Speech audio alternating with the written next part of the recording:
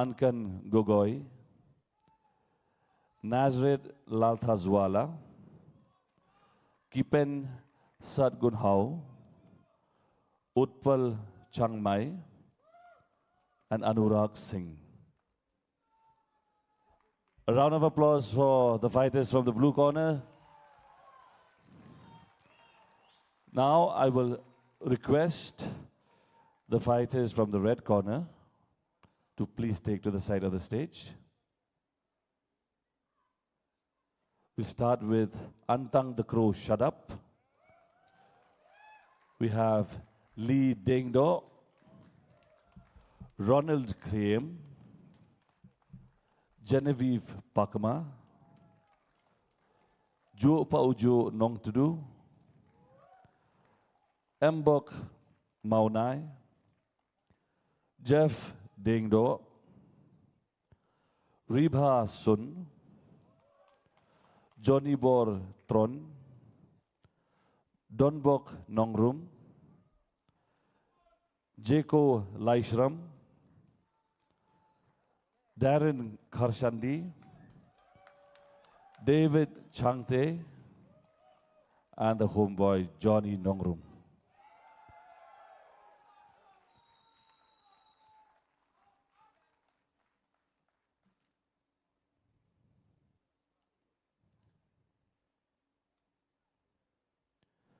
Before we move on with the program, I would like to request Kong Pinsuk Lin Siem Yong to please take to the stage.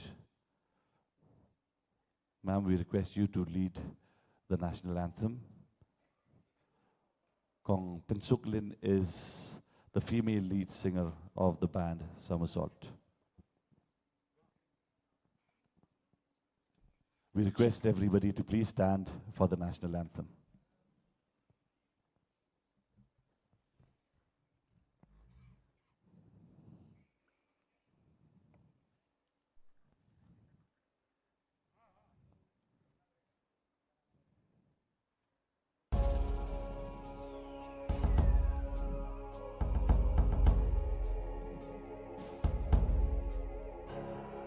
जनगण मन अधिनायक जय हे भारत भाग्य विधाता पंजाब सिंध गुजरात मराठा द्राविड उत्कल बंगा विंध्य हिमाचल यमुना गंगा उच्चल जलधि तरंगा तब शुभ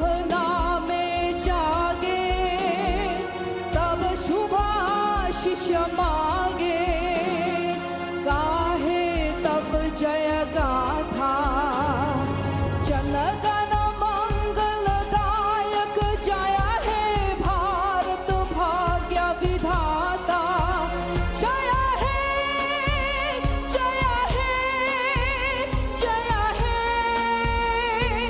जय जय जय जय हे.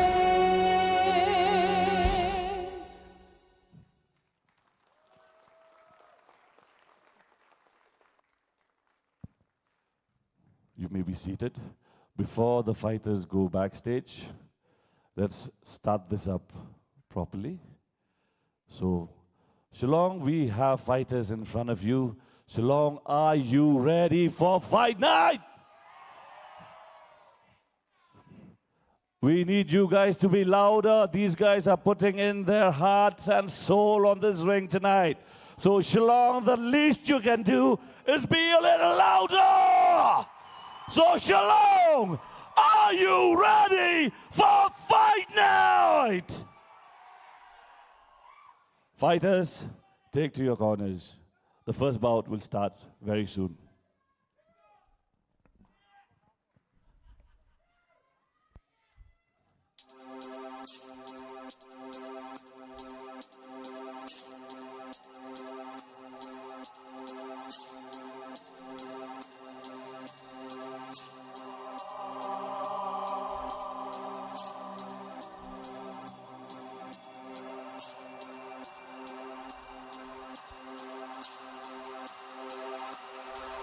Check, check.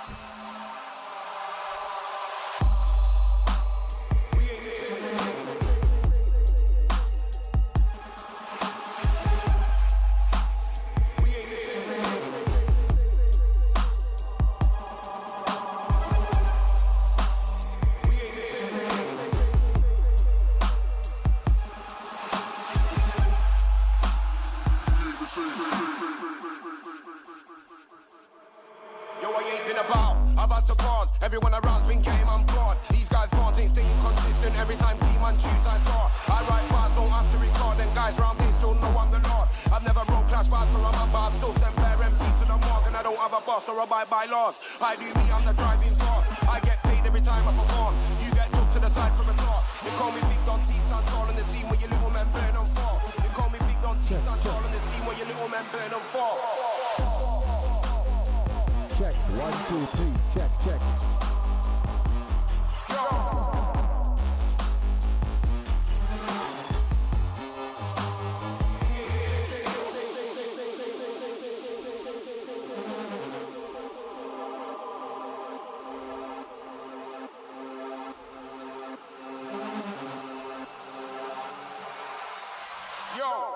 Some I know hitting me position on the rhythm when I kill it with a written out, written fully slick, cause they know that I'm weak and they know that I'm the big and then they bury them deep. I move down like a villain in the street and I got money to eat like sweet. I move fast, more stuff like feet. I really energy like it's like G. Move like a sky beast when I ride beats, but I'm more up front if they wanna try beats. I'm up for war if they wanna fight T.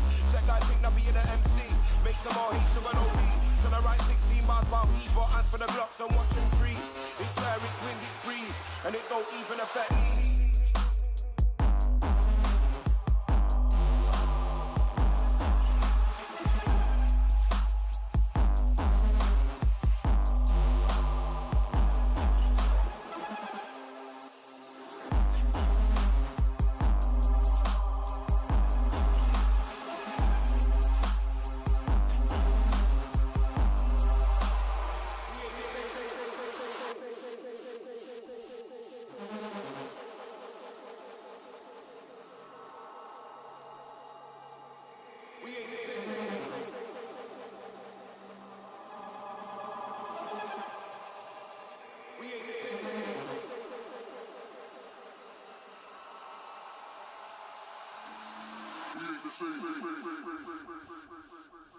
Another shout out for Anurag. Anurag, if you can hear us, please, you are requested to report to the stage immediately. Anurag, please report to the stage immediately. Anurag Singh.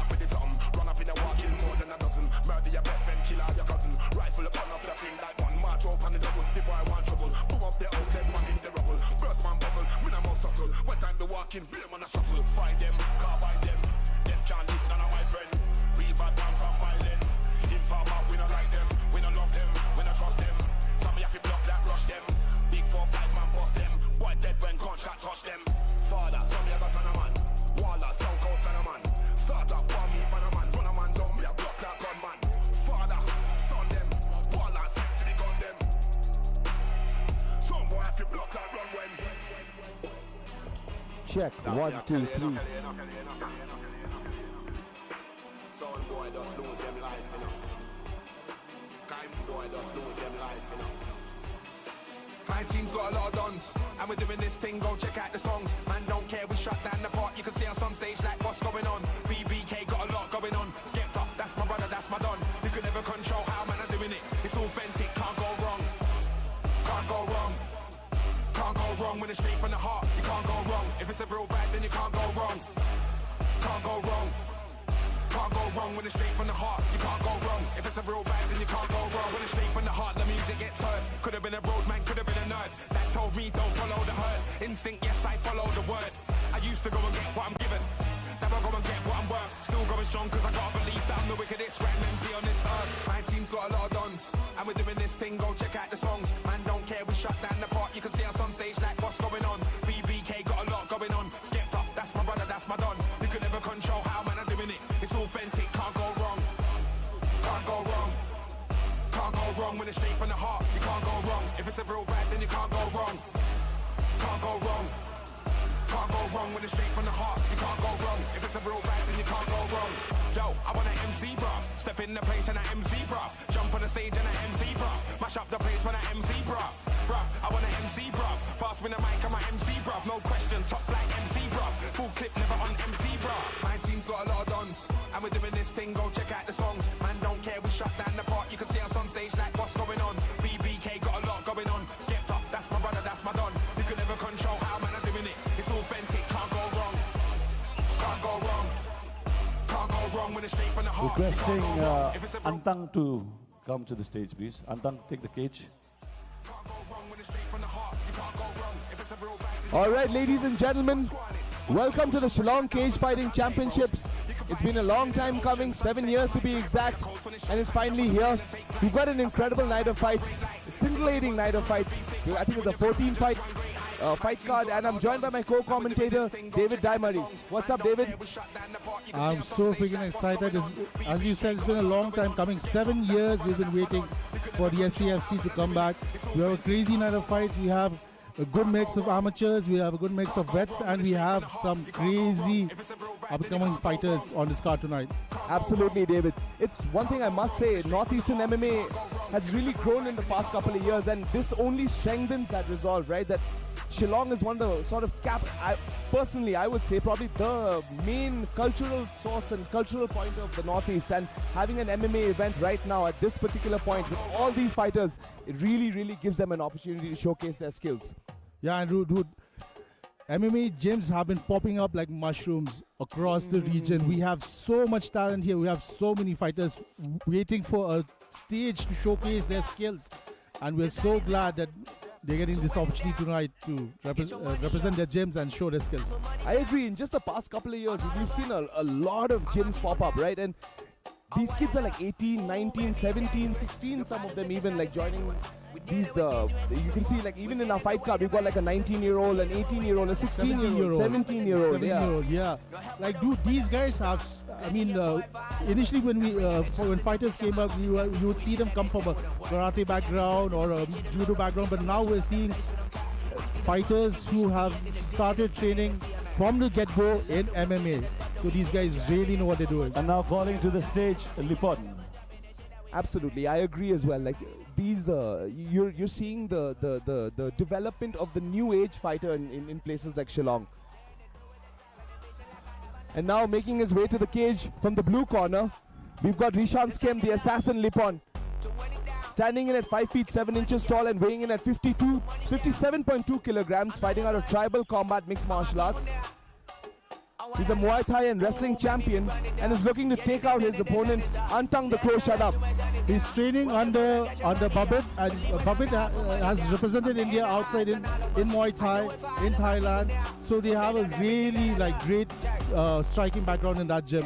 Like, I've seen him fight, he's a killer. He has killer combos, he's fast, he transitions between striking and grappling on the spot. But the thing is, he would like to keep it standing as far as I know. But he's good everywhere as far as I've seen.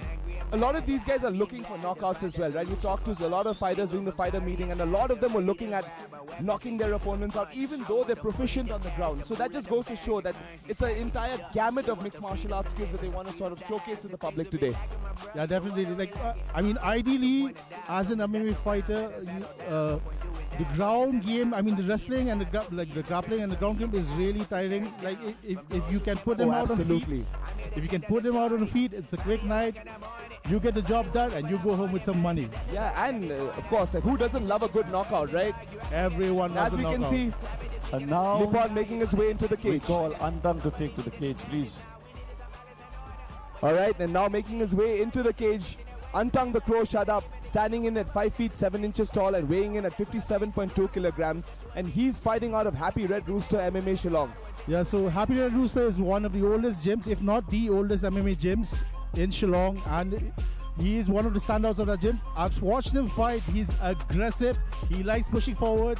He maybe likes the brawl a bit, but then he's always looking for the takedown, and he would probably be looking to take the guy down and beat him on the ground. So finish him on the ground, right? Yeah. Yep.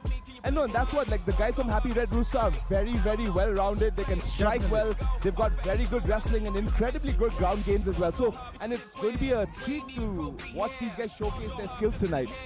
Shout out to the Wrestling Association of Meghalaya, because Absolutely. that has changed the game of MMA in Shillong. Like, if you look at fights internationally, like in India, Indian fighters tend to lack. I mean, even though we have Olympic caliber wrestlers, yeah. we don't have those Olympic caliber wrestlers getting into MMA. So, since the wrestling program has started in Meghalaya, we've started them the MMA fighters in Shillong incorporating the wrestling more into MMA. And I've always said before, like, the next revolution in mixed martial arts, at least in India, is definitely going to come out of the Northeast. You're looking at these guys like 16, 17 years old, already have very well-developed games. And just for the people watching at home, this fight is obviously going to be an amateur fight. You can see both guys have shin guards on. Once we move to the pro fight, all of the shin guards will come off, and you'll see them fighting with slightly smaller gloves as well. Yeah, but don't get it wrong. They might have shin guards on, but that's just to stop cuts, basically. I mean, even with shin guards on, someone's going to get knocked out, possibly. With their skill sets, I'm not going to be surprised if someone ends up, getting knocked out. I've seen both these guys fight. They're both killers. I mean, you might be thinking, that 56 kgs, they're tiny dudes, but trust me, they can Ladies crack and gentlemen, anyone. The Shillong Cage Fighting Championship has officially started.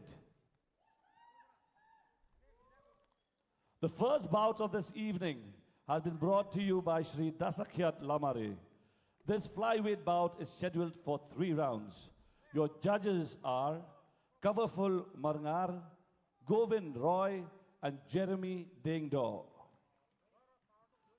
The live stream commentators are Andrew Liu and David Daimeri. In the blue corner, with a record of 7 wins and no losses, standing 5 feet 7 inches tall, weighing in at 57.2 kilograms, fighting out of Tribal Combat MMA Shillong, presenting a Muay Thai and wrestling champion, Rishan Skem the Assassin Lipon.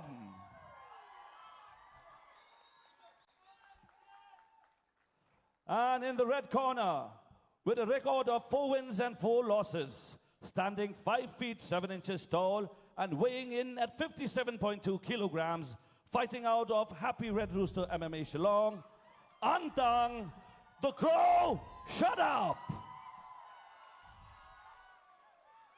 Your referee for the bout, Andrew Kande.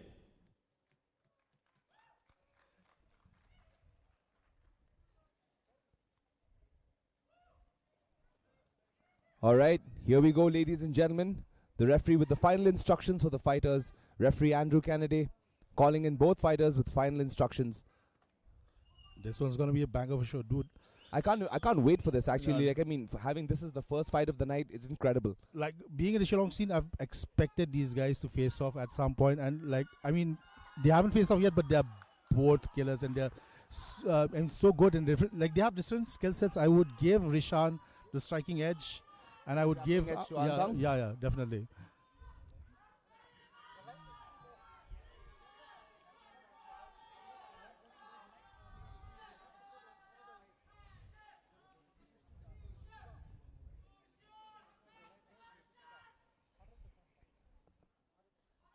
The production team finalizing the last few Knickknacks. lights, a few lights.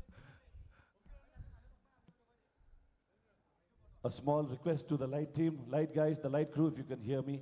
We want some more lights on the cage, please. If you can arrange for that quickly. Can we just have the lighting set up, please? we'll have the referee will have a look Like at it was, it and then if we'll I was a decide fighter right now, I'd hate for if this it's enough extra or few whether we seconds will of sign it Yeah, off. yeah. anxiety, Lights on stage. pure It- anxiety. Exactly. Right before that, you know, you get a As couple you of can seconds. see, Angtang is. They're essentially Both of them are so anxious at this point. Like, exactly. just They're wanna both get at it. ready to go. yeah. Your adrenaline is high, Yeah, it's yeah, it's spiking, pumping. spiking right now. Both guys look like they're in tremendous shape, man. No, that's one thing I must say about the Northeastern fighters. These guys always come in shape. They've got incredible cardio, and they can last all 3 rounds at an incredible pace. So you've got to give it to the kids from the Plus, Northeast. both these Referee dudes are can from the says hills. This is good. Both are from the So hills. the fight starts. The cardio should be good. Yeah, perfect. Let's go, David. Let's go. All right, here we go, ladies and gentlemen. The first fight of the night. Gloves touched. Both guys fighting out of the orthodox Okay. stance. Angtang shoots. He has a double leg. Against the cage, Rishan is probably going to try. Take your time and breathe. Some breathe. Release the legs. If he turns, get the back. Release the legs. Okay, bad position for Angtang. Incredibly bad position. Antang looking to take the back. He's got one hook in. Yes, Angtang is holding up his right hand. Can maintain that. Okay, he lost it. So what I would say is Nippon needs to basically put both his hooks in and then start punching. What that does is it gives him what that basically gives him is a modicum of control over these guys. Get the hook. He's still got a nice body lock. He's got a very nice body lock. Get one hook in. Get one. Nice. Up guard. Get to guard. Careful of submission. Push it down. Nippon's got, he's putting back in guard now. Bit of a safer position, but still, you know, Angtang on top throwing bombs at him. Yeah, Angtang has some space to okay, the backup standing. So here is where the should find that. But see that, you know what I'm saying, David, like the threat of the takedown. Exactly that, like, you know. He's got him up though. You're gonna see Didn't work. he's putting a good stall. And once you get like on the hook. And now we'll see some kick side wrestling. More of a full belt shot by but Yeah, I think he's just holding on to it at this point. Right? Like this is probably the most difficult part of mixed martial arts, is stage wrestling. Beautiful knee though. grueling, it's grueling. Very, very grueling. And again, Nippon needs to separate and create some space so that he can show up that stuff. Yeah, exactly. That's what I was just about to say. He needs to create some separation. Although that screw leg choke really seems to work. I think if the fight goes on this way, then Angtang surely has an edge because Nippon is clearly a striker. Yeah, no, it really I does. mean, he's from a striking game. He has great striking. I've seen his striking amazing. So what I'm really surprised, well, I'm actually looking at someone who's still got 4 and 4. Like, that was a nice shot. Beautiful leg kick. Then excellent score. Exactly. What he needs to do now is create separation. Although that knee was absolutely brutal. Another nice knee. Oh, that's a beautiful knee. He's got 10 seconds to go.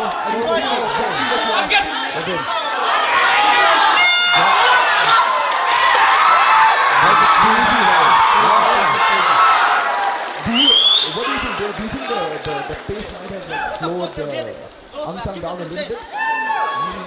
As far as Angtang fight, he's always he's really aggressive. Like he tries to throw punches into takedowns. I would assume that happening stage will take out the top from Nippon's punches, but we'll see in the next round. Yeah, we'll see. What I think honestly is because Angtang is shooting consistently. Exactly. You can like waste energy going for all of those things. It's also mentally draining, right? And you're thinking like, oh, I can't get this guy down.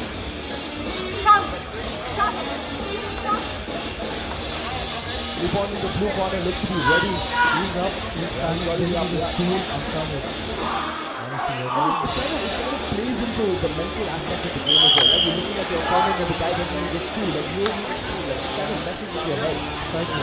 But I think he never, I mean, until they start showing that you understand how the reward is. Exactly. And here we go, round number 2. I mean, visually right now, Nippon looks A little pressure, right? Yeah. but I think overall on the Dennis Cook Anta probably got last time. You could be right, David. Nice right hand by Nippon. Oh, beautiful counter. That was a nice sweep. He's running on side control with knee and back. He's still scrambling, but Nippon's on top now, in the same position that Anta was in the previous round, looking to land some shots from the top. Nippon has a question. He would like to slow things down, look for hook. Then he's already I ready. agree. Yeah, the other slow things down. He's complaining to the referee about something. Maybe a glove grab. I think it might be a glove grab.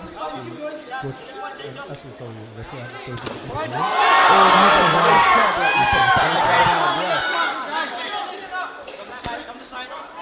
He's got the wrist right, and I really like the way he's blocking Amtang's right wrist. He's grabbing his arm. He's basically, Amtang at this point can't post on that right arm, and he's only able to move in one direction. Even in defensive. Yeah, all takes shots. Yeah, excellent strategy by Nippon. He could have.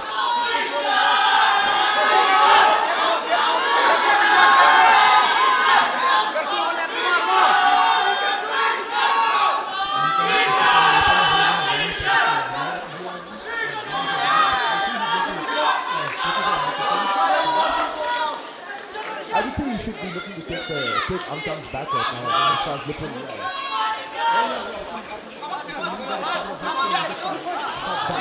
yeah, that's what he's doing right now.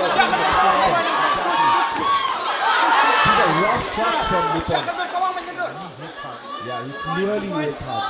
Because you can see, like, I won't say panicking, but he's in dangerous position. Nice hand return. Nippon lands in side control, but he's kind of safe for that position. and he gets beautiful scramble by Amtang, who now let go of his back. yeah, but and now he's gotten his back. He's going to look. His corner is calling for the hooks in, but I think he's too high and slips. Yeah, and they're both sweaty already, so It's difficult. Exactly, it's difficult to land any meaningful submission offense when people are so sweaty. A nice leg kick. Yeah, that was a bad shot there. Oh, and he looks to be very tired. He's taking a hellacious punish. He's taking hellacious punishment here. Referee Andrew Kennedy hovering, asking the fighters to defend themselves. Amtang is not defending himself properly right now. Shots. These are absolutely big shots, David. And there's only 10 seconds left, so he might have And he suplexes him. nice suplex. I think that might... That might be it. And that's it. That's it. An incredible TKO victory by Nippon in the blue corner. The assassin picking up another victory, extending his record to 8 wins and no losses in a dominant display in the second round. This kid is the freaking buzzsaw. Yeah, he's an absolute buzzsaw, yeah. Like, Amtang has a bit of grappling experience in him, but still he rode through that storm. Yep. He got past the grappling and he managed to actually win using grappling.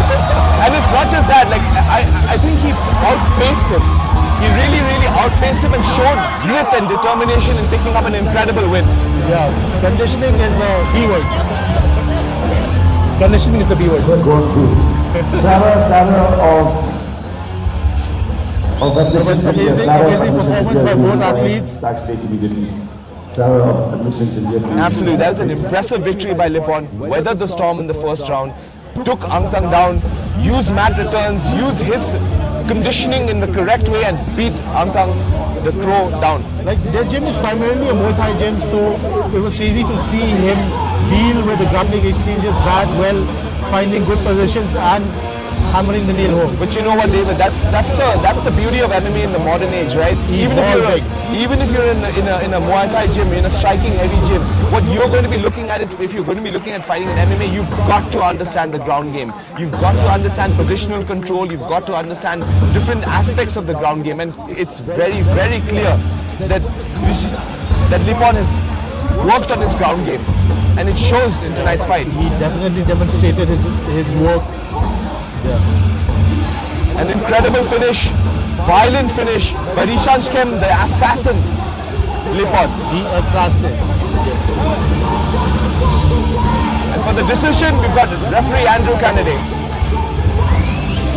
Your winner by TKO in the second round from the blue corner, Rishan Skem, the assassin, Lipon.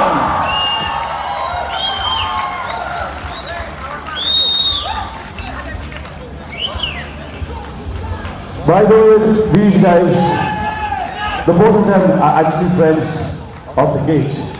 So before I let them go, a little chat with the winner, with Rishan. Hagapor ba fiya kumandang siya ni fight kadon kono ulo por ba fiso ba ila do ela fight niya fiso kon pa ben do baskan ba fi you were on top of things ba fi layo sila kabuhan ni fight do baskan long por maslang ni kong buyat ikaw na ni kong so okay first round ka nangyat number first round mo they struggle really they kapit yung nulangay then tidak point ba i-read coach yung ano sa'yo the brown mo yung matay nga then the second round ma-walk on that then hot ngayon pa di then thank you to my coach balayara pahingat coach Babin kasono then sa coach Arthur ng room balayara pahinga nadu namantakan naka fight camp nga then kublaish pun ya barok hat kiba one page mo ya naka fight kiba support yang ki perlok janga barok kiba one but kublai gitu kiba yarap yang nam taka fight camp janga ru to but kowe ngakwa ban ai ngoi ublai try kenrat bala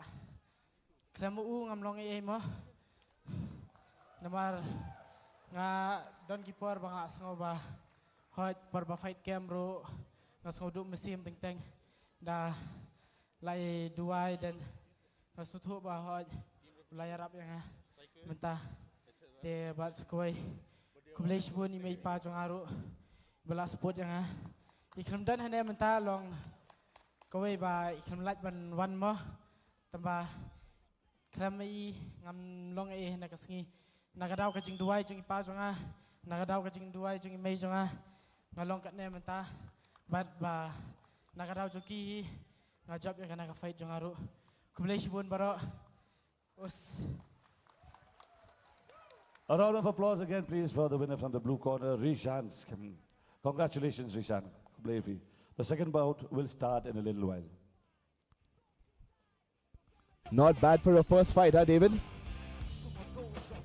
Oh, sorry, yeah, definitely not bad for a first fight. I mean, look, Angtang was doing quite well. It's just that I think he gassed out, right? Yeah, like yeah. He did. The thing is, he carries, like, in his previous fights also, I've seen him carry a lot of nervous energy. So he's a bit twitchy. He goes, I mean, he, in that fight, there were a few situations where he had the grappling advantage. If he had slowed it down, held his positions a bit more. I mean, I know it's a fight, but then you have to be mindful that the fight's also going to the cards. And if you want to win, maybe you would work towards it. I mean, it's a different thing between just trying to damage your opponent and actually winning a fight. Yeah, I mean, we didn't exactly see that for that matter. Fine, I understand. But the most important thing in mixed martial arts, at least in modern mixed martial arts, is positional superiority, right? Like control. Control. And it's something that he didn't put too much thought in. I think he was trying to finish the fight. Yeah, he looked like he was in a bit of a rush. Yeah, which really sort of like, saps your gas tank, right? If you have that nervous energy there. And it exactly did that in the second round. We saw that his gas tank was spent. Like, we looked at him sitting on the stool and he looked a bit spent while he was there, but then, I mean, we didn't know for sure he was gassed, but then when the second round started, we could see that he was pretty tired. But I mean, this is what amateur fights are for. These guys are learning the ropes. Yes, correct, exactly. Amateur fights basically give these fighters an opportunity to test the waters, so to say. Yeah. Not just test the waters as well, but also like to refine their skill set, right, before they get into the pros. It's only in the amateurs where, of course, like the time limits aren't as long as a professional bout, and you don't have and you don't have the kind of rule set that you do in professional MMA, right? Please take to the stage. That, and I think it gives them a space to understand what it really feels like to be in a fight. I mean, you can spar. I mean, ideally you wouldn't be sparring hard, but then this is a bit above a hard sparring round. Yeah. Oh no, this was definitely above a hard sparring round. Yeah. I mean, you get what I mean. Yeah, this is real fight experience. Yeah. And you're basically learning also how to absorb damage. Yeah, right? Like, I mean, it's something, once you get into pro MMA, you're going to have to be able to deal with guys who are going to hit you and going to hit you hard. So, incredible victory by Nippon, taking on Angtang the Crow Shada. But credit to Angtang, he lasted 2 rounds. Yeah? Even though he was really tired, he didn't really give up, didn't tap out, but got basically beat down in the second round. Yeah, I think if he just fixes his nervous energy, like he needs to calm down. That's like he is a bit more grappling based. Grappling is more about controlling positions, and he should calm down a bit. I mean, he looked like as you said earlier, it looked like he was in a bit of a hurry. Yeah, he looked like in a bit of a hurry to try and finish the fight. Anyway, we're moving on to the second fight of the evening. We've got Sinrop Walang taking on Lee Dingdo. We should be having Sinrop walking down the aisle. So Sinrop is fighting out of Team Revolution, and it is a gym. Like, okay, they started off more as a striking gym, and they've, as the grappling scene has grown in Meghalaya, even these guys have started picking up more skills on the grappling side. Oh, absolutely. And it's not just that. Like in a team like Team Revolution, like you're noticing the growth of these fighters, fight after fight after fight after fight. Yeah. But the biggest thing, I mean, like when I see fighters from Team Revolution, I see their conditioning. Their conditioning is crazy. I mean, it's okay. They say conditioning is king, and I sometimes you see, especially when you're dealing with like grappling heavy fighters, if you manage to ride out like the bad positions and get back on your feet, and like in general, you'll see Team Revolution fighters find a way back on their feet and bang. Yeah, I mean, that's the thing, right? Like a lot of these guys nowadays are learning the art of anti-wrestling as well. Yeah. They're learning how to stop takedowns. They're learning, not just learning how to stop takedowns, but they're learning how to stop takedowns just using footwork. And I'm really impressed by their head coach Sam. He's really taken a lot of these guys under their wing, given them a lot of opportunities, and we get to see these guys showcase their skills in a relatively large organization like the Shillong Cage Fighting Championships. I've seen him coach. I've seen him hold pads. I mean, like, if you are a fighter and he holds pads for you, it seems so seamless. Everything flows, everything is... Oh, he's an incredible coach that way. He knows exactly how to motivate his guys. He knows how to push his guys. He knows when to discipline them. And now making his way into the cage, we've got Sinrop Walang.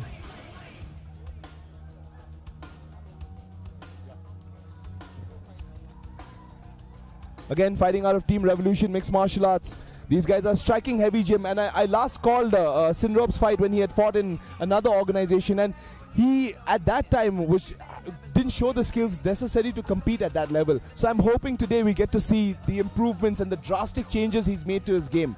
These guys are fighting at strawweight. I mean, like the lighter weights in general, the fights are crazy. They're so fast. Yeah, the lighter weight classes are crazy, man. They fight at an insane pace. And speed. Now making his way into the cage, Sinrop Walang from Team Revolution Mixed Martial Arts. He comes in with a record of 11-2.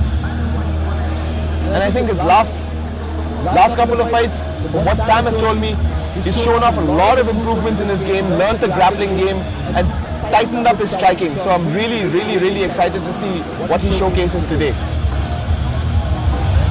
And opposite him is Lee Dingdo, fighting out of Happy Red Rooster. Again, he should have a grappling advantage, but again, in a fight, you never know. Lee Dingdo from the red corner. I mean, the thing about jiu-jitsu in MMA is it works, but it doesn't work. You just need to know enough. Yeah. You need to know the basics, and you need to know the basics very well. I mean, it's a completely different game. Jiu-jitsu is... Sports jiu-jitsu it cannot compare to like the jiu-jitsu in MMA. It's a part of MMA, but it's not the thing in MMA. No, not at all. But again, like you have to learn the ground game, right? If you're walking to even an amateur fight without a good ground game, you're gonna have a lot of trouble against guys. I mean, if if you face someone who doesn't have an inkling of what jiu-jitsu is, then you're going to have an easy day. Yeah, you're going to just take the guy down and sub it. Yeah. But I mean, that's not the case anymore. Like, No, not at all. It's become such a big thing culturally, to a certain extent, at least in MMA. And more than anything else also, like it's because of a sport like MMA where jiu-jitsu has become ubiquitous, right? Like you've got to learn the ground game. If you don't have even the basics, you're going to really suffer. So I'm not going to be surprised at all if Sinrop basically pulls out like a couple of submissions from his, at least a couple of submission attempts on Lee Dingdor today. See, but this might be inflammatory, but I'm going to say No. jiu-jitsu doesn't work, just stand up. Yeah, just stand up. The Derek Lewis method, huh?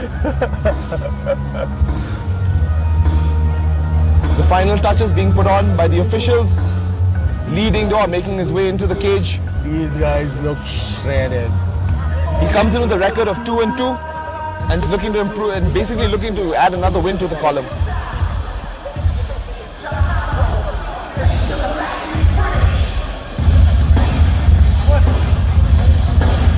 Referee Anthony CM making the final checks, and here we go, ladies and gentlemen, Lee Dingdor in the cage.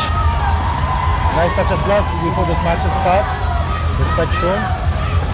Also, just another reminder for the people watching at home, this is an amateur bout, so it's going to be 3-minute rounds. Sure, 3-minute rounds. And here, back to Andreas on the mic. This strawweight bout is brought to you by Bar Hopton, scheduled for 3 rounds. In the blue corner, with a record of 11 wins and 2 losses, standing 5 feet 6 inches tall, weighing in at 56.2 kilograms, fighting out of Team Revolution, Shillong, we have Sendro. These guys is not 5'6". And in the red corner, with a record of 2 wins and 2 losses, standing 5 feet 6 inches tall, weighing in at 56.5 kilograms, fighting out of Happy Red Rooster MMA Shillong, we have Lee Dingdor. Your referee for the bout, Andrew Candy. All right, we've got referee Andrew Kennedy giving the fighters final instructions.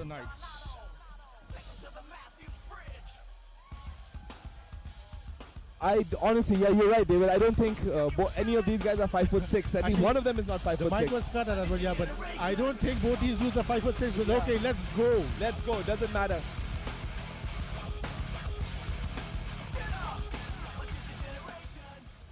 All right, here we go, ladies and gentlemen. Both taking center of the cage. Let's see who backs up first.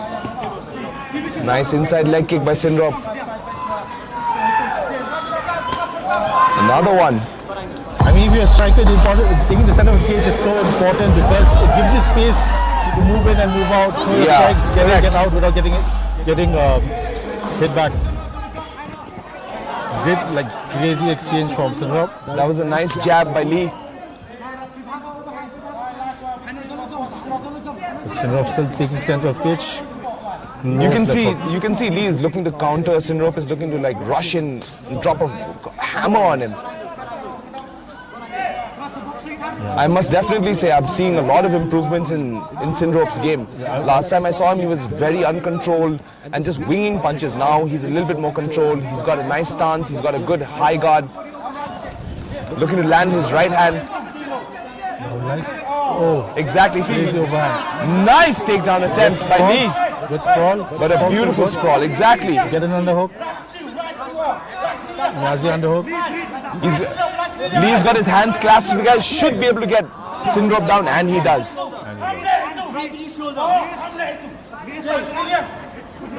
Sinrop looking very calm. Yeah, I'd like to see him get some separation and then. But you know what? But you know what, David? Like it's 3 minutes, man. You cannot spend any time on your back in amateur mixed martial arts. His corner is screaming at him to get up. His coach, his corner calling for him to use the cage to get back up. And he's almost there. Almost there. But he gets taken down again. Oh, and this is incredibly tiring. Like you get back up and then immediately you get taken down again. It really saps your gas tank, right? Like. Yeah, and the issue with this being 3 minutes is he could just hold on and buy time and get a stand-up. I agree. But he tried a nice sweep. He's almost there. Beautiful get up. Beautiful knee. Nice knee. Amateur fighters aren't allowed. Yeah, you aren't allowed to knee in the head. But in the heat of the moment, it's really difficult. Yeah, it's very, very You difficult. train how you fight and you fight how you train. All right, here we go. Referee with a warning to Sinrop. So Sinrop has 3 trunks for legs. I'd like to see him Yeah, take out that front leg. he's built like a tank, like, you know. Yeah, he's like a ball of muscle. Yeah, ball of muscle. Explosive as well. Nice jab by Lee. There goes the leg kick. Beautiful leg kick by Sinrop. And as you can see, like, he's looking to land that bullet of a right hand. Oh, but beautiful check by Lee. Partial block. Nice entry. Oh, Again with the knee. Almost. again with the knee, almost. The end of the round. Almost got another one in. What an insane pace, David. What an insane And pace. that was tense. That was incredibly tense, I must admit. I mean, although Sinrop was on the front foot, you could see that he was trying to get a reaction out of Lee. Yeah. So I mean, like somewhat they both tried to counter strike. What I was thinking was Sinrop is basically trying to walk him down, trying to land that right hand, maybe, and throwing in a couple of leg kicks to mix it up as well, right? To throw Lee off his game, and maybe after throwing a couple of leg kicks, try and land that right hand. We'll only see in the second round if he's picked up on that.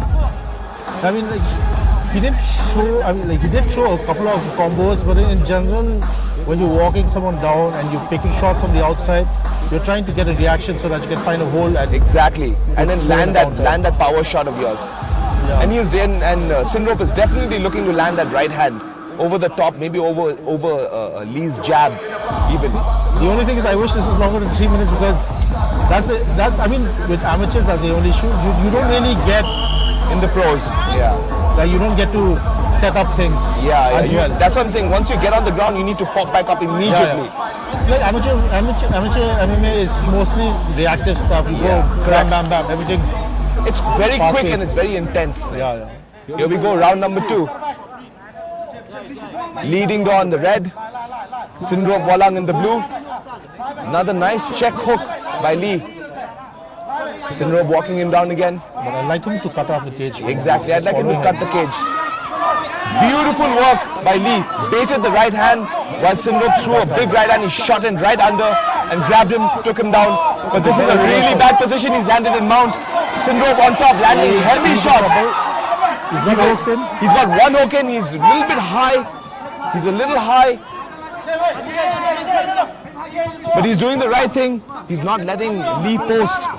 And he's got both hooks in. He's still a little high. I would like to see Sinrop move back a little bit and maybe flatten Lee out and land some serious ground and pound. I would prefer him to just. He's almost there. He's flattening him out. And he's got a rear naked choke. And he's tapped. Beautiful work by Sinrop Walang. Winner by rear naked choke. Lee made one mistake in that takedown and led to a positional mistake that he made, which led to Sinrop taking his back and landing the rear naked choke for the victory in the second round. Incredible work. He managed to use the underhook to reverse him, and Yes, absolutely, David. I'm very impressed. I'm very impressed by I mean, Sinrop. he strung that RNC in so fast. Yeah. And he knew he had it. A couple of punches, and on the third punch, he snuck the rear naked Yeah, I choke mean, in. especially when you don't have the body under control, you would think you would readjust a bit, but then no, he went for the correct. kill. He saw the choke, he grabbed it, and he finished it straight up. He saw the opportunity and took it. Yeah. This kid has shown off a lot of improvement. I'm very impressed by the drastic changes he's made to his camp and his striking and his grappling. Very impressive work by Sinrop Walang.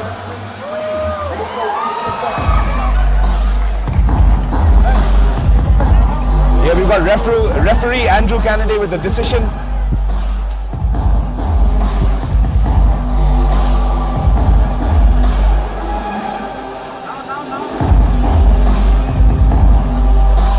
And winner of the second bout from the blue corner at 2 minutes 30 seconds by a rear naked choke. The winner is Sinrop Walang.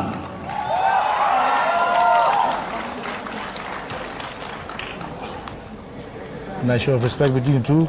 opponents. As always. It's never about hatred, yeah. It's always about sportsmanship in the cage. Well, that depends. Sometimes it is. He had more shots on you. It seems like his ground game was better. Ground game jungi. Tangba habakut mantan. Tapi penkut gatuka grab jungi. Throughout the fight, people khat kumno ba. What was your strategy? Pinyala ground game. Are you going to use a ground game? Ne, pinya use when you'll do a striking game. Ground game. Di nakadaw sa sambaro. Ibatay nga mangalek kumto. Nakadaw sa laban. Dabi. Okay, thank you so much. Congratulations once again. The third bout will start in a little while.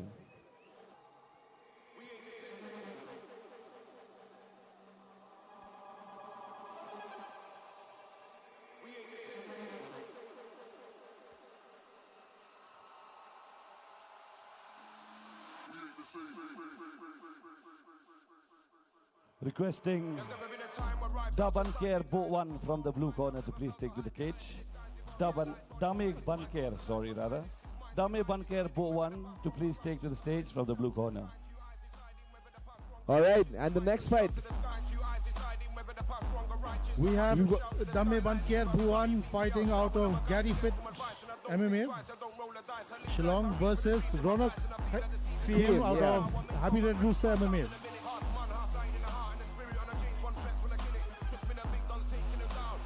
Damir Banke making his way to the cage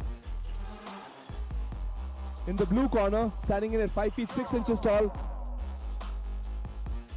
This is going to be a strawweight bout in the amateur. Again, this is going to be another blitzing one, man. Like strawweights again. They're Yeah, crazy. yeah. Their hands go so fast. They move so fast. Insane cardio and just the pace that they put on people, right? Yeah. Like even visually, I mean, things might look okay on camera, but trust me, if you're watching this from cage side, it's really hard to actually follow them. yeah, because they're so fast. Yeah, like, everything's they're going at incredibly such a fast. pace. Yeah, they're incredibly fast.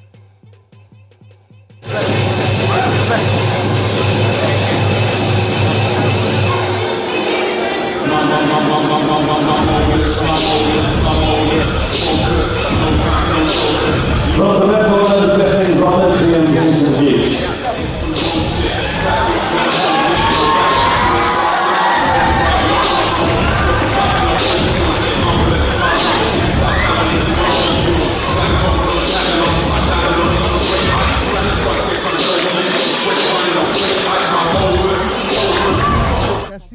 FC actually. He won his last.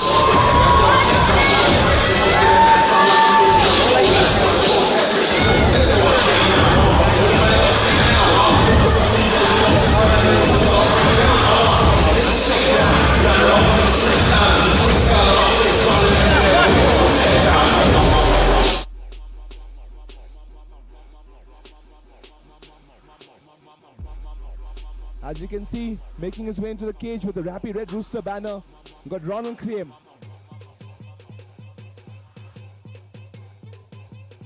Again, ladies and gentlemen, as you can see with the shin pads, this is an amateur bout with three 3-minute rounds. But judging by how the fights have gone today, I don't know if this is going to go 3 rounds. Yeah, everyone's finishing. We've got 2 excellent finishes in the first 2 fights. Hopefully we can continue to trend with the third one. I mean, in terms of number of fights, they might be amateurs, but in terms of years, they have actually some decent amount of experience. That's why you can see the performance is pretty good.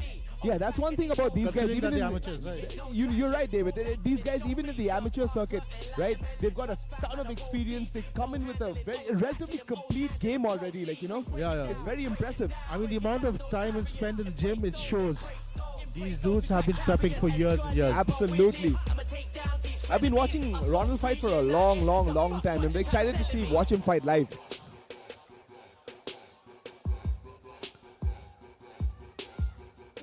And now over to Andreas for the fighter introductions. This strawweight bout is scheduled for 3 rounds and has been brought to you by Meghalaya AIDS Control Society. And all the bouts have been sanctioned by Ground and Pound. In the blue corner, with a record of 2 wins and 3 losses, standing 5 feet 6 inches tall, weighing in at 52.7 kilograms, fighting out of fit MMA Shillong, we have Dame Banker Bowan. And in the red corner, with a record of 3 wins and 3 losses, standing 5 feet 6 inches tall, weighing in at 52.7 kilograms, fighting out of Happy Red Rooster MMA Shillong, we have Ronald Cream. Your referee for the bout, Andrew Candy. All right, ladies and gentlemen, time for bout number 3. We've got Ronald Cream taking on Dame Bankier. Who won?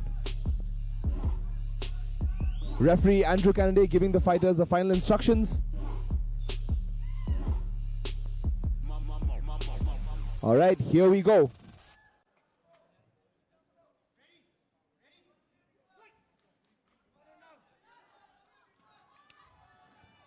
So we have a orthodox fighter versus a southpaw fighter. Ronald in the southpaw stance. Yeah, I really like these kinds of matchups because they open up, like, you know, open side body kicks, open side, you know, head kicks. Like, it's actually quite an intriguing matchup. Yeah, we might get to see a lot of hand trapping, and who's going to fight for the outside foot under lead leg. Absolutely correct, David. Beautiful inside leg kick, a hard inside leg kick, right to the inside of the thigh. He's probably setting up a liver kick at that, with that. Let's see. Another hard leg kick. Ronald really laying on the punishment. His striking is really sharp at this point. It's always been sharp. Lightning Yeah, quick, it's lightning always quick been sharp. I kicks. think he's just sort of like been polishing his striking, right? Yeah. Both guys still feeling Ronald out. fainting Oh, he's a nice right hand counter Yeah, by Dame Bankier. but he eats it easy. I think he's also, as I said, defensively very sound. He rolls with punches. He makes the right decisions, Yeah. you know. There's a nice left cross from Ronald. Ronald's taking away space from him. I think he might be looking to clinch up or shoot as he pushes Dame Bankier to the side of the cage. But they're back to center of the cage right now. But that's a nice combination by Ronald. Finishing with a kick. Yeah, I really like that sometimes, like, you know, these guys throw hands and then usually the hands miss, but then the kick lands. Yeah, it's a Dutch style thing. I Yeah. guess.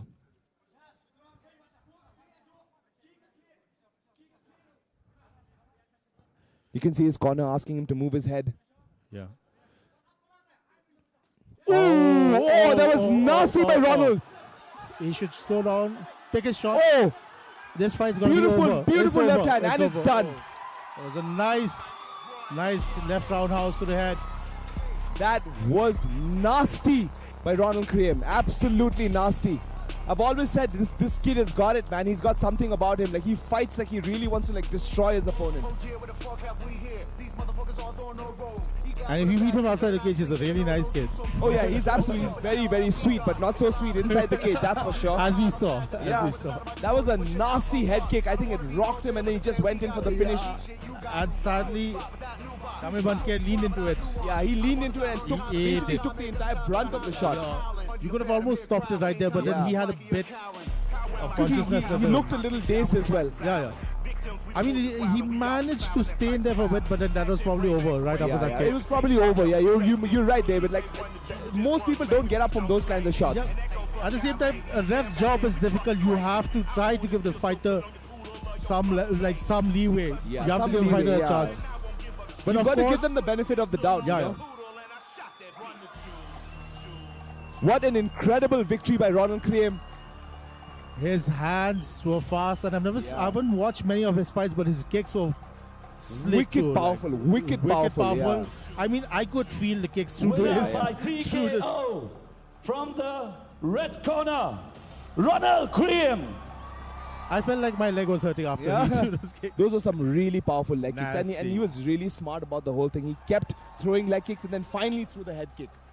Yeah, it's all misdirection, right? Yeah, it's all misdirection. Very smart. very intelligent fighter, I must say. Like, you know, his fight IQ is very developed. Yeah, his setups were good. I mean, like, although they are amateurs, right? I'm pretty sure his next fight will be in a pro setting, because I personally think he's ready. Before the fight, match. Kaya strategi jumpi. Kajing sedang jonga. Atra pendek gigik tanpa alas ngelayoi dia. No, we'll keep it short and sweet, so that's what he said. He planned to win the fight with kicks, and that's what he did. A round of applause for Ronald, please. Thank you. That truly was an incredible victory. And as his post-fight interview says, he was planning to finish the fight with kicks and did exactly that. I mean, if that shin pad wasn't there, I think he would be out. Yeah, you're right. If that shin pad was there, it would have been like, you know, Lights good night, Gracie, right there.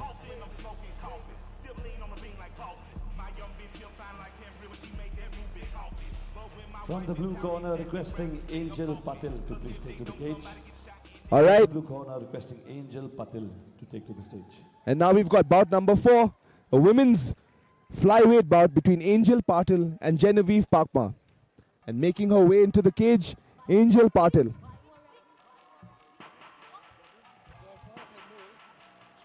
So as far as I know, Angel has trained in IJJ, in the Institute of Jiu-Jitsu. I'm assuming she probably has a grappling advantage in this situation.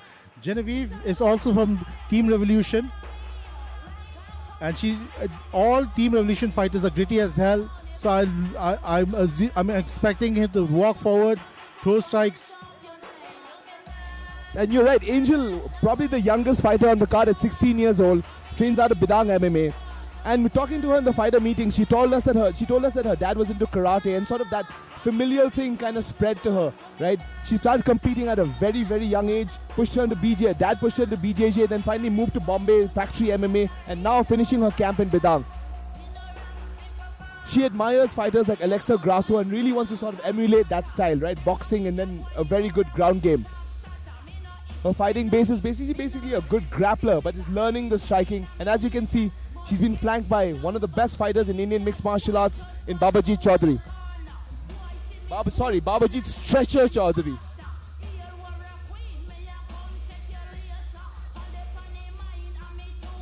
She's got a message for all her fans, people watching. She wants to tell people to follow their dreams, never give up, and you'll find yourself winning.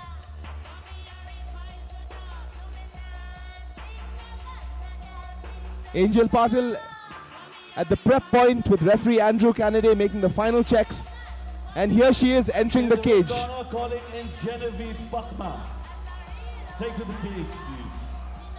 And we've got local lass Genevieve Pakma fighting out of Team Revolution MMA, making her way into the cage. She's a national level kickboxing and wrestling champion, so Angel's really got her work cut out for her. Yeah, she'll probably be looking to sprawl and brawl. Yeah. But you never know, sometimes, like, you know, you get two grapplers and one accepts bottom position and tries to fight using jiu-jitsu. Yeah. So hopefully we can see some slick jiu-jitsu out of Angel Patil as well.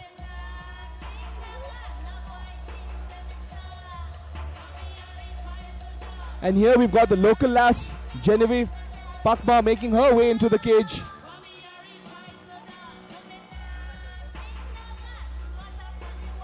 These Team Revolution guys, I'm very impressed by the way they've trained their fighters. They've trained them for incredibly hard bouts and a wide variety of styles. Yeah, definitely. Boss Sam has picked up the weight. Like, I mean, he started to diversify the training in their gym. I mean, I've watched a few of the sessions. They train MMA day in, day out. We don't have jiu-jitsu days. We don't have boxing days. We have MMA every day. And that's how it should be, right, at the end of the day. Like, you should be learning all the skills necessary to succeed in mixed martial arts. Yeah, I mean, some gyms prefer to compartmentalize their training sessions, but as far as I've seen in Team Revolution, they're doing MMA every day. You're definitely right, David. Now, Genevieve going to the final checks at the referee's prep point. As you can see, they're still wearing shin pads, so this is also another amateur bout. Absolutely. She's got a record of 6 wins and 1 loss. I mean, both ladies have a very similar record. Angel's got a 6-2 record. Genevieve got a 6-1 record. So now it's just up to who wants it more.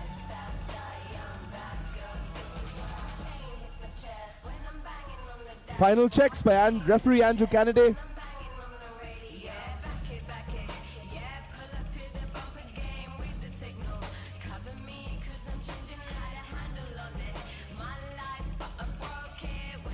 And now we hand over the mic to our presenter and MC, Andreas.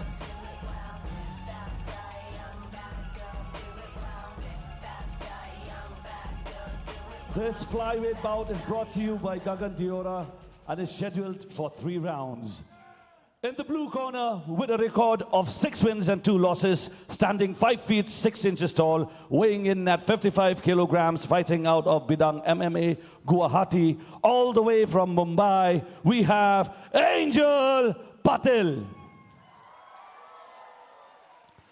And in the red corner, with a record of 6 wins and 1 loss, standing 5 feet 6 inches tall, weighing in at 55 kilograms, fighting out of Team Revolution MMA, Shillong, presenting a national kickboxing and state wrestling champion, Genevieve Bakma.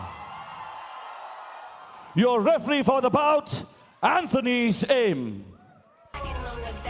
All right, referee Anthony Same giving the fighters their final instructions.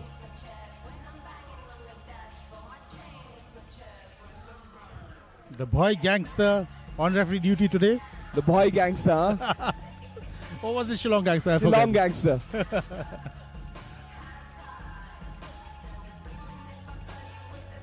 All right, here we go, ladies and gentlemen. Round 1, Genevieve versus Angel.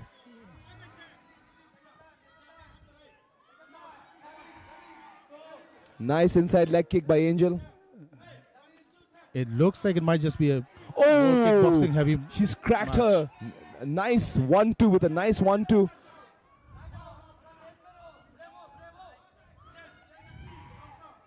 She's smart as well, keeping her distance with kicks, making it difficult for Genevieve to close the distance. Yes, I feel like Angel looks cleaner in the striking, so Jen has to make it dirty. You're correct. She does look much cleaner in her striking. Like her straight shots are landing with precision. Yeah, so Jen should get inside in the pocket, close the distance. I mean, she has a chance. She should brawl. She landed a nice right hand there. But Angel now comes back with a nice body kick. Nice right counter from Jen. Yep. Another inside leg kick. Coach Sam asking Jen to get in with punches. Well, I really like this in and out movement by Angel actually. She comes in, she throws the punches and moves out before there's any counters. Yeah, and then she throws a kick behind it apparently.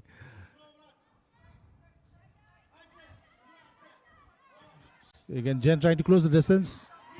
They tie up. What I'm noticing is Genevieve's striking is not as polished as Angel. Oh, but Yeah, Angel's good made a spot. bad mistake Yeah, trying that good schoolyard spot by throw. Jen. She has an overhook, but they get right back up. I They're don't think both on Jen their is planning to grapple either in this fight, but then she has to capitalize on these positions. You get Oh, Angel someone, Patel's looking for maybe a guillotine. She's got a nice grip on the head. She's looking for an arm in guillotine. She's got a nice grip. and the Both thing- struggling for position right now. And the thing about gloves is you get stuck. in these Yeah, positions. it's very difficult to finish a fight with gloves there.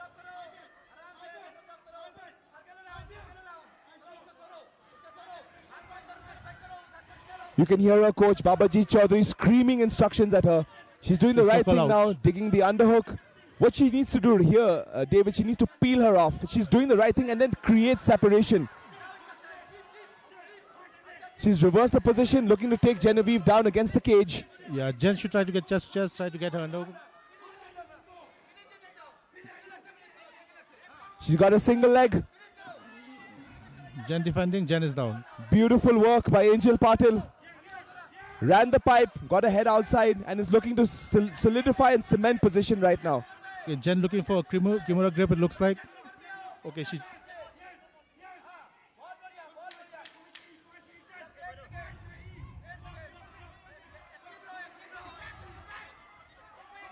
Angel Patil could be looking to take the back, but Genevieve has got her caught, and the round ends. I'm a little surprised that Genevieve's striking. It's a little rudimentary, David. Yeah, and she looks like she isn't getting anything going as of now. Yeah, you're right, and that's what I'm a little like worried about. Like she looks like her wrestling isn't working, her jiu-jitsu isn't working, and Angel Patil seems to be landing all the harder shots. Yeah, Angel clearly the more technical of the two. You're absolutely right, David. But there's 2 more rounds to go, and that's where grit comes into play. Yeah. What I'm really surprised though is that Angel Patil is only 16 years old, and at 16 years old, she's got a pretty good. Yeah, dude, she has a future, regardless of the outcome of this fight. Yeah, she's got a bright future ahead of her.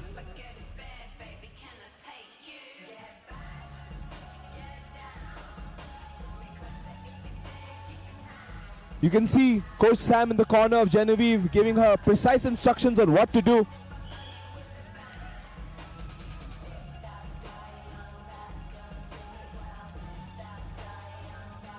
It looks like he wants her to get back into the headspace of fighting because she looks like she isn't in there right now. You were right, David. She looks like she's completely out of it. And Angel looks locked in. So Coach Sam asking her to box more. Get in with her hands. So Coach Sam asking her a jab. But that's the issue, right? She's getting popped by these small shots by Angel, and that's sort of like making her. Rhythm. Yeah, no. What's happening is she's hesitating now. Yeah. Because every time she comes in, she gets popped. But sometimes you have to bite down. Yeah, you're right, David. You have to. If you really want to win, you've got to bite down and throw. Like Angel is definitely the more technical of the two, for sure. You can see every time she comes in, she gets popped by a small little jab, and it'll deter you in the future. And trying to close the it also distance. breaks your rhythm when you're throwing. Exactly. It completely breaks rhythm, stops your forward momentum.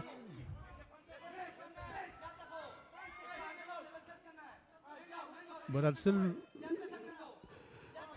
Beautiful level change by Angel. Takes Genevieve down. And I thought Genevieve was supposed to be the wrestling champion, but she's getting handled on the ground here, David. Yeah, I guess Angel's time at IJJ clearly showing here in the match. It's clearly showing. She's moved straight to side control. And Genevieve could be in trouble with a Von Flue choke if she does not let that guillotine grip go on the left side. Angel pops her head out. Throws a couple of shots.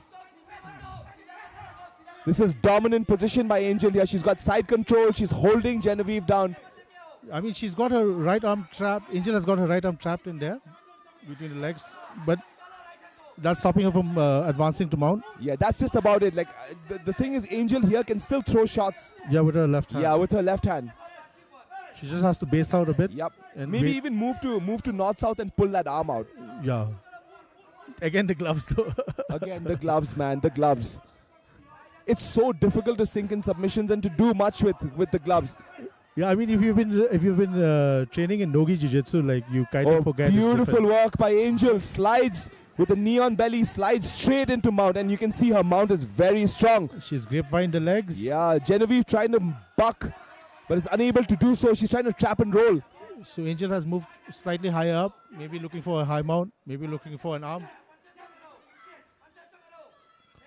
Beautiful work by Angel to land in mount right now, and she's holding mount. Excellent work by Genevieve, and the crowd goes insane. This is the position she should capitalize. Angel is a really bad position. She doesn't need to advance. All she needs to do is hold that position and bang. Oh, you're right, David. But she's only got 10 seconds left.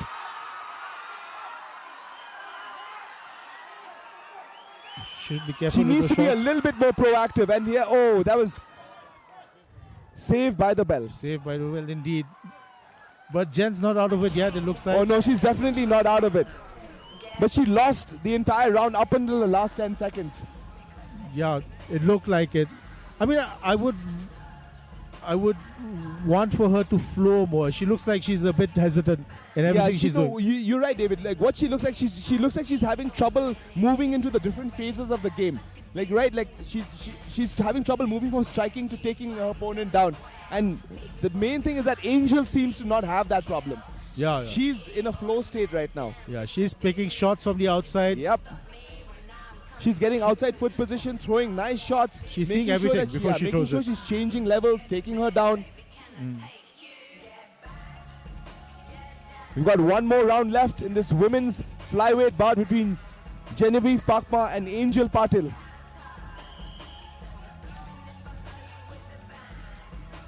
But yeah, I don't think Angel can end up in a position like that again, especially if there's time left on the clock. No, if she lands in a position like that, she's got to move and get out of that position. Yeah. You're right, David. Here we go, round 3. Angel Patil taking on Genevieve Pakma. Oh, we've got the best seats in the house, David. Like, what a view, man. My eyes are glued, bro. Yeah, my eyes are definitely glued to the screen. Ooh! Beautiful head kick and a nice right hand by Angel. But Genevieve not giving up, pushes Angel up against the cage. So Jen is probably the physically stronger of the two. Yeah, it clearly looks like it. I would. She's trying to should fight for underhooks. Yeah, no, she's trying to break Angel down with knees. Oh, she tried a lateral drop, but made a very bad rookie mistake. And just like that, she gave up position. Yeah, and gave up side control. And this is early in the round. Yep. And this might cost her dearly. You're right, David. This might actually cost her the fight. Like, she made a very critical error in a very important time in the fight. Like, Angel could just ride this out and actually just win the round and then the fight, close out the fight. Yeah, you're right, but I don't think she's looking to do that. She's looking to mount. She's looking to advance. Yeah, she's looking to drop damage, drop punches, cause damage, and looking to move to mount. But Genevieve smart, turning into her.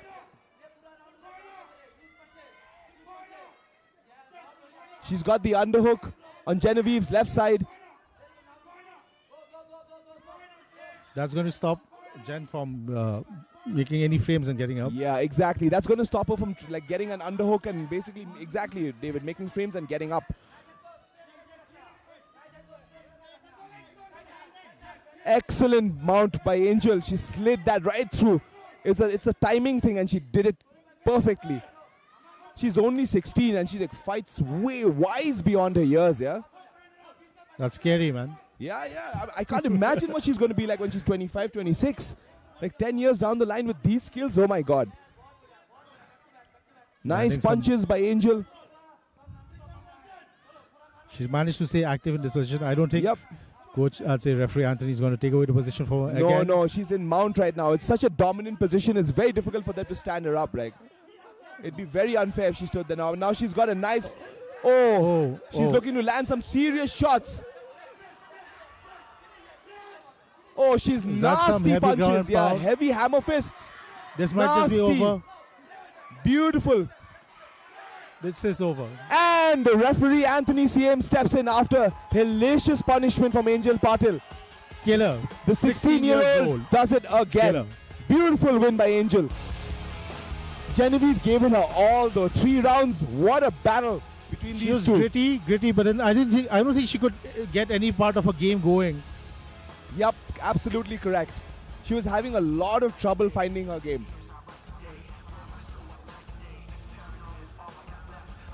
I mean, despite her wrestling acumen, she didn't really end up setting up any takedowns or anything. So it's a thing about experience. It's about setting things up. I think she's going to go back and try and reevaluate the mistakes she made in this fight.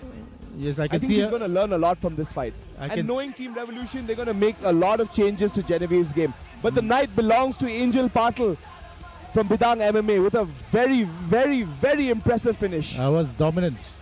Dominant finish, in fact. I think she was only in trouble the last 10 seconds of round 2. Yeah, that was it.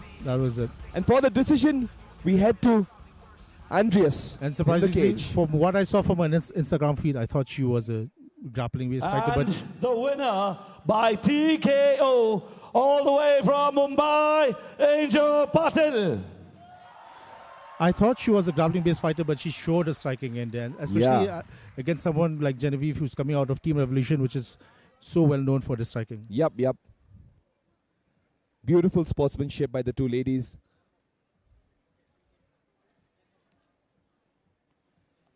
I don't have kids yet, but I want my kid to be badass like that. The fight started off, it was pretty obvious you had a technical, plan in mind. You started off quite well.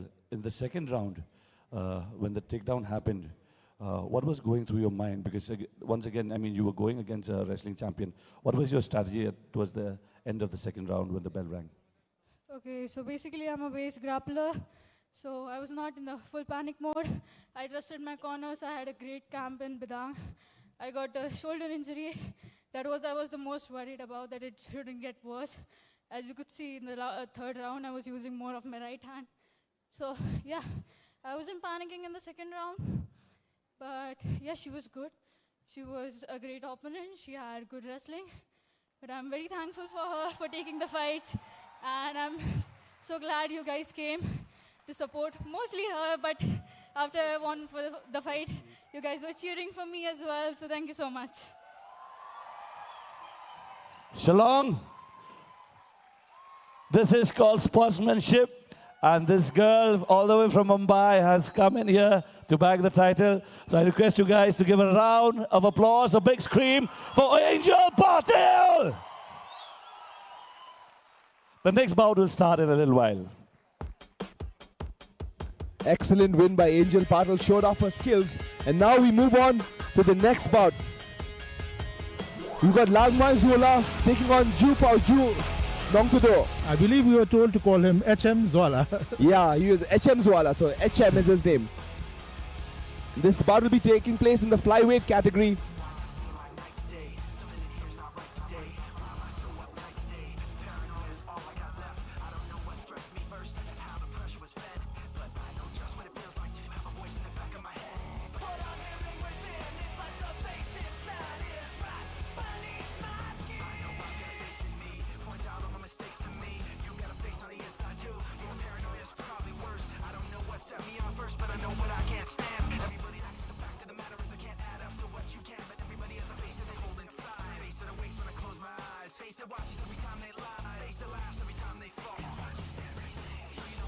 Making his way into the cage, we've got HM Zwala, 25 years old, fighting out of Space MMA.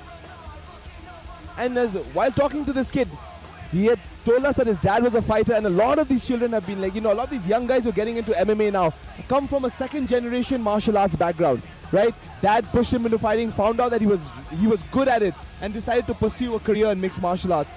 He's a grappler by trade, but really likes wrestling and BJJ, and is looking to show off his striking tonight.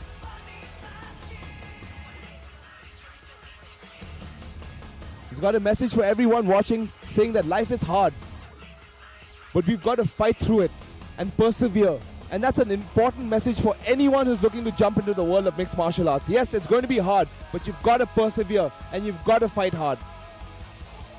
HM Zwala going to the final fighter preparations with referee Andrew Kennedy before he steps into the cage.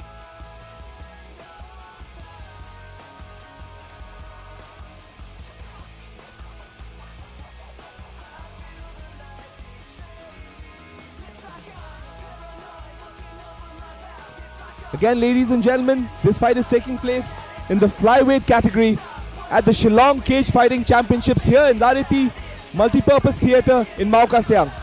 Thank you so much for joining us.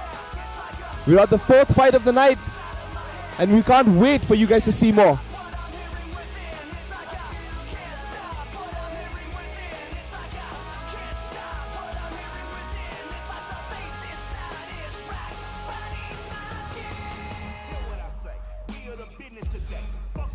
And now calling in from the red corner, Jo Pao Jo Nongtudo. Please take to the cage. As you Alright, Jo Pao Jo Nongtudo, only 22 years old, fighting out of Team Revolution in Shillong. And again, while talking to him, he started off kickboxing and moved to Wushu.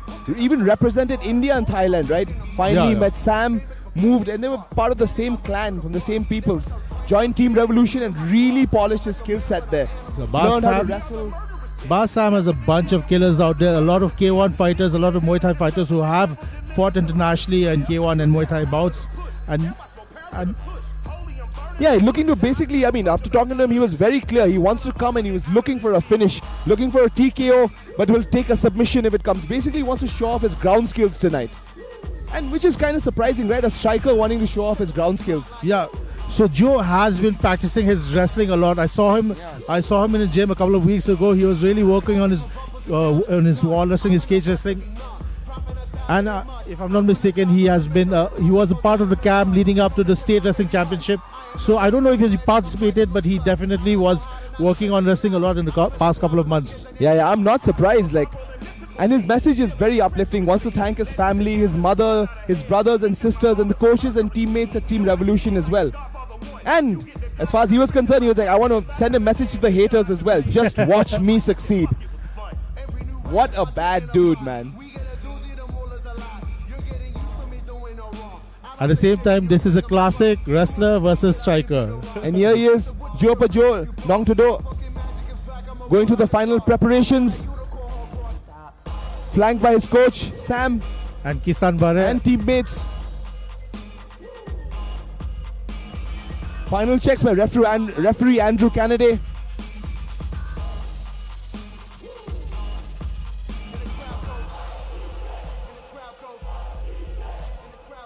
So what I noticed was Joe was working a lot of his anti-wrestling the entire time in the camp. I mean, I didn't drop in that much, but I dropped into the gym a couple of times, and every day I saw him working his grappling. No, as per Sam, if these guys train all the time, 3 times a day, and they go hard, right? They've got to. I mean, look, if you want to succeed in mixed martial arts, even at this level, you've really got to dedicate yourself to the sport. Yeah, these guys have crazy conditioning, and I mean, I was just about to say that, man. David, you read my mind. Before I announce this bout, I would like to extend my warm regards, and we would like to welcome the chief guest of this event, the Honorable Minister of Sports, Sri Shakhliyar Warjuri. A round of applause, please, for Sir Shakhliyar. I also have the honor to welcome the Honorable Minister of Health and Family Welfare, Dr. M. Ampri Lingdo. Ma'am, your presence here gives us a lot of heart, gives us a lot of encouragement. Thank you so much for being here. Thank you, Ba Shakhliyar, for being here as well. Also, a shout out to the Honorable Chief Minister of the State, Sri Conrad K. Sangma, who has very graciously helped this event in more ways than one. Thank you so much, sir, for your love and support towards the sport.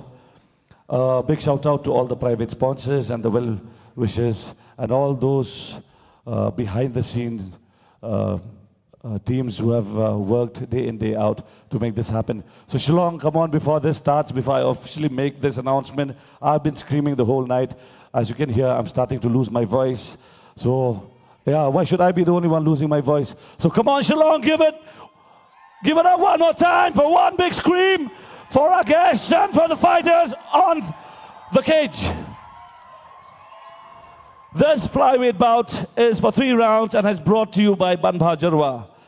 In the blue corner, with a record of 18 wins and 2 losses, standing 5 feet 6 inches tall, weighing in at 57.2 kilograms, he is a mixed martial arts fighter, fighting out of Team Joseph, representing Mizoram. He is H.M. Zwala!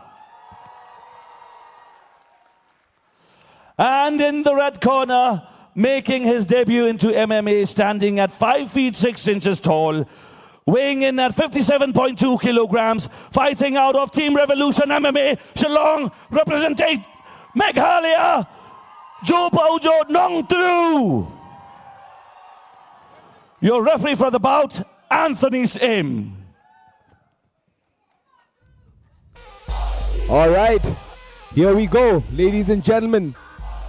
Now Joe Nong today taking on H.M. Zwala. I'm going to take a shot at his name.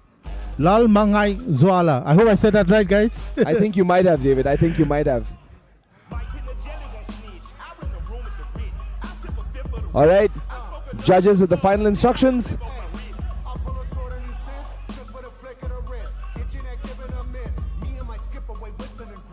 All right, here we go. Beginning of round number 1. Joe inching forward. I really like that high guard of his, head movement.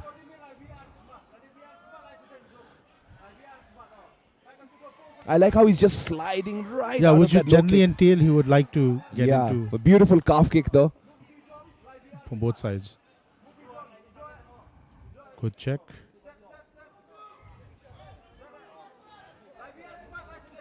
Oh, Jopajo, oh, nice shot by Jopajo. a nice one too. Oh, clearly his striking is very, very good. But he wants to grapple. Yeah, Isn't he that says what he wants to said? grapple, but his striking is so good. Might as well just keep it on the feet, right? Yeah.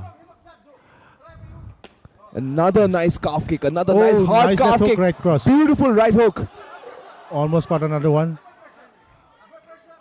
They both almost landed there. So Joe is not giving HM Zwala any space. Yeah, trying to he's push him back to the cage. straight pressure. Like I think, like I said earlier, I think he's working towards a wall wrestling situation. So they're calling for pressure also from the could be corner. right. You could be right. But right now he's just No, but he's eating- doing well. He's doing well on the eating feet. him up on the feet right now. Nice feint. Oh, and it looks like HM Zwala is the one Trouble. trying to grapple. There's something Joe he's said something complaining about. happened, Yeah. But almost reverses position. But still HM has the Zwala underhook? Okay. takes top position. Lands in side control. And he's in a really, really good position to land some damage here. Yeah, apparently one of the tapes from the blue corner's, I guess, wrist came off. I think it was a wrist grab. What Jopajo needs to do right now is he needs to basically fight for the underhook on his left side. Once he fights for that underhook, he's going to be able to tear HM Zwala off of him and try to get back to half guard. Oh, but that works too. That was straight strength. That works too. Beautiful work by Nongtado. And I mean, I think he's having a bit of an issue with the glove grab. Oh! That was a heavy shot. That was a nice heavy shot. uppercut. He's He's looking to sink in a ninja choke. Ninja choke. Beautiful work. It looks pretty tight, but then no, it's probably not sunk in. It's not under the neck. Yeah. He gets out. He has full mount. Yeah, he lands in full mount. This is a very advantageous position for HM Zwala.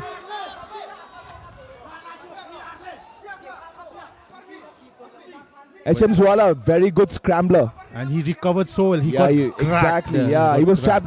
He recovered incredibly well. We've got only 10 seconds left. He's looking to land some serious ground and pound here.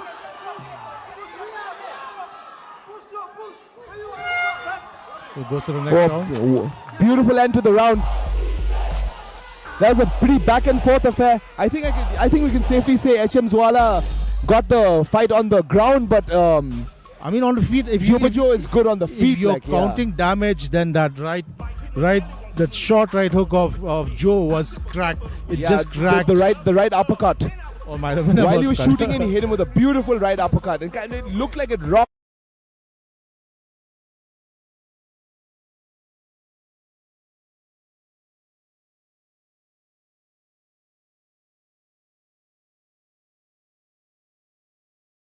Reverse the position.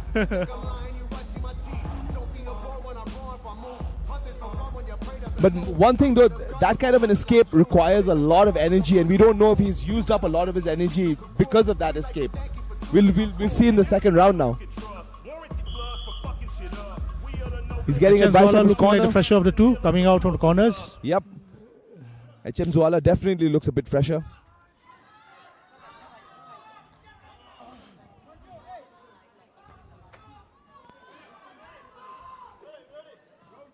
All right, round two. David, I do believe that Jopajo should keep it on the feet. Yeah, definitely. He looks to have an advantage right there, and you can see that he's landing a lot of shots on the feet. But if he sets up things better, I think he will land the finishing and he's blow. also very defensively sound on the feet. Yeah, he needs to chill a bit. Like when he's taking his time with his shots, like right here, setting them up with feints, he's probably going to land something good. He's looking to set something up here. As opposed to when he just throws blindly, which he has done sometimes. Once he sets something up, he lands it. Okay, beautiful takedown defense. It was a good shot by HM Zwala, but that was a nice defensive takedown defense by Jopajo. Oh! He tries a lateral drop and makes a bad mistake. HM Zwala and mount again. Okay, so he has HM Zwala's right hand trap. Okay, he was about to manage to roll through, but beautiful work by HM Zwala to take Jopajo's really back. bad for Joe. Oh, this is very bad for Joe. Oh, he's going for an armbar here. That was a nice transition to an armbar. Yeah, but Joe has rolled through and he's still safe as of now, but then the legs are closed. He's doing the right thing here. He's doing the right thing here, but lands again back into the spiderweb position. Oh no, oh no. Oh, that's nasty. That's a nasty armbar. But he's cutting through it. Oh, beautiful tap. Beautiful work by HM Zwala. Yeah, he got that arm and he took it home. Yeah, once he landed in spiderweb, I think he had it there. And credit where credit is due. Joe fought that to the bitter end. Yeah, he looks so sharp out there with striking. He fought it to the bitter end, but just the armbar was just hyper-extended to a point where he just couldn't take it anymore and had to tap. Yeah, and considering this is amateur, like you have someone shooting in like that, you can't...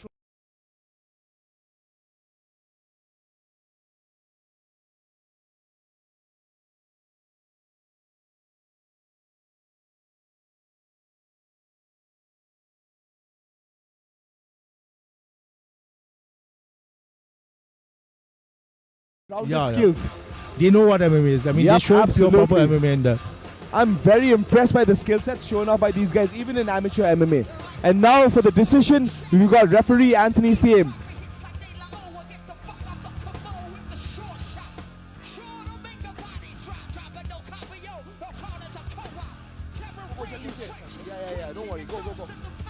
Winner by armbar in the blue corner, HM Zwala from Mizoram.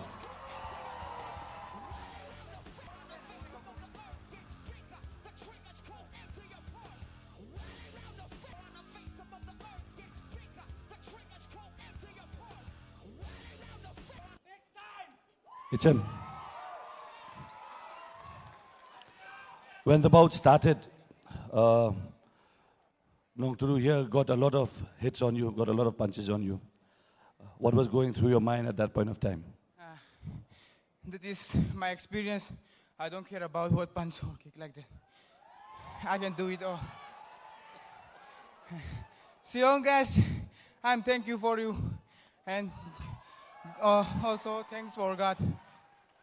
And a big thank you to God. Thank you so much, HM. Congratulations once again. The next bout will start in a short while.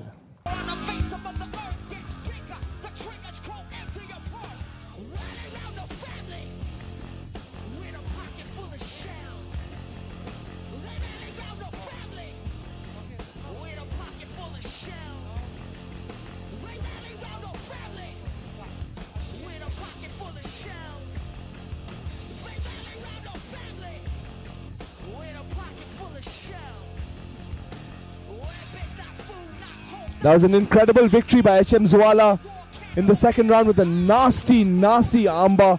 And we think Jitesh Sarkar from the blue corner to please take the stage. And now we move on to the next fight. We've got Jitesh Sarkar taking on Enbok Maunai. Jitesh Sarkar fighting out of Hillside MMA, representing Assam with a record of 8 wins and only 1 loss. So Jitesh is one of those stories which you hear about a fighter who's picked up and left everything. He was based out of West Bengal and he had been training primarily in striking out there. But one fine day he decided that he needed to improve his grappling, and so he picked up and he's moved his entire life to Hillside MMA in Assam. Yeah, he basically started off as watching WWE and really wanted to get into MMA after he found out what MMA was. Started Muay Thai and then moved to MMA and is looking to emulate his idol, Demetrius Johnson. Yeah, see, this is one of those dudes who has moved his life and he lives in the gym. He's in the gym every day. Like, MMA is his life. Yeah, they're these guys, right? 23 years old, man. He must have had to give up so much to do that. You know, young, tough, at disciplined. that age to decide. Yeah, exactly. This is what you want to do. Yeah, to make that choice, right? So Hillside MMA is pretty well known for the grappling. And since he felt like he had a deficiency in grappling, he decided that Hillside was the place to be. Yeah, it's a great place to be. You've got David Changte, BJJ, Purple Belt teaching you. Like, you're definitely going to learn a few things here and there about grappling. That's for sure. He's been there just 2 or maybe 3 months. I went to Arunachal, I guess 2 or 3 weeks ago. We watched him I watched him compete in the Art of Grappling tournament, AOGT in Gym Vengers in Arunachal, and he won his bracket. He totaled it. I mean, like, they fought in the amateur, I mean, I guess by ADCC rules, I guess. It's amateur. But given the amount of time he's trained in grappling, he looked like a seasoned grappling vet out From there. the red corner, calling in Mbok Maunai. Now making his way into the cage, we've got Mbok Maunai fighting out of Hungniyotrep MMA, Upper Shillong, and that's representing Meghalaya. So this is another battle of states, Assam versus Meghalaya. Mbok's gym is full of what do you call him, USB. I mean, a lot of boxers are in his gym, so I'm pretty sure his boxing is pretty slick. Yeah, he's going to have to work on his striking because he's going up against a killer Muay Thai specialist, right? Who has just figured out grappling. No, but even Mbok's coach Frankie has had a lot of experience in MMA. Yeah, and he's got a great coach in Frankie Moman, who's a very good MMA fighter himself. So I'm sure he's given him a lot of tips and tricks how to deal with guys like Jiten. Yeah, and Frankie's a great boxer too. Yep, he's a very good boxer. Mbok with the final preparations. The referee Andrew Kennedy. So from what I've heard about Mbok, he has a lot of finishes with he has a great right hook and he has a lot of finishes with his right hook. So I was speaking to Jitesh's team and they were telling me that they're looking to keep that left guard up all fight long. Final preparations.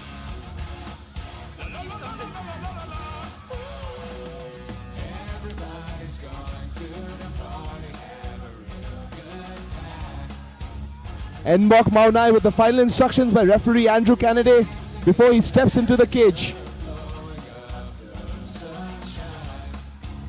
This match will be refereed by Anthony CM again.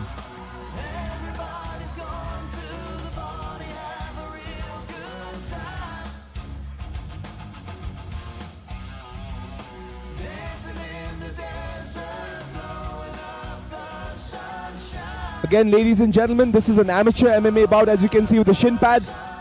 And this flyweight bout is scheduled for 3 rounds and is brought to you by the Meghalaya Bioenergy Plant. Game Commissioner for all bouts, Kores Marwen. In the blue corner, with a record of 8 wins and 1 loss, standing 5 feet 6 inches tall, weighing in at 57.2 kilograms, fighting out of Hillside MMA, representing Assam, Jitesh Sarkar. And in the red corner, with a record of 2 wins and 1 loss, standing 5 feet 6 inches tall, weighing in at 57.2 kilograms, fighting out of Hungniyotrep MMA, Upper Shillong, representing Meghalaya, Mbok Maunai. Your referee for the bout, Anthony Sim. all right, final instructions by referee Anthony CM to the fighters.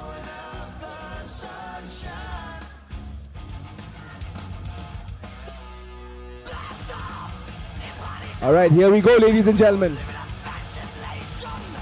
I'm expecting Jitesh to try to close the distance, try to get into either clinch or body lock. A lot of his transitions in his last grappling tournament were based off of a body lock. All right, here we go, round number 1. That was a nice left hook.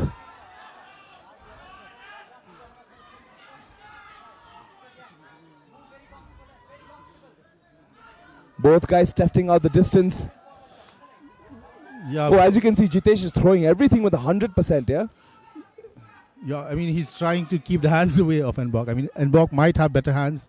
We'll see how it goes. Mbok is obviously looking to close the distance. Jitesh looking to keep fighting him on the outside, throwing kicks.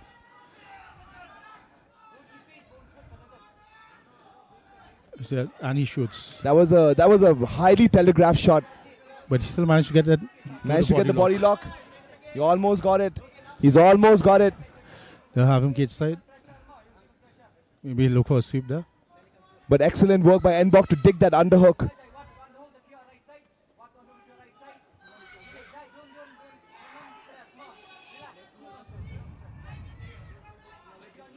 This is an absolutely grueling style of fighting, man. The cage fighting. Nice knees. You can see like that's really affected Nbok here. Yeah, so his base is getting broken down. Yeah, slowly. exactly. No, and it hurts, man. Like nobody likes to get kneed in the knees. He has one of the legs. Okay. I mean, as long as he has a body lock, he's Nbok isn't troubling as long as Jitesh has the body lock. This is basically right now a 50-50 position. Both guys have an underhook each. Oh, sorry, I didn't see the other side. No, it's all right. Looking to turn each other. So Jitesh has managed to turn Nbok back into the cage. Yeah. Looking to pick up a single leg. Yeah, he looked like he was trying to catch a single leg, but what I would really like Nbok to see Nbok do is maybe try to like create some kind of separation here. at the same time, what Jitesh is doing is perfect. He's winning the fight right now. And he's taking away the pop from Yes, Nbok's punches. exactly. He's breaking him down slowly. Yeah. One knee at a time. I mean, we've seen it from the game plan from the Caucasus. You Yeah. slowly wither down people like your you opponents. whittle them down. Exactly. You whittle them down, and then you turn them brittle enough to break them. Yes.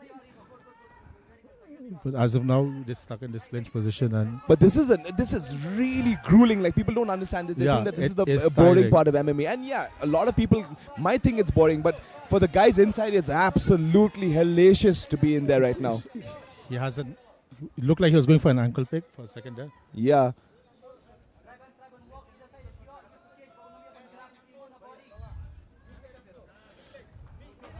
And now he needs to create separation. But Jitesh, Jitesh, throws a nice heavy head kick by Jitesh. Another shot. shoots again, and he's happy with this position here. Okay, visually, Jitesh looks like he probably won that round.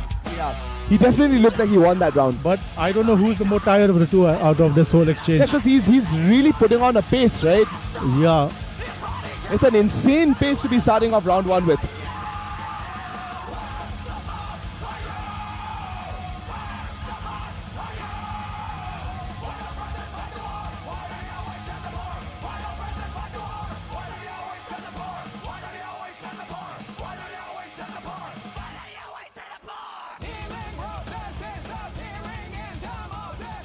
I'd like to see in round number 2, I'd like to see Nbok create more separation so that he's able to strike. But the one good thing that Jitesh is continuously doing is he's changing levels. And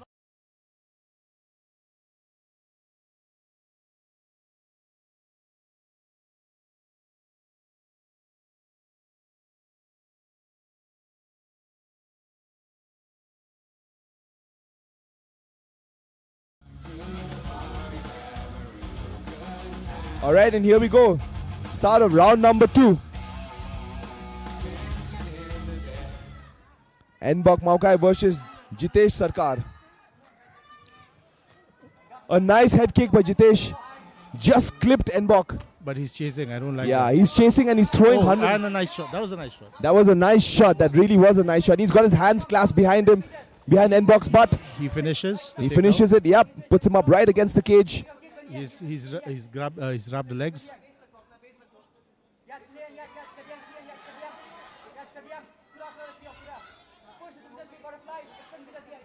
He's got him trapped up against the cage. And he has one of his legs laced with his legs. Yep. So Nbok trying to use the Kimo grip to try to force to create some space, but then It's going to be this is I think a bit of a rookie move. Like you should be looking to use the cage to get up instead of a Kimura grip. But sometimes stuck. yeah, but exactly. But sometimes it does help. I don't know if he's going to be able to set up this triangle with his being smashed up against the cage, right? He's got his guard back. He's got nice control of his right arm and he's looking to set up a triangle. But Jitesh is smart at this point. He knows exactly what's coming and shoots in again. Yeah, so from what I can hear from his corner, they're asking him just to posture up, let him throw up triangle, let him throw up his legs and try to regard or anything. Yes, they just want him to absolutely. posture up and throw shots down. You're correct, David. This is what he should be doing. So he's gotten his leg past Nbok's leg. He might just get into mount, but he's happy with this half guard type. Yeah, he's very good. He's happy half guard. But now, see, that's what happens is he's allowed Nbok to get up. Both guys have an underhook each. This is a grueling fight, man. Both guys.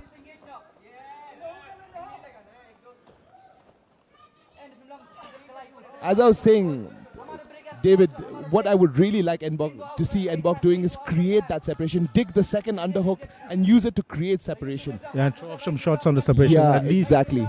To force Jitesh to back off. You need to get some punches to create that respect for the striker. Exactly. He needs to dissuade him from shooting. Yes. Throw uppercuts, throw things like that. Down the middle, you know.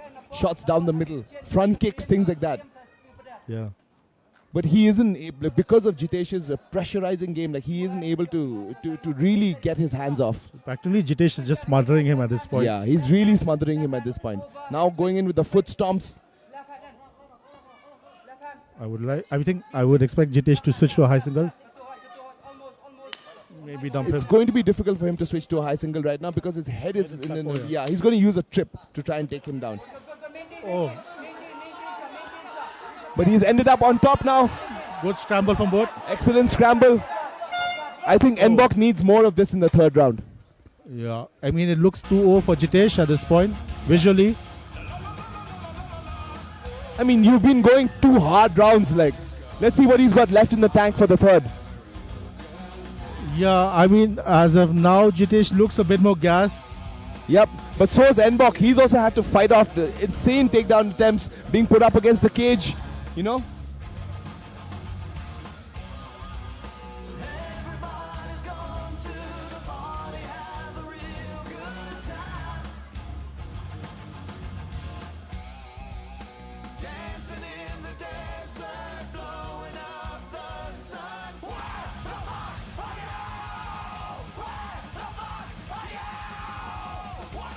I can see that Nbok also does look a little fatigued. Both these guys are fatigued with the kind of pace they set in round number 2. Yeah. People don't understand. Grappling is the worst part. I mean, wrestling is the hardest part of fighting. It's very, very hard.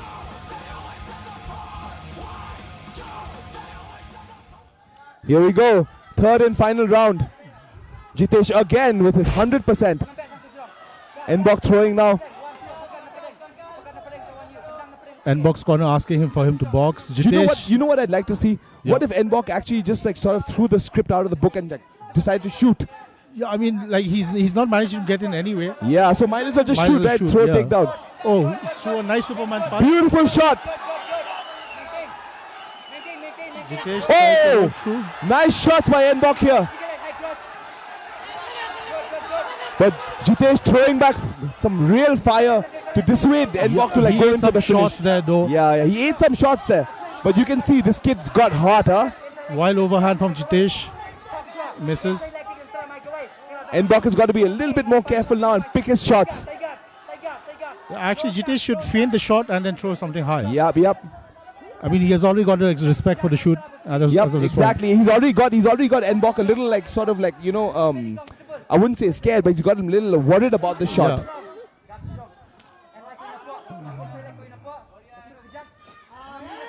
A bit of a trip out there. There's a good hook attempt. It's a bit of a slip from Jitesh. Nbok's got to go right now. He's lost both rounds. He's probably down 2. Yeah, he's down 2. He's got to throw everything he's got.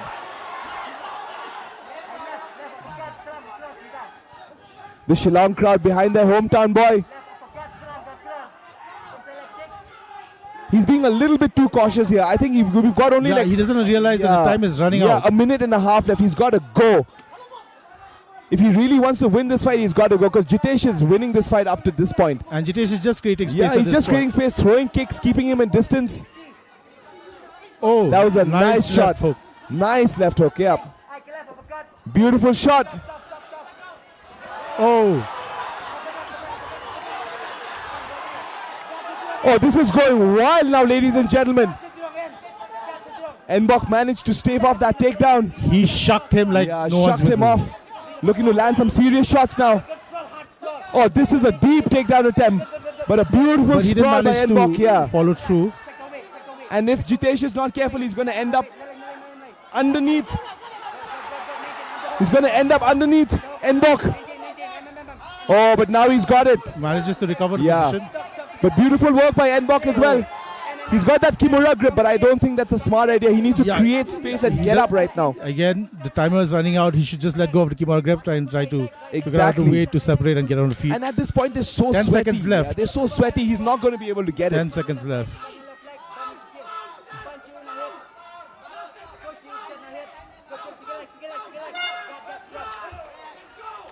Nice work by Jitesh Sarkar.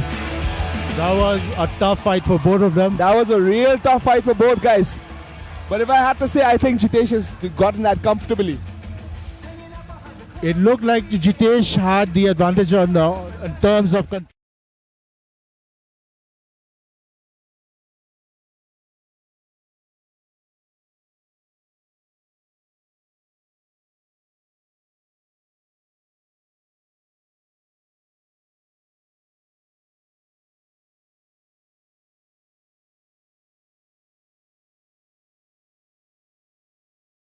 Mbok for the better part of 2 rounds.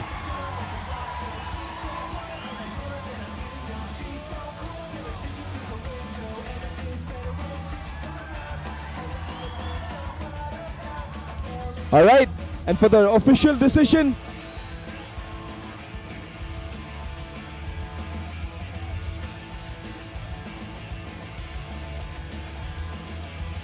it was a grueling fight for both guys, man. Like, I must admit, this cage wrestling is not easy at all. Oh, man. And you can see like Jitesh is like grooving to the music. He still looks like he can go another 1-2 rounds. What a bad dude. Oh, he's And he's using he's dancing in there. those are some excellent breakdance moves. He's really enjoying himself. They're having a dance off now. They're not done with each other. All right, for the official decision, here's Andreas. Winner by unanimous decision. In the blue corner, Jitesh Sarkar. A tough win by Jitesh. Those 3 months of grappling that he did at Hillside really showed through. Really helped. Yeah. He showed some excellent grappling skills, excellent positional skills as well to avoid all the submission attempts. So what I saw from his last grappling tournament was he, like we always say, possession over submission in jiu-jitsu, and even in his grappling tournament, he managed to implement that. And today also, Yeah, even in the fight, it match. was basically position before submission. Lights on, please, lights on. Lights on, please.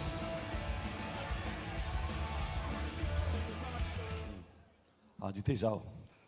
अच्छा आप ये fight के पहले आने के पहले आपने preparation कैसा किया ये फाइट के लिए? किया इस फाइट के आने के पहले तो मैं बहुत ट्रेनिंग किया एंड मेरा कोच गोगोई बहुत हेल्प किया. मतलब पूरा सुबह शाम मेरा पीछे लगे रहते हैं. Diet and training and all of thing बहुत हेल्प किया coach Gogoi. Thank you and my team also Hillside MMA. Thank you team Hillside MMA. बहुत बहुत शुक्रिया Jitesh, and once again congratulations to you and to your team. Ladies and gentlemen, a round of applause again to our neighboring state, the winner Jitesh Sarkar. The next bout will start in a little while.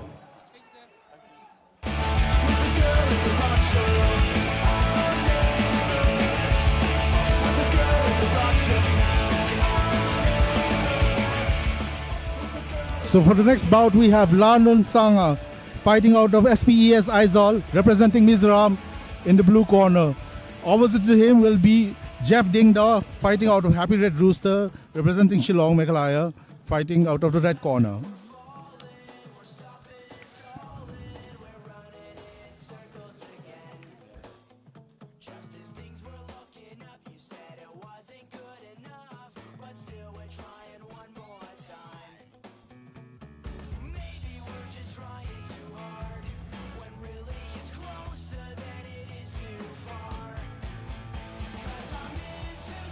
All right, and for the next featherweight bout,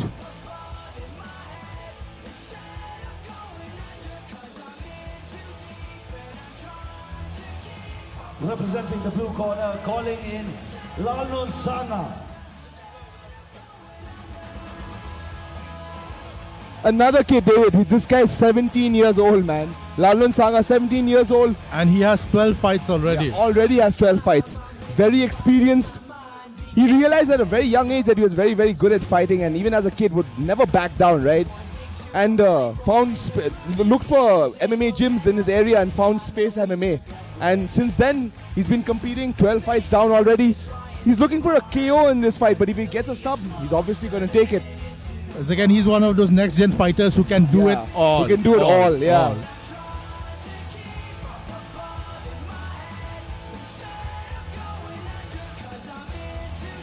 He wants to show off his skills as a complete fighter. He's flanked by his teammate, one of the most dangerous flyweights in India, Nazrat Laltazwala.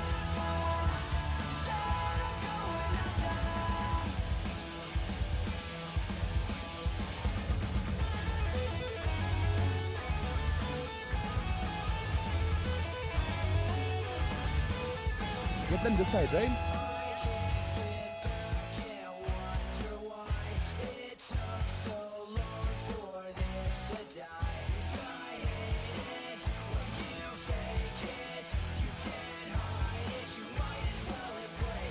It's these kids from Mizoram, man, from all, like, basically the northeastern states. As I've said before, like, the development of MMA here has been leaps and bounds over the past couple of years.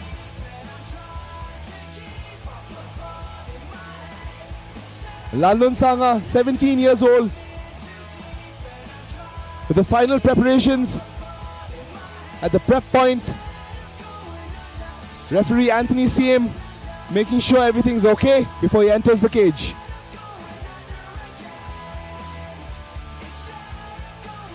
Again, as we spoke earlier, the next generation of MMA fighters is crazy. I've seen grown-ass men get manhandled by 17-year-olds. By like 17, 18-year-olds, I'm serious. Representing the red corner, calling in Jeff Dingdo. Jeff Dingdo fighting out of Happy Red Rooster with 3 wins and 2 losses.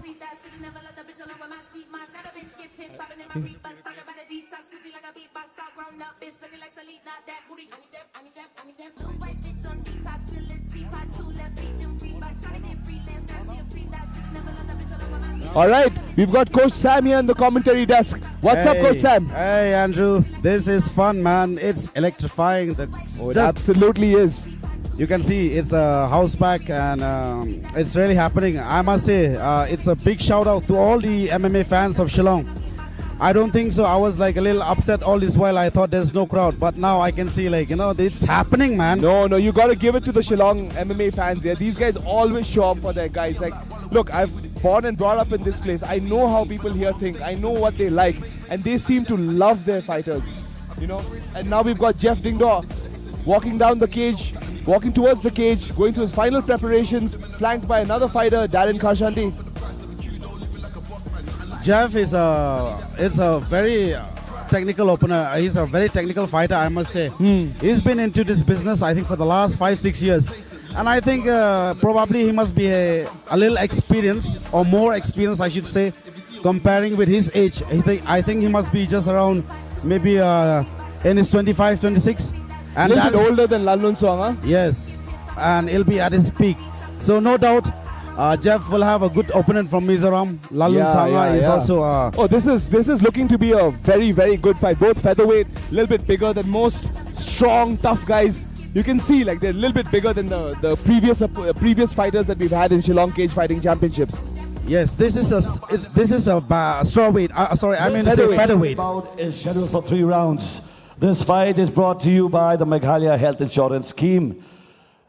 In the blue corner, with a record of 11 wins and 1 loss, standing 5 feet 9 inches tall, weighing in at 66 kilograms, fighting out of Specs Aizawl, representing Mizoram, Lalun Sanga.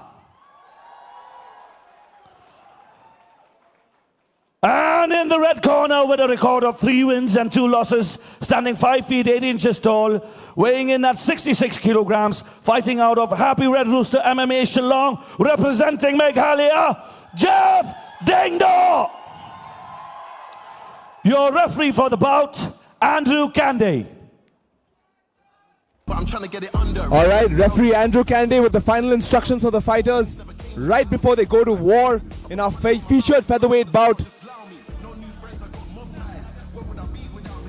This bout is gonna be happening. It's going to happen a lot because I can see like both of these real young guns. They are really hungry. Yeah, so I'm pretty sure they look like they're really hungry. I'm pretty sure this round you may see some of the best knockout. There we go. Jeff versus Lalun Sanga. All right, here we go. Round number 1. Jeff versus Lalun Sanga. That's a nice tip from Lalun Sanga. Oh, that's a good combo. It's 1-2 forward. Both guys throwing down round number 1. There. Nice inside leg kick by Lalun Sanga, and both are crashing into each other at that phone booth distance. My God, that was a hard, it's a roundhouse. Oh, beautiful takedown. Beautiful body kick.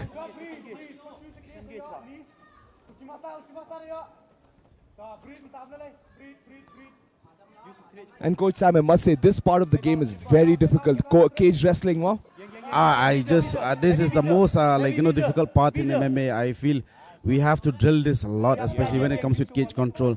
It's not easy as it seems like. No, not at all. It's grueling, in fact. It is. It burns down your energy, muscles, your muscles drain, everything. So and you can see Lalun Sanga looking for a trip takedown, and that's he gets beautiful. it. Beautiful hip toss. Oh. He's straight to side control, looking to pass to mount, and he does. He takes the back.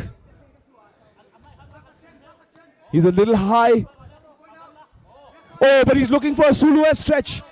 What an incredible job by Lalun Sanga with a Sulu F stretch. Nasty work. But the flexibility on Jeff. Insane flexibility by Jeff. That is crazy. Most guys would have tapped by now. Oh, I'm sure. He must be feeling a lot of that pain must be going on. Yeah, definitely, but he's in such a bad position right now. I'm pretty sure his hamstring must be like, oh man, yeah, this is crazy. And he's taking that pain. Come on, that's insane. No, I must admit, this 17-year-old kid is nasty. His ground game is deadly. Like, Lalun Sanga is a beast inside that octagon there. He's a beast. He's going to work on it again. You know what I think? You know how I think Lalun Sanga can finish it? If he puts it under his armpit, he might be able to finish it right here. Yeah, there's a lot of room in that. Yeah, a lot of torque, right? Oh my God, that's nasty. Torture. That's torture. It's terrible. And he's smashing him in the face as well. Like, this is such a bad position for Jeff to be in. What Jeff has got to do is, like, this is a very he's got the escape. I feel he should escape. Yeah, he did the right thing and escape. But the back is dangerous. Yeah, but he's still giving up his back. Oh, that's a good one by Jeff. My God, to come back. You're right, Coach Sam. Definitely, it's beautiful work by Jeff to come back. But hats off to Lalun Sanga's mat return takes him straight down. Lalun Sanga is a 17-year-old beast. Future awaits him. I can't imagine what he would be when he's like 27, 28. If at 17 he's this strong and this technically sound. Andrew, I must say the future of MMA in India is going to be very bright.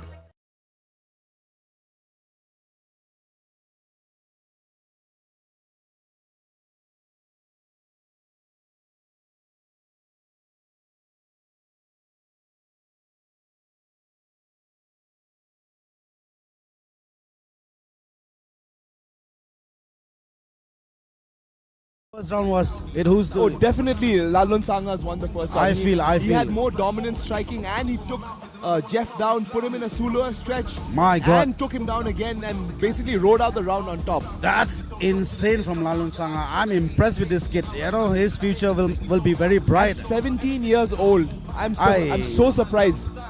I'm sure. But then you know what? I shouldn't be surprised anymore. There's so many of these kids coming. My God. Now 16, 17, they are stepping professionally. Exactly. During our time, if these are the skills he's showing in an amateur bout, I can't wait to see him in professional MMA. Exactly. Now, this is round 2. Ooh, that is a bad That was spinning a nasty spinning back kick. Oh, another head kick. Oh, beautiful right hand by Lalun Sanga. This kid is bomb. Yeah, this kid is deadly here. Beautiful inside trip. Beautiful inside trip. Just picture perfect. Now lands in Jeff's guard. Now he's in top control, so yep. I think close guard. But still Jeff he needs to work out a little bit. So on his Jeff, scrambling. so Jeff has got one butterfly hook in, but I don't know how much he's going to be able to do with that. What he's going to be able to do that. That's a good nice one. escape by Jeff. Yes. But he eats another left hand. And a body shot in between, another body shot. Ooh. Those are like they are exchanging bombs. Time. Referee calls time. Something's up with Jeff's glove. All right, here we go again. Those bombs will drop again. And Yeah. This kid is styling on Jeff right now.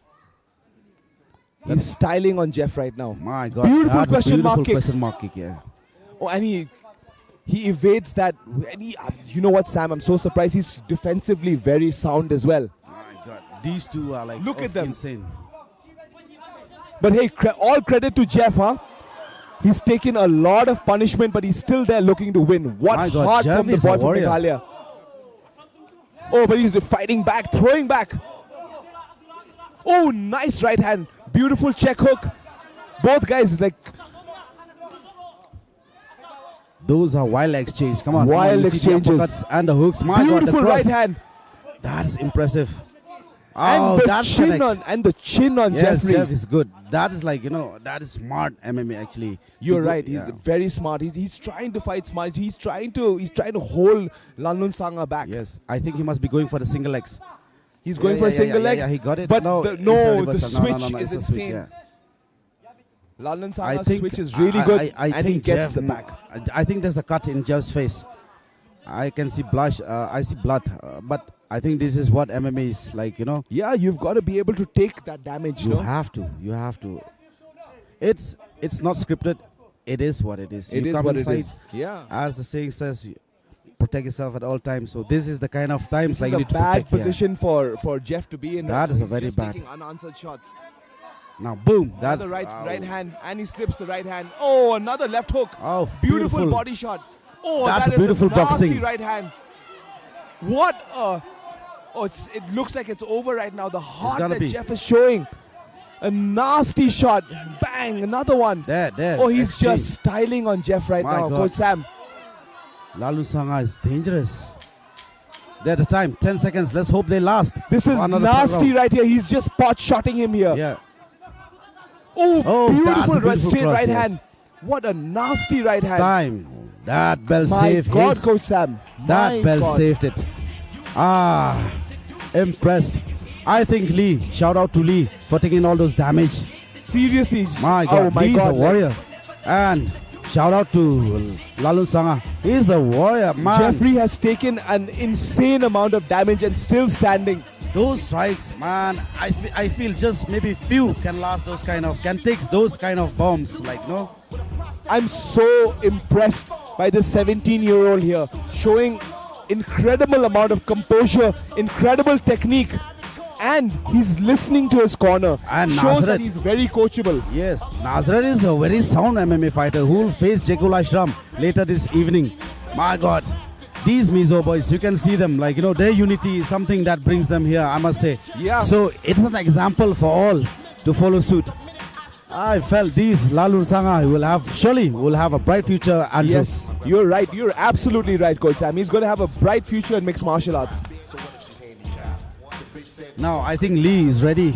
I'm pretty sure Jeff is gonna go all in. All right, round 3 between Round Lanlun three. Sanga versus Jeff Lingdoa. That's wonderful low kick. Boom. Let's go. What they've got to see. There you go. He's trying to take him down. That was a setup. completely telegraphed shot. But still, he's climbing up the foot. He's climbing up the leg. He's going round the got- pipe. Round the pipe. There he got it. Take the back. He's I got feel- it. But he looks like He's dead. this is a bad spot for Jeff to be Man, in. this is very bad. See the control. See the Yeah, control. The he's hand got control. excellent Man, control. It's like, it's a crucifix from top. Yeah, it's a crucifix from the back, basically. Yeah, This is nasty work. Full skill displayed by Lalun Sanga. My God, this kid.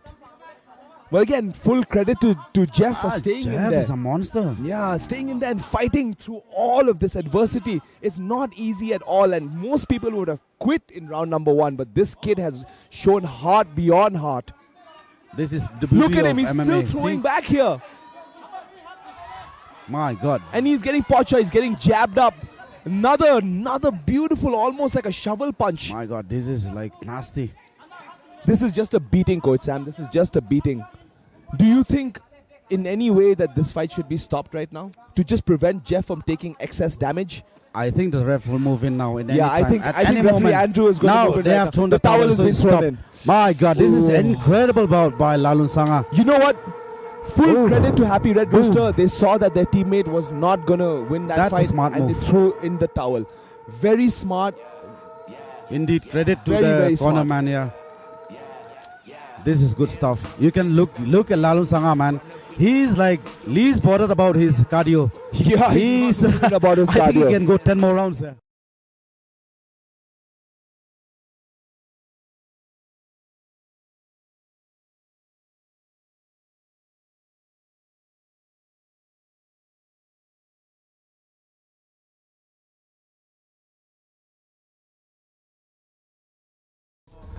This is dominance on another level. Like he just put a beating on Jeff Dingdor. My God. Red Rooster. That was nasty.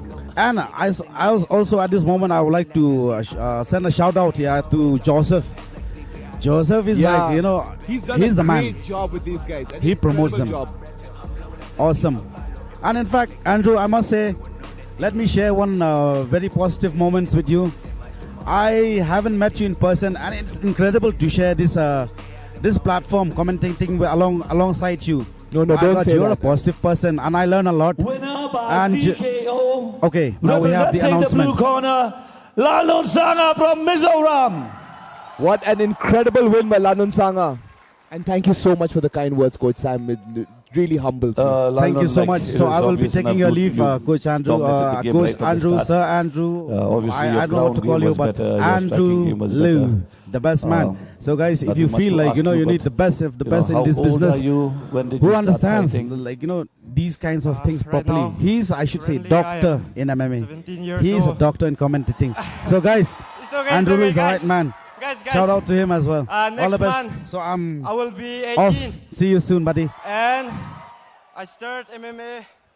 I start training MMA at 2023 October. It's been 1 year and 8 months. And Lal, so like obviously you were the bigger fighter today, but what kind of advice would you give to your opponent, Jeff? From my point of view, he gave his heart out today on the ring. So what would you say to him? How would you encourage him? To my opponent, it was tough, man. I thought I will finish him in the first round, but to be honest, with all my respect, he's tough, and he's good, and he have good chin. Thank you so much, Lalun. Thank you so much. Congratulations to Lalun Sanga and congratulations to Team Mizoram. And guys, once again, a round of applause for Jeff, please, who stood 3 rounds and took that battering. Yeah, so let's give a round shout for both these fighters. Come on, Shillong, one more scream, please. Come on! Thank you so much. The next bout will start soon. Damn, son, feel like I'm the man, son. Run up in your house and take your bitches up for ransom. Ooh, damn, son, yeah, I'm brown and handsome. Yeah, your boy stay fresh to death, don't matter what the brand, son. Damn, son, feel like I'm the man, son. Run up in your house and take your bitches up for ransom. Ooh, damn, son, yeah, I'm brown and handsome. Yeah, your boy stay fresh to death, don't matter what the brand, son. This is a one. All right. For the next bout, we've got another women's fight. Blue corner first, Violina Barman. Making her way into the cage, we've got Violina Barman fighting out of Assam. And she's facing off against Ribha Sun, fighting out of Happy Red Rooster Shillong.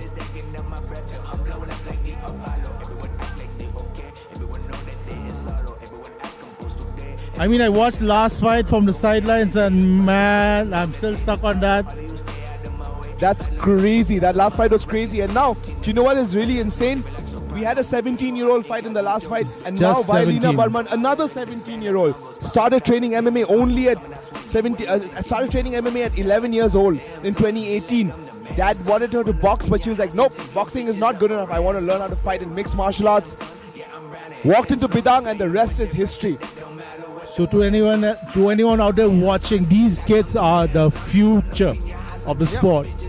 She's an all-rounder. She loves striking, but she's going to want to show off a ground game here in this fight.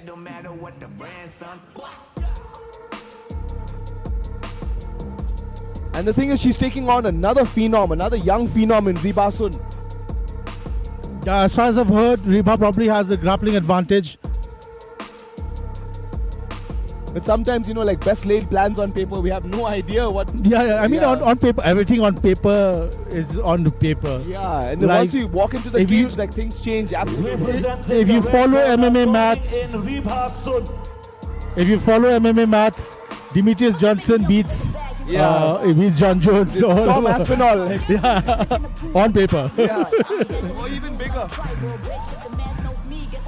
But now we've got the local lass making her way into the cage. Ribasun fighting out of Happy Red Rooster, representing Meghalaya again. And now, as you said, David, you think she's got this grappling advantage over Violina? Yeah, I mean, I saw her compete in an amateur tournament just about three to 6 months ago, and she cleaned out her division out there too. It was an MMA tournament, but then I saw, she dealt with striking pretty well. She managed to engage in back and forth with other strikers from other places, but what she did in there was, when it came to the grappling, she managed to take down everyone and control them and finish some of them. I mean, you take one look at her, you would not think that this girl is a professional fighter. She looks like a sweet kid, but she could probably kill you. Very soft-spoken, very smart, very soft-spoken, very polite. You would never think that she's such an animal. She's got 6 wins and no losses. So this girl is serious. Final checks by referee Anthony Siem before Ribasun makes her way into the cage.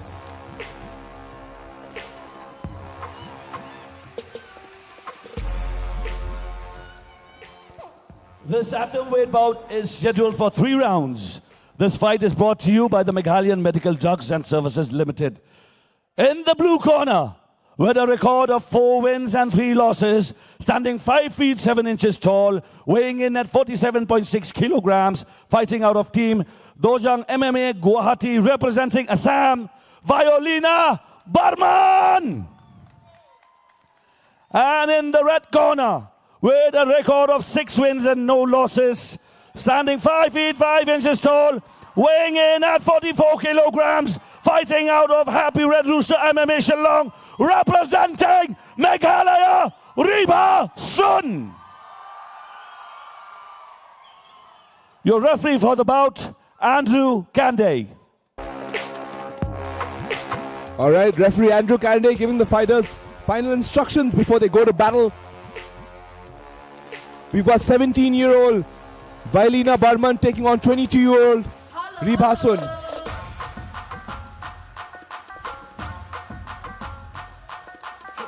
All right, here we go. Oh, Violina straight out of the gate. She wasted no time taking the center of the cage, so it looks like she wants to strike.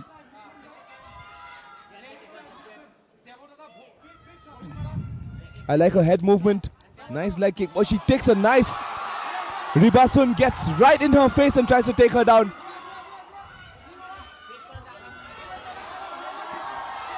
That schoolyard headlock seems to clearly work in women's MMA.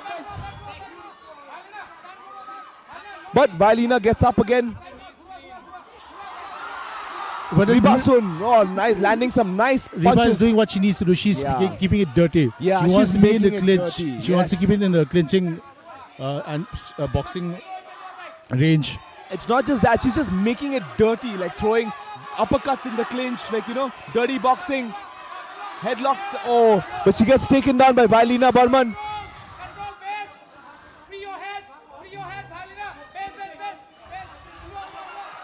But she gets out of it. Both fighters in the clinch again, throwing knees. Violina with the clinch. Both girls going at it in round 1 here. Yeah, at this point they're just brawling. Yeah, what an insane pace though, huh? Yeah, I would like for both of them to calm down a bit. Yeah, and actually. let's start using the training a bit more. But if there's one thing to be said about women's mixed martial arts is that they're absolutely tenacious. Like, they just don't stop. Whenever I watch a women's fight, I think they go at it harder than men's fights. They definitely go harder at it. They're a lot wilder. Nice escape by Vailina. But she makes a bad mistake and ends up in the bottom. Yeah, Reba has her in a headlock and she's managed to throw quite a few punches in the headlock.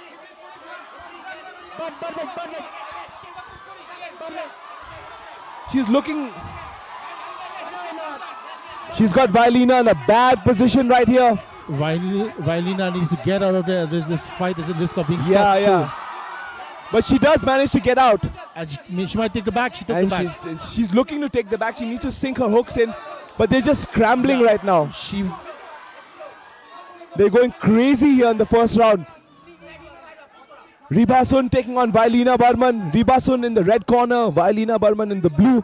What madness here, ladies and gentlemen. What madness. Reba drops levels and she manages to get... She manages to get a single, yeah. She manages to get a single on the outside. But Vailina doing a good job of trying to switch. Now, what I can see is that Reba does not have her hands clasped together, right? So... Yeah, she can't follow through and finish. But she switched to... Yeah, she switched to a single leg. On the inside. Good wrestling work by Reba. Grueling wrestling work. I think she's the state champion also. No, nasty shots by Reba. Nasty punches. Beautiful knee.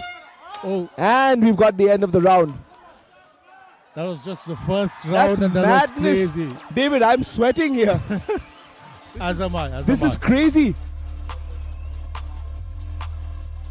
I would like to see.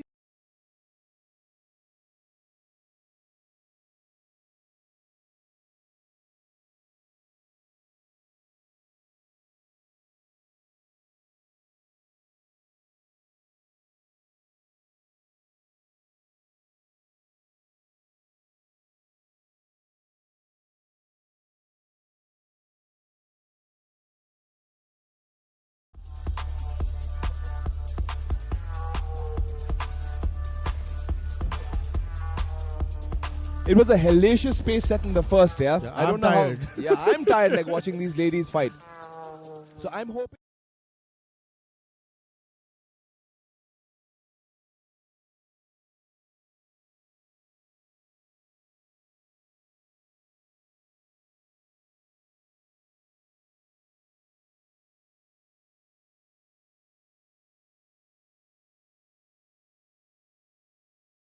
Of her, she wants to close that distance. She wants to get into dirty boxing range.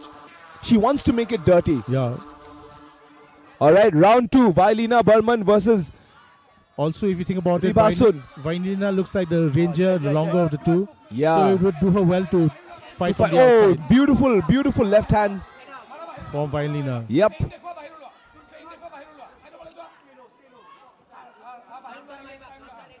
Again. That was a nice leg kick by Reba though. Really almost took her off her base. It looks like they've settled down. The nervous energy is gone. Yeah, you're right, David. They've actually settled down a little bit more. I think the nerves have been shaken out, after round 1. Nice pop by Vailina. Oh, nice outside trip. Yeah, she's got a beautiful outside trip. But again, it's that headlock, man. But you're always at risk of giving your back when you... Yeah, that's the danger of putting yourself in that headlock. You always give your back up. Unfortunately, Vailina didn't manage to capitalize on that position, but... Yep. Oh, she's looking for a judo toss.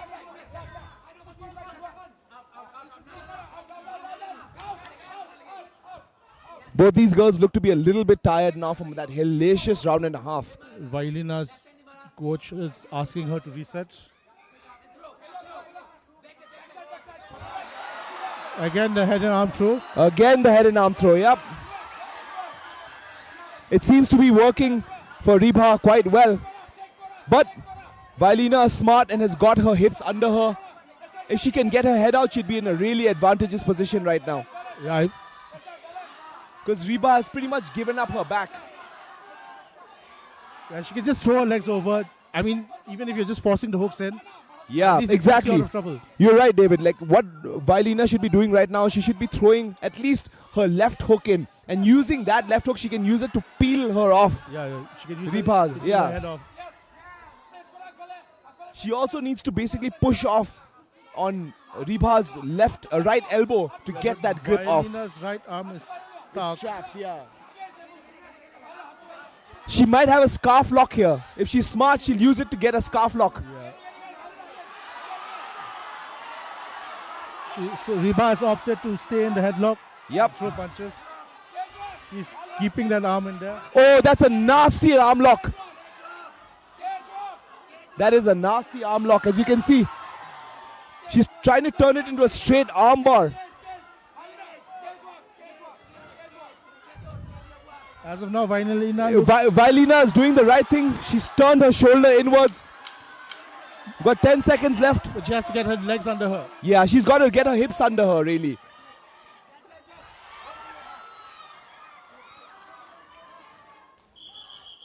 Beautiful work by both fighters.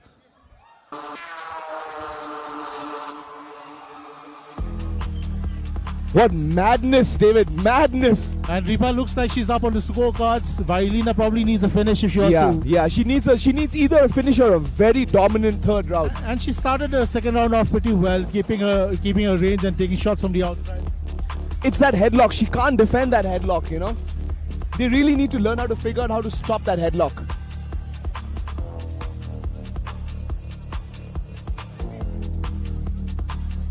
I guess in that situation, you need to get your hips low. Yes. You need to base out a bit better so that you don't get thrown. Basically, you need not just that. You need to basically try and push the elbow off. Yeah.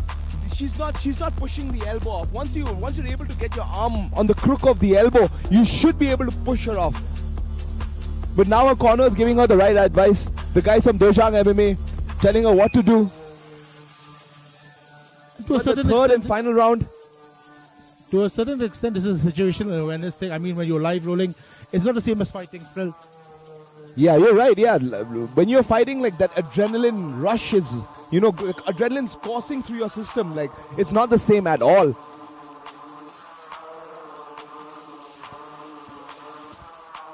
But Ribha looks to be up by 2 rounds.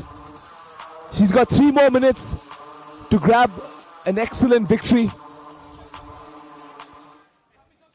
Both fighters look to be a little spent after those crazy 2 rounds. See, again, Vailina can just take center of the stage, cut her off, and throw shots from the outside. Yeah. But then she's choosing to follow her, so that's something they probably going to Yeah, work she's on. not cutting the cage off. She's actually just following her. But I like, I really like Vailina's striking. Like she throws feints, she moves her head. Actually good. Yeah, it's just actually, that yeah. She's getting drawn into a brawl and then... Yes, exactly. and She's then getting drawn into Ribha that brawl. Level changes and then she catches her. Yep. She basically lures her into a brawl and level changes. Really smart work by Ribha as well. That means they've game planned for this girl very well. But then again, this is what Happy Red Rooster is, right? This is what you can expect from that team. They mix it up. Yeah, they not just mix it up, but they game plan very well. Yeah, They study their opponents, they study their fights. Oh, Ribha just got caught with a big left hook. in Yes, between there, but again... Again, she goes for the head and arm throw. Again, she's got that arm lock there, the scarf lock. Her hand is trapped. But beautiful work. But beautiful work by Vailina to roll through and take top position. But now she's got to look to finish. She moves to side control. Beautiful work by Vailina. So Ribha is showing her back, and I think Vailina doesn't have enough time. She might as well go for the back. Yeah, exactly right, David. She's doing exactly that. She needs to go for the back right now. Put 2 hooks in and start. She needs to put both hooks in and start pounding on her. And she should get her hooks in on the same side. Yeah. She doesn't have any hooks right now, yeah. But really, really good work from Ribha to stand up. Vailina got a nice body lock. She should be looking for an outside trip.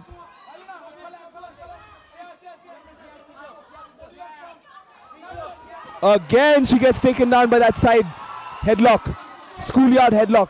Looking for the scarf lock again. Oh, this is a horrible position for Vailina to be in. Especially with the amount of time we have left. Yes. She's running out of time. And she's landed in the same position in the last 3 rounds.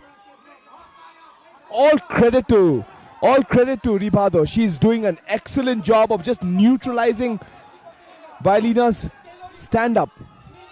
At the same time, I mean, she finally ended up, Vailina finally ended up doing what she needed to do. Again, she got on her back though. Yeah. I would like her to turn into it. Yeah, and get her hips under her. Yeah. Because you can hand fight from there. Yeah, you can hand fight from there and basically like, now she's got one hook in. Oh, but she's using the hook for the wrong thing. Yeah. She should be looking to use the hooks and peel her head off the body. I think Vailina is going to go back and look at this fight and be like, I need to work on certain things. Yeah, definitely. I think her striking actually looked very good. It's just that she was outmatched in the grappling. She needs... And the roar from the Shillong crowd, as expected. Their local lass.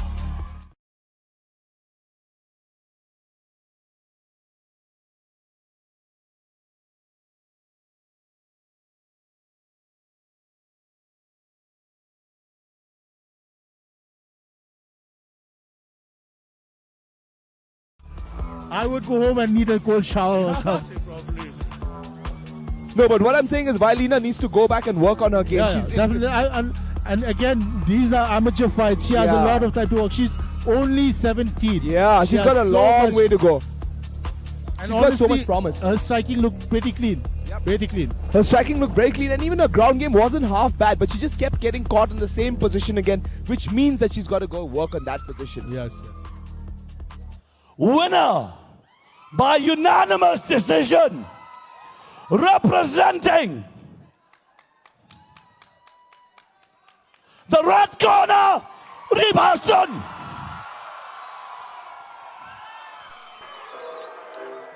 Fucking mediocres at the bag, you a snowball. Got too many props, fuck your phone calls. You ain't really got nothing to prove, fuck your idols. I'm a dancer making moves, I'm a tribal. Bitch, if the mask knows me, guess I ain't low key.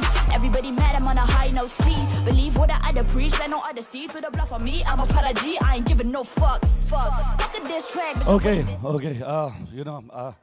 I was screaming so much for her, my voice is totally gone. But while she was fighting, while she was fighting, I had a talk with her coaches back there. And Ribha does not have a fight name, does not have a middle name yet. So I came up with a name which your coaches have agreed to. And from henceforth, now onwards, you shall be called Ribha, the Atom Bomb Son. That being said, we've also decided to sponsor a 1-year training for you with kettlebell champion Mr. Sandeep Sharma, who has represented the state of Meghalaya and won medals internationally. So a 1-year sponsorship goes to Ribha as well.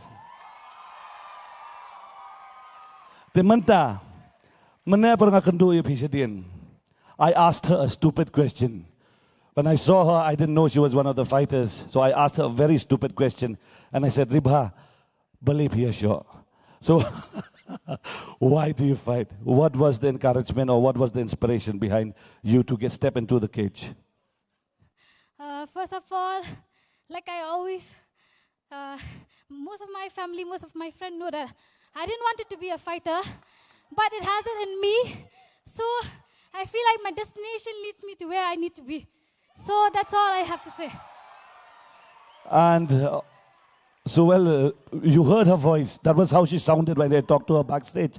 And I was like, oh gosh, Lord be with her.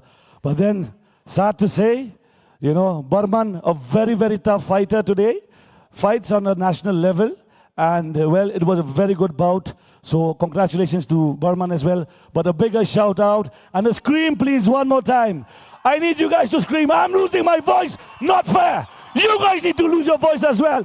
One more scream for Ribha, the Atom Bomb Son. With that, we shall take a short break. We will join you back immediately. fuck your phone calls. You ain't really got nothing to prove, fuck your idols. I'm a dancer making moves, I'm a tribal bitch. If the mass knows me, guess I ain't low key. Everybody mad, I'm on a high note. See, believe what I other preach, let no other see. Through the bluff on me, I'm a prodigy. I ain't giving no fucks. Fuck a diss track, bitch, I wouldn't diss back if I got it from a pussy like you. Pussy like you, just with no draft, and they got a wider vision. Listen, you ain't really got the rear view. You ain't got the rear view. Winter every season, ice cold. When I'm speaking, I don't want enough your bitches up close. Huh. You thought I was just a sideshow? Well, I think the critics might know. I do it best, I'm at the crest. I resurrect, please, this is too easy, bitch. We'd like to request somebody from Meghalaya AIDS Control Society to please come to the stage. Some representative of Meghalaya AIDS Control Society. And after which, we have the legends from Longston. Are you guys ready for some metal music? Can't hear you, Shillong. Are you ready for some metal music? This evening, it's going to be the legends from Longston, Thunderskiff.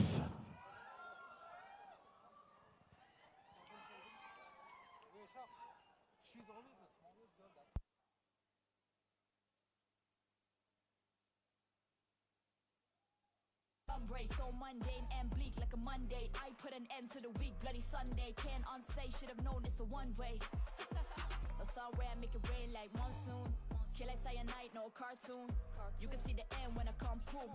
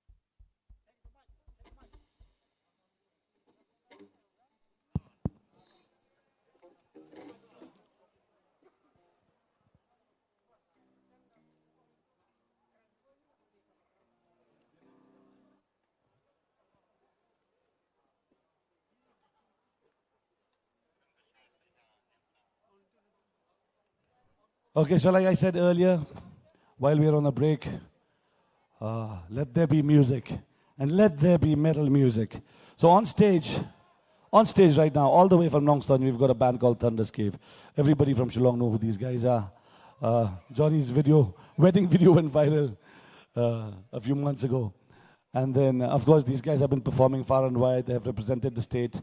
They've gone to many, many places in the country. They've played a lot of hard rock cafes as well. But the big news about these guys right now is that please do follow their page, because they're going to be releasing their single music video on Monday.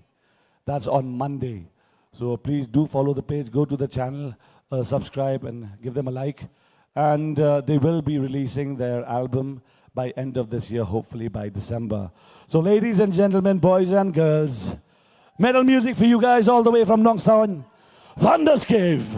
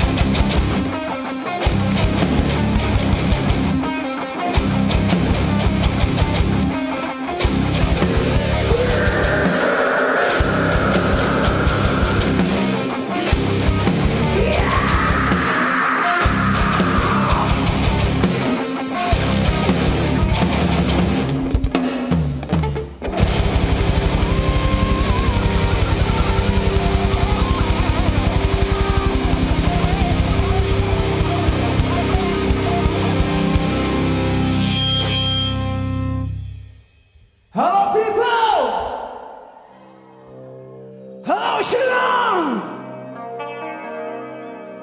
Are you having fun? We are Thunder's Cave back all the way from Nongstown. A very good evening to each and every one of you. And I hope all of you have a good time. So now, before we start, I just want to give a special thanks to the CM GMP for having us this evening. And also, I just want to give a thanks for Meghalaya Tourism. And each and every one of you for coming out. So this first song is original numbers. And this song is called The Prophecy.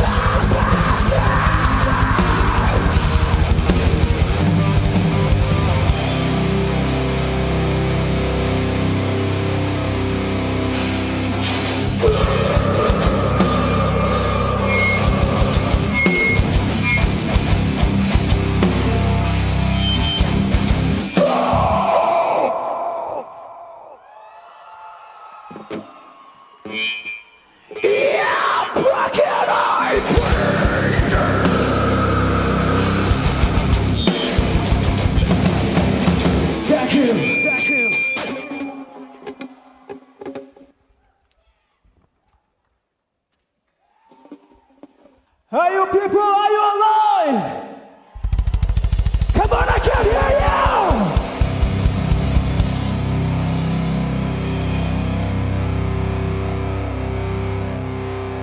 Alright, this next song we dedicated to these fighters, and this song is called The Last Fight.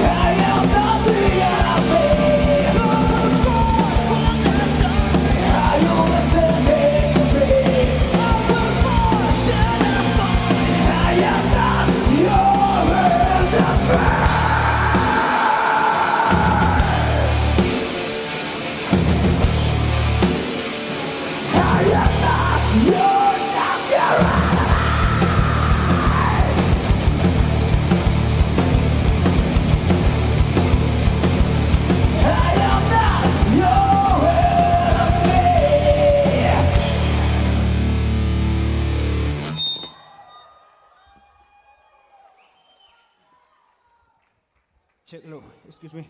But Bari, I will change my guitar, okay?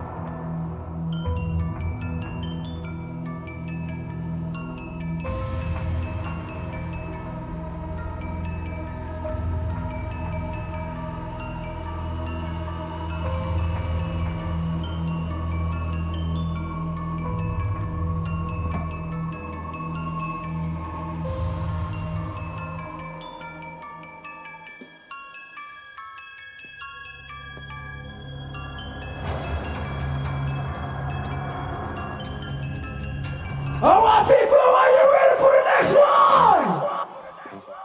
Let's go!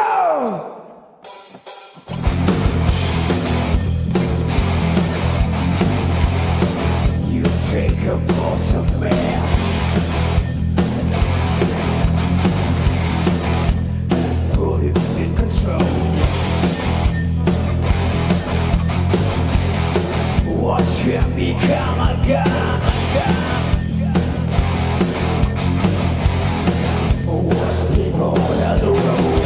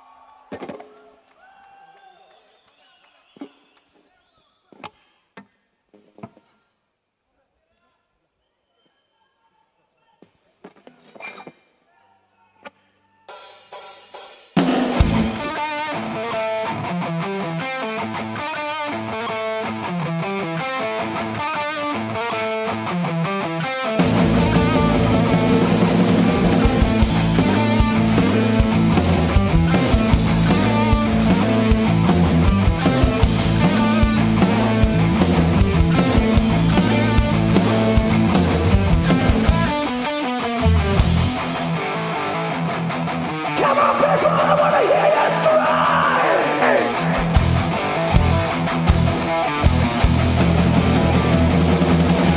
Alright.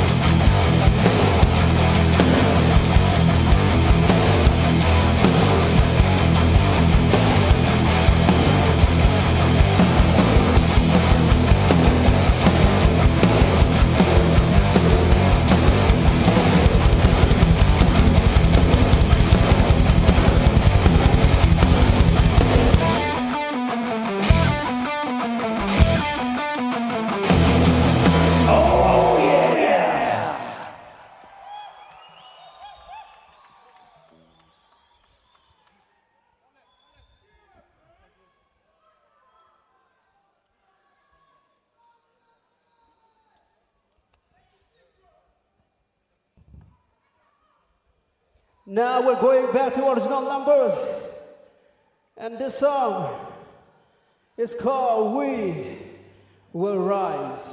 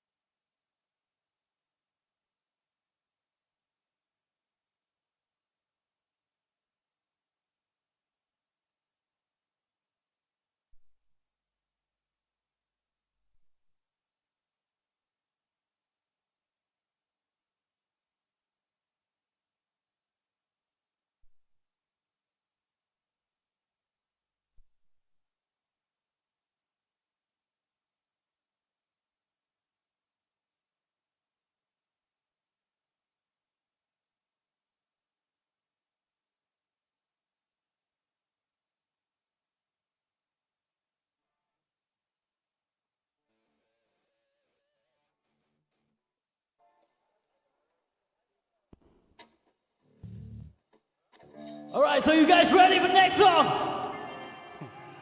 Oh, sorry. We are going to move with another song.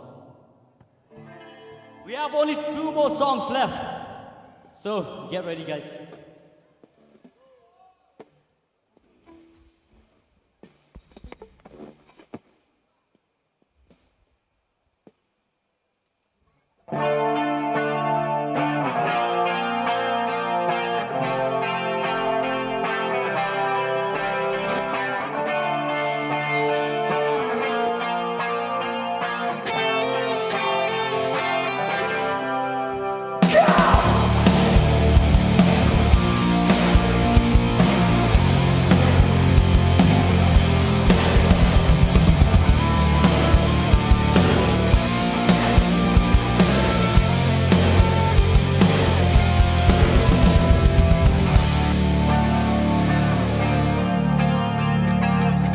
Come on, say with me.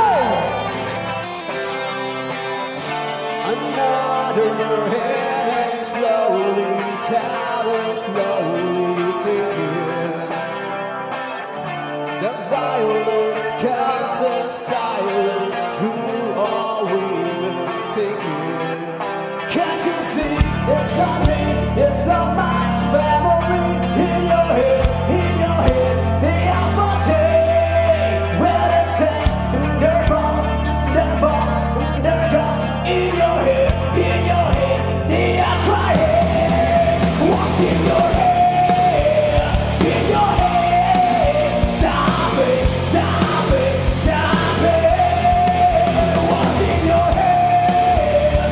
In your head, zombie, zombie, zombie.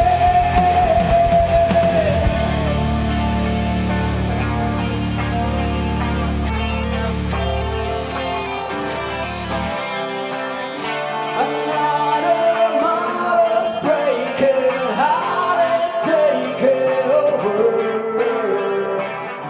The violence causes silence. We must be mistaken. It's the same whole thing since the 1960s. In your head, the alpha day. Where it's at, in their bones, in their bones, in their guns. In your head, they are tired. What's in your head? In your head, zombie, zombie, zombie.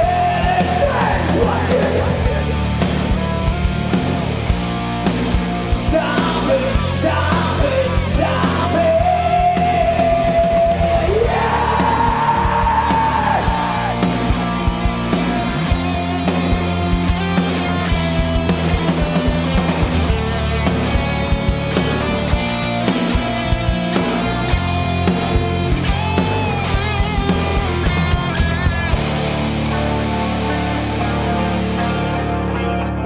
Come on, guys, follow me. No, whoa, whoa. No, whoa, whoa. No, whoa, whoa. No,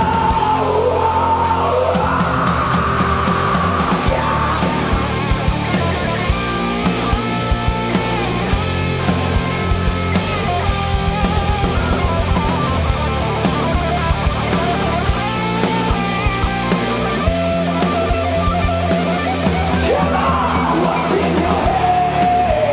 In your head, zombie, zombie, zombie. What's in your head? In your head, zombie, zombie, zombie. What's in your head? Come on, in your head, zombie.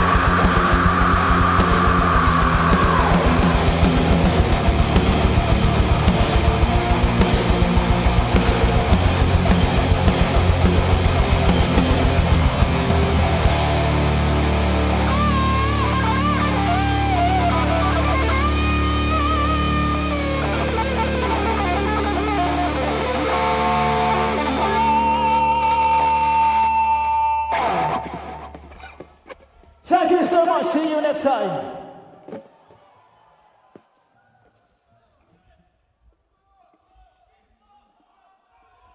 Come on, guys, let's take one photo with us.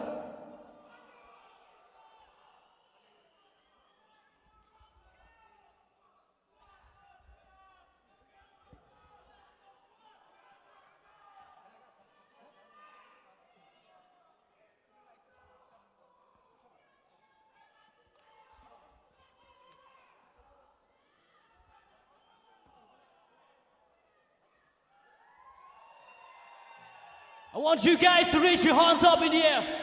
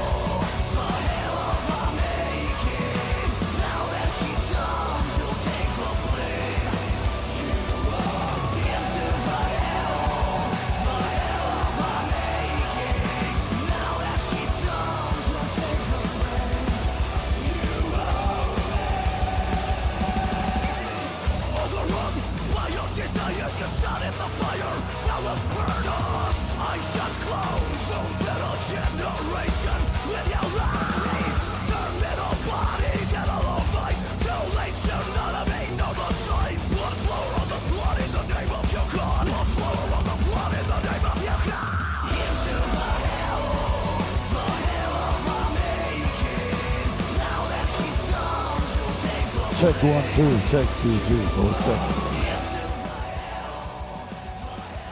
check. Guys, so the fighters are ready. We're going to start round 2, all right? So a bit of information. So far, until now, the fights that were hosted at the cage, those were amateur fights. So the pro fights are going to start now, all right? My gosh, people love violence, huh? Then again, a shout out here to all the amateurs who were there at the cage today earlier. It takes a lot, seriously, the amount of discipline, the amount of dedication, And then the courage, man, to face fighters who are way, way better than you and to, survive the cage. Incredible, incredible. So, a little shout out from Meghalaya Age Control Society as well. They were not able to come up earlier to give this message. The message is very simple. They have a toll-free number for any information on HIV. That number is 1097. I'll say that again. They have a toll-free number for any information related to HIV/AIDS, and the number is 1097. You dial on that number, and that number will redirect you to different languages depending on your preference. Okay, now that being said, the pro fights are about to start. Are you guys excited? Can't hear you, Shillong. Come on. We're supposed to be louder than this. Are you guys excited, man? Yeah, that's the spirit. We need you guys to scream so that, because these guys are pouring out their sweat and blood on the skates. The least you can do is show some love. So, well, I will just, shucks, I will just talk to the organizers. We will arrange the list of fighters. Give us 2 minutes and the fights will resume.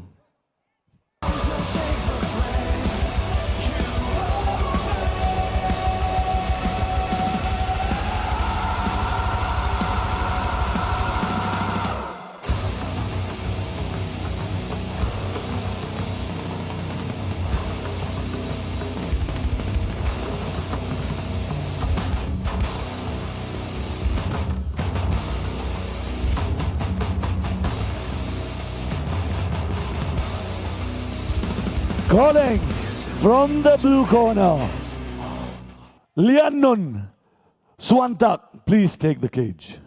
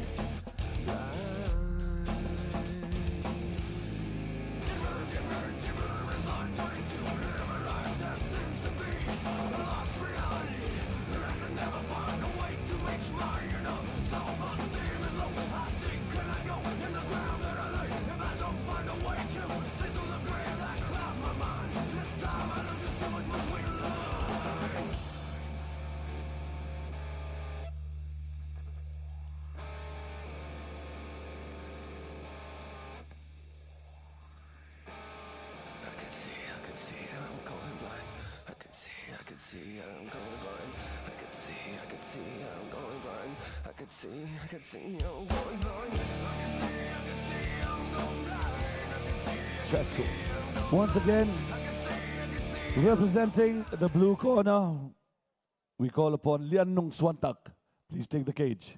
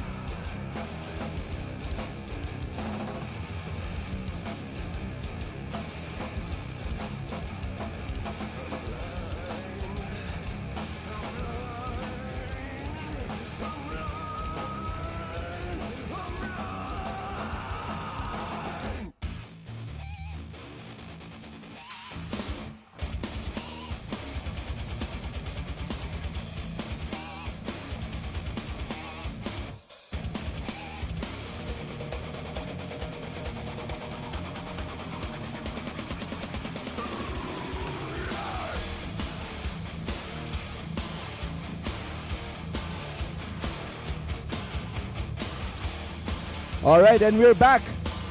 We've got Lianon Suantak on the prep point with the final checks before he steps into the cage for our first round of pro bouts here at the Shillong Cage Fighting Championships. We're so happy you could join us. We're in for a night of electric fights. Lianon Suantak is fighting out of Genesis MMA, representing Manipur. This fight is a flyweight fight.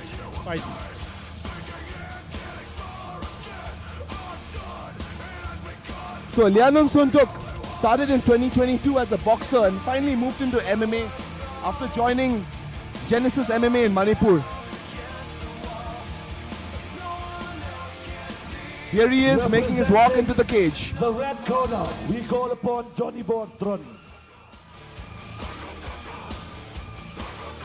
And now making his way into the cage, we've got Johnny Bortron. Johnny Bortron is fighting out of ground and pound MMA from Nongpo, representing Meghalaya. And you know what is really surprising when I was talking to him? He mentioned a very unlikely fighter as his idol. And he was like, I really like Charles Oliveira. Charles Oliveira. Yeah, there are very few guys who say that. I mean, I'm sure Charles Oliveira is a huge star, but he's not like everybody's favorite fighter, right? But clearly Johnny Bor's favorite fighter is Charles Oliveira. No, to me, Charles Oliveira represents the heart of fighting. He's someone who's had multiple setbacks and come back and gotten on top. Absolutely. So I was talking to Johnny Ball and he was talking about how his game plan is basically take his opponent down, ground him and beat him down on the ground by ground and pound. I mean, true to the name, the ground and pound team, the moment if they get someone on the ground, they are known to finish their opponents on the ground. I mean, the gym is called ground and yeah, pound, I mean, right? True to the name, as I said. True to the name. Here he is going through the final checks at the fighter prep point.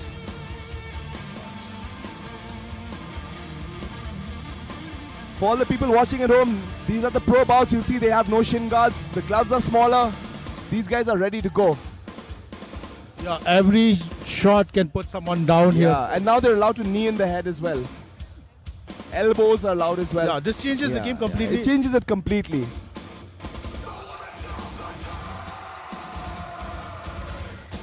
Final checks by referee Andrew Kennedy.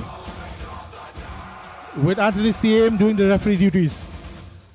And we now go to Andreas on the mic. This flyweight professional bout is scheduled for 3 rounds of 5 minutes each. This fight is brought to you by Suman Deb. And in the blue corner, making his debut as a pro fighter, standing at 5 feet 6 inches tall, weighing in at 57.2 kilograms, fighting out of Genesis MMA, representing Manipur, Lianon Suantak.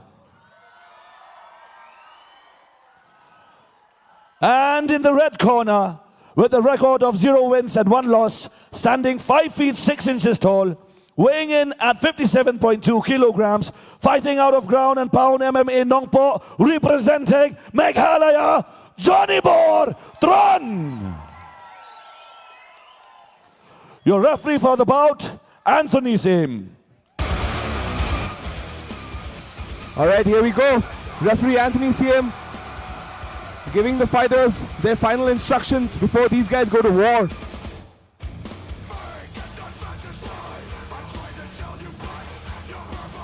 As an added bit of information as well, the 12-6 elbows are now legal in the pro fights.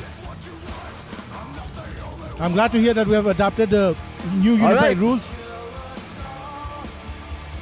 It's on, it's on. All right, here we go, ladies and gentlemen, the pro fights. Johnny Nice Bortron. cross Oh, beautiful from Johnny work. Bor. That's a nice hip throw.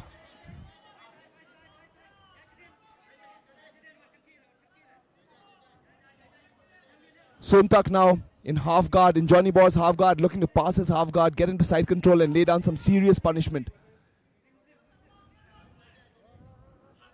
Johnny Bor still doing a really good job with that underhook on his left side. That's preventing the back take. Suntak preventing Suntak from really getting to half guard, knee slicing and getting to side control and laying down blows.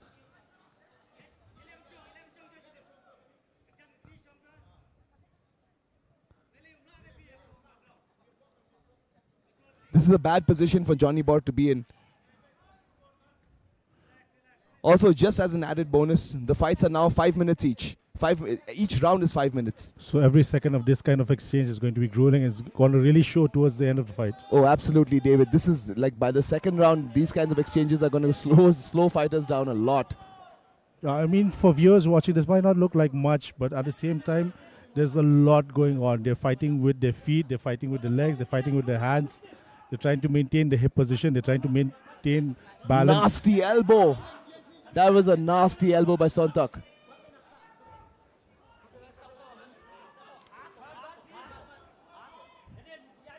I really like the way Leonan is basically holding Johnny down, not giving him any opportunity to get up, not giving him any space to move, crushing him against the cage. Yeah, not only does he land damage, now he's got knee on belly.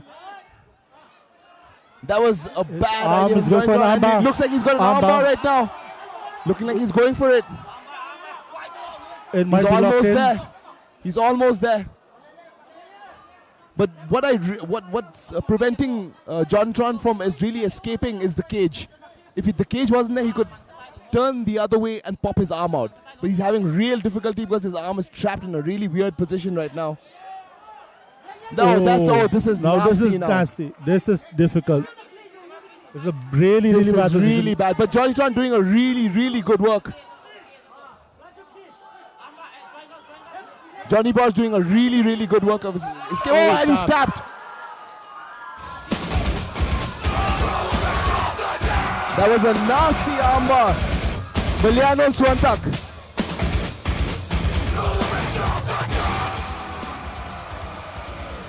Very technical armbar. Definitely he transitioned from that arm, I'll say belly down, and managed to roll him through and got him on his back. Yep.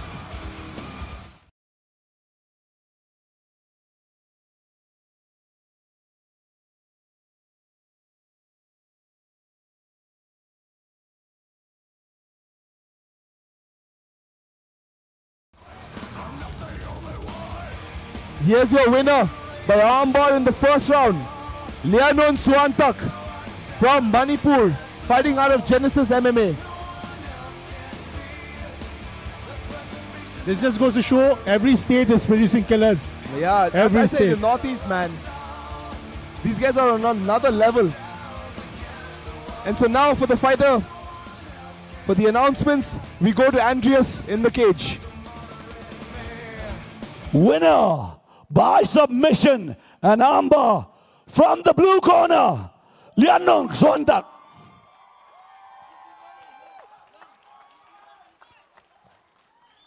He said he was going to finish this fight in the first round, and clearly he's finished it in the first round itself. Incredible work from the boy from Manipur.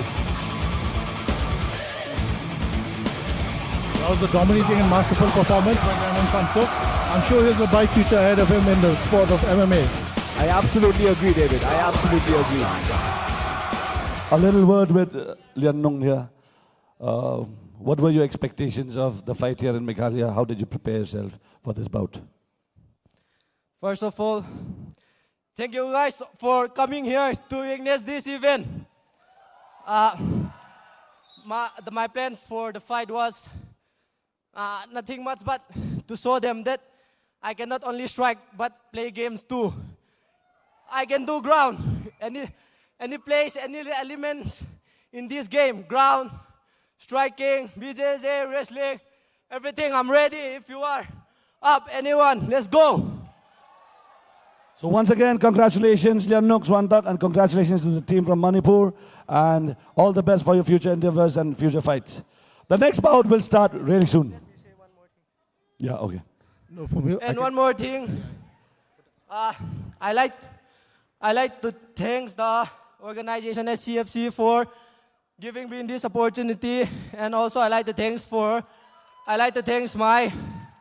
one who sponsored me in this fight, Joy Enterprise and Tunu Engineering, and the others who give a little by little and can make this event happen, can make me come to this event. I like to thank again my coach and all the ones who helped me in this game. That's all. Thank you. Ladies and gentlemen, Lianung Swantak. That was an incredible victory by Lianung Songta. Nasty armbar. Yeah, absolutely nasty armbar for that finish. I was wondering whether he can finish the arm down. Same here. Belly down armbar, but then he managed to transition to in fact, I thought Johnny... Representing the blue corner, we are calling in Ankan Gogoi. I actually thought he was just about to get out of the armbar, but it looked like it for a while. All right, ladies and gentlemen, we've got Ankan Gogoi making his way to the cage. 22-year-olds representing Team Bidang. Spoke to him in the fighter meetings, was very excited to tell me that his dad was basically a taekwondo expert, and then started sort of to push him towards mixed martial arts when he was a really young kid, and finally found mixed martial arts with Bidang MMA, flanked by one of the better coaches in the country in Babaji Chaudhary. Talked about his style, very, very explosive, unpredictable, unorthodox. He's going to look to pressure his opponent, really try to counterpunch everything and deliver a stunning knockout. Here he is, making the final preparations at the fighter prep point. So Babaji Chaudhary, Babaji Chaudhary would be one of those people who's responsible for bringing up an entire wave of MMA fighters from Assam. His gym, Bidang, was the first MMA gym he's basically using all his skills and all the knowledge that he learned as an MMA fighter and giving it to now the younger next generation. Yeah, he's a prominent MMA fighter himself, and he's passing on his skills to the next gen. Yep.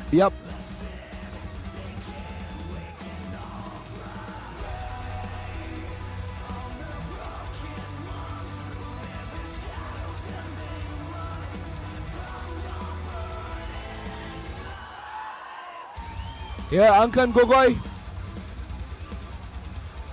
with the final checks from referee Andrew Kennedy before he makes his walk into the cage, representing Team Bidang MMA from Assam. And we have Anthony CM again on referee duties. Yep. Representing the red corner, calling in Donbok Nongrum. Local boy, Donbok Nongrum, 18 years old. Trains out of Team Revolution. Again, this is a very familiar story from boys from the Northeast. Yeah, these guys all fighting on the streets, getting into bad habits, things like that, and finally finding discipline required to succeed in MMA. A very inspiring story. Here he is, only 18 years old, making his pro debut. I had the privilege to watch him spar over the past few months, and he is a scrappy guy. Yeah, he's a Waco Indian open gold medalist, huh? Really likes to strike and kickbox, but is not opposed to showing off his ground skills either. Here he is, making his way onto the stage. So he spoke to him earlier, and his thing was that he wants to go with the flow, take it wherever the fight goes. Says that he wants to show his ground skills as well, but won't mind catching a knockout on the feet. Here he is, flanked by Coach Sam. Final preparations. Honestly, according to me, if it goes the distance, he has the conditioning to keep pushing till the last minute. Again, this is a rematch from the last event in Nagaland. And Don Bok had beaten him and he's looking for... Angkan won and now is looking for revenge.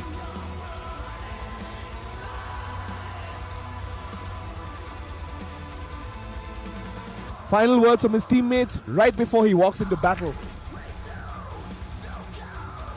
We've got referee Andrew Kennedy making the final checks to the fighters before they enter the cage.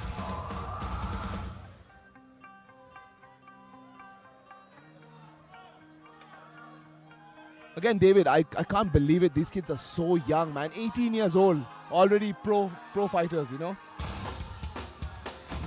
Yeah, man, dude. These guys, in just a few years, you probably might see them like competing for a chance to represent us on the world stage.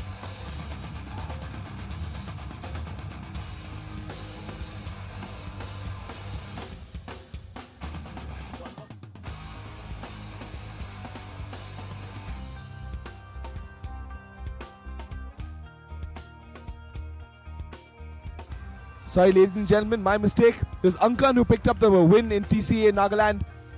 And Don Bok is going to be looking for revenge here.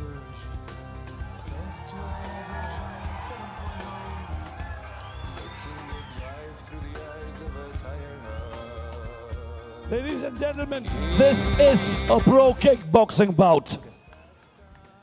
This flyweight bout with K1 rules is scheduled for 3 rounds of 3 minutes each. In the blue corner, with a record win of 4 wins and 1 loss, standing 5 feet 6 inches tall, weighing in at 57.2 kilograms, fighting out of Bidang MMA Guwahati, representing Assam, Angkan Gogoi. And in the red corner, with a record of 20 wins and 1 loss, standing 5 feet 7 inches tall, weighing in at 57.2 kilograms, fighting out of Team Revolution MMA Shillong, representing Meghalaya, Don Bok Nongrum. Your referee for the bout, Anthony Sim. All right, here we go, ladies and gentlemen. This is going to be a K1 bout. It's so a basically rematch. kickboxing with MMA gloves. It's going to get violent, and how?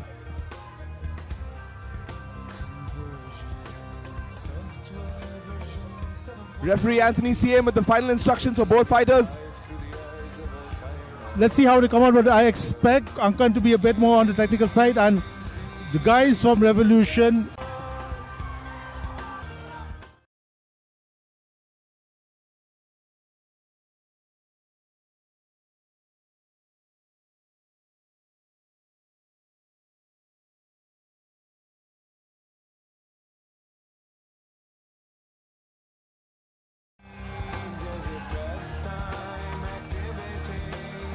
a bit of contention in the corner. There seems to be some kind of controversy, but as far as we're concerned, I think he pretty much put him out.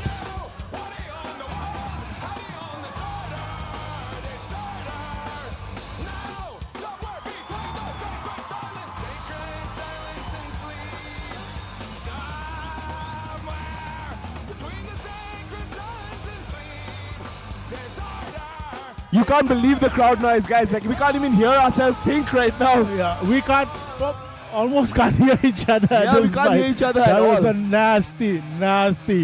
Don Bok with the Khasi Students Union flag flying high, flanked by his coach. An emphatic win by the young 18-year-old. And a show of respect here. And a show of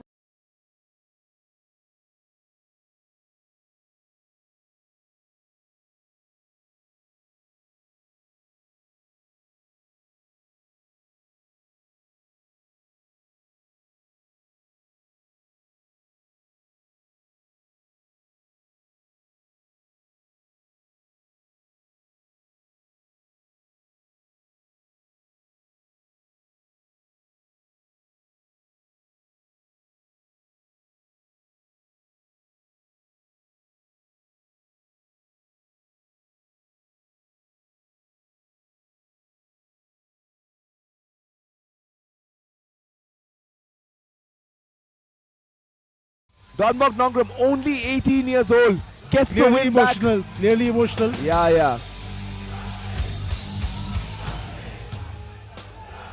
Winner by TKO in 45 seconds of the first round, representing the red corner,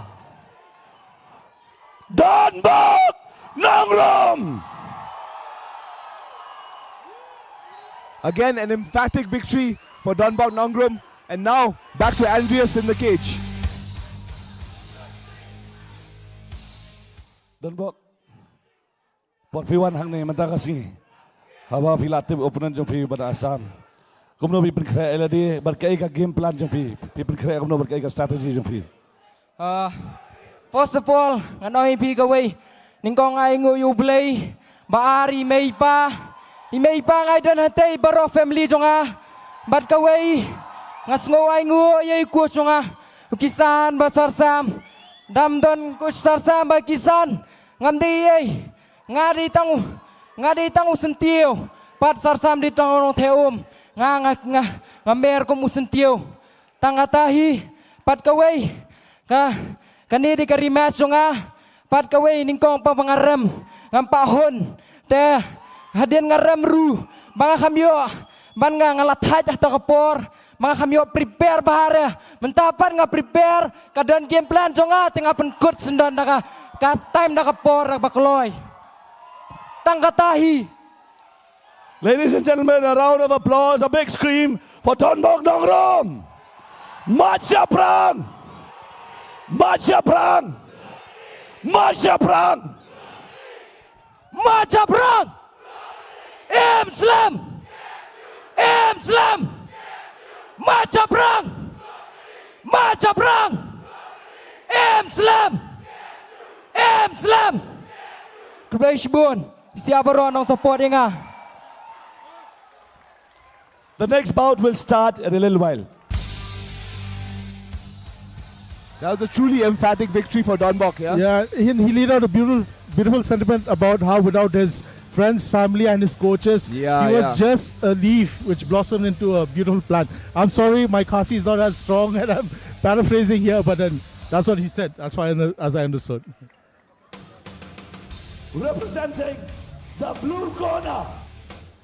Oh, ladies and gentlemen, this is a fight I've been waiting for. Now, this is a fight I've been really waiting for. The battle of two prospects. We've got Nazareth Latazuala from Mizoram, now fighting out the Dojang MMA, making his way into the cage. See, this is a fighter's fight. Yeah, this is what I'm really excited about. All you guys who are part of the MMA community, who know who these guys are, have been waiting for this fight with bated breath. This is the one. I mean, like we hardly ever see top prospects face off so early in their career, facing off. So everyone's waiting. I mean, we are really likely seeing two UFC prospects facing off, and I'm pretty sure they'll probably fight again after this, whatever the outcome may be. But yeah, this is a really high-level fight. Yeah, I remember calling one of Nazareth's fights, and I was shocked at the relentless attitude that he has, a relentless drive. Right, this guy is like an unstoppable force. He's going to be meeting an immovable object in Jeko Laishiram now.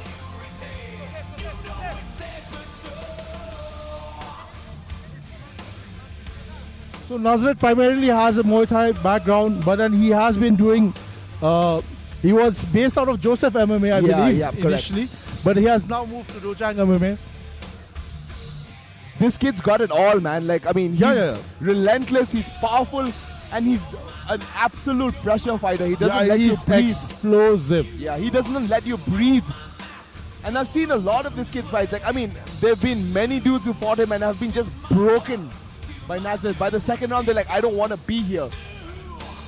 This kid is the real deal. Finally stepping into the fighter prep point for the final instructions.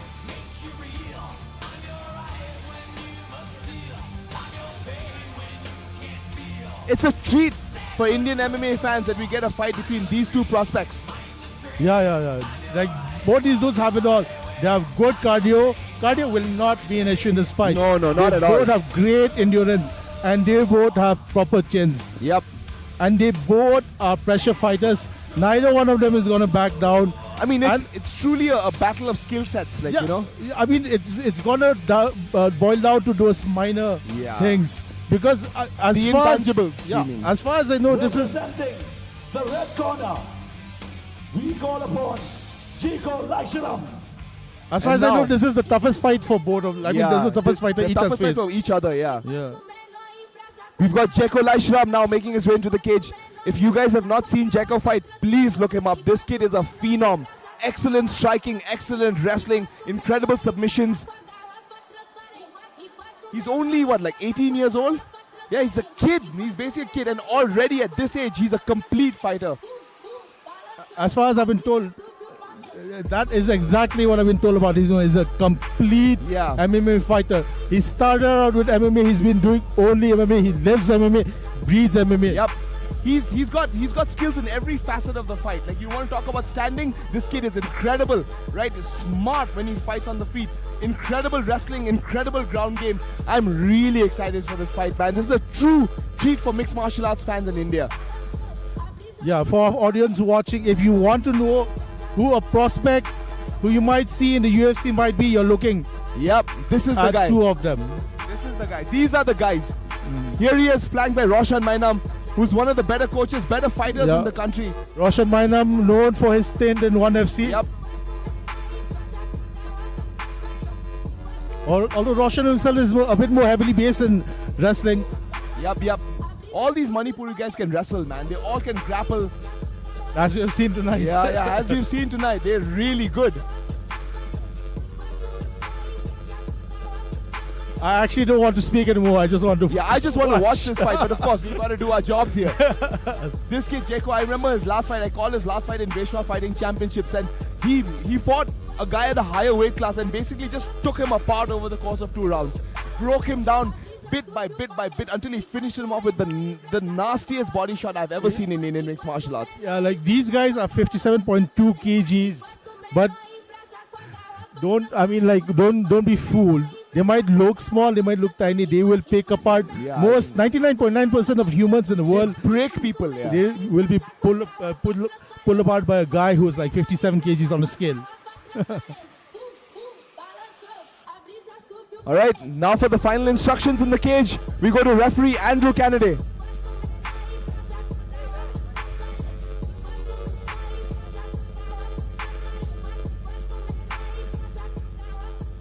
And now, this flyweight bout is scheduled for 3 rounds of 5 minutes each. This fight is brought to you by Hello Meghalaya. In the blue corner, with a record of 2 wins and no losses, standing 5 feet 6 inches tall, weighing in at 57.2 kilograms, fighting out of Bidang MMA Guwahati, an international level MMA fighter representing Mizoram, Nazareth Lalthaswala. And in the red corner, with a record of 5 wins and no losses, standing 5 feet 6 inches tall, weighing in at 57.2 kilograms, fighting out of RMX MMA Manipur, known as the undisputed king of the flyweight division in India, Jiko Laisharam. Your referee for the bout, Andrew. Honestly, David, I don't even want to do my job right now. I want to watch this particular fight. But the professionals we are, we'll give you the best commentary that we can. I was searching for the words in my head just now because I know this is a big fight. Seriously, what an incredible fight. Huge fight. All right, here we go. Final instructions already done by referee Andrew Kennedy. Jeko Laisharam taking on Nazareth Lalthaswala. Again, orthodox versus southpaw opens up the open side.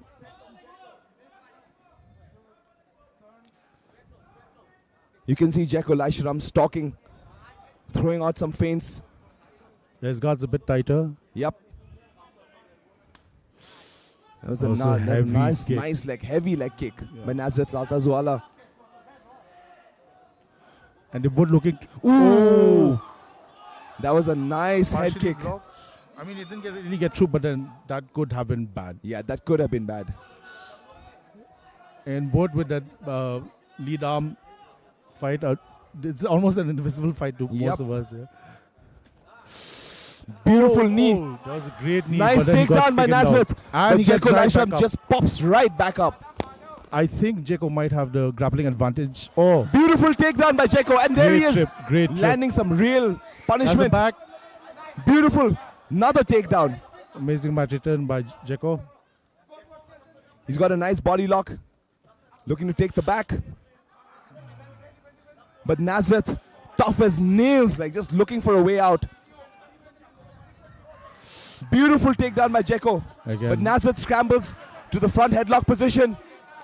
Another knee up the midsection. Again, this is going. Both guys, beautiful. Oh, this kid is just on another level, man. Beautiful elbow again. So Jeko clearly having a grappling advantage at this point. Yep. But he does. Oh, he's playing with Nazar just a bit. I don't.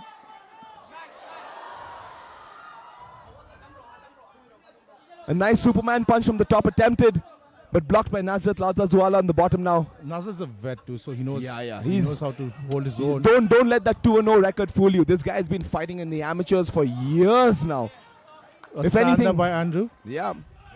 Excellent. A beautiful right hand cracked him. But they go right up against the cage now. If I was Nazar, I wouldn't be engaging with Jeko. Yeah, I would not be trying to clinch with this kid, man. I'm trying to outstrike him from the distance, but even then, like, he's having a hard time. Yeah, but Jeko is well-rounded. Oh, this is a bad This is position. excellent. Bad for Jeko now. Nazareth on top. Oh, nice elbow. Beautiful elbow by Nazareth Laltazwala. Beautiful knee to the body as well. But Jeko Laishram right back up to his feet. Oh, and I think that might have been. Dude, this is not. These guys are going at it, man. I felt that liver kick. Oh, that gave me liver cirrhosis. Like,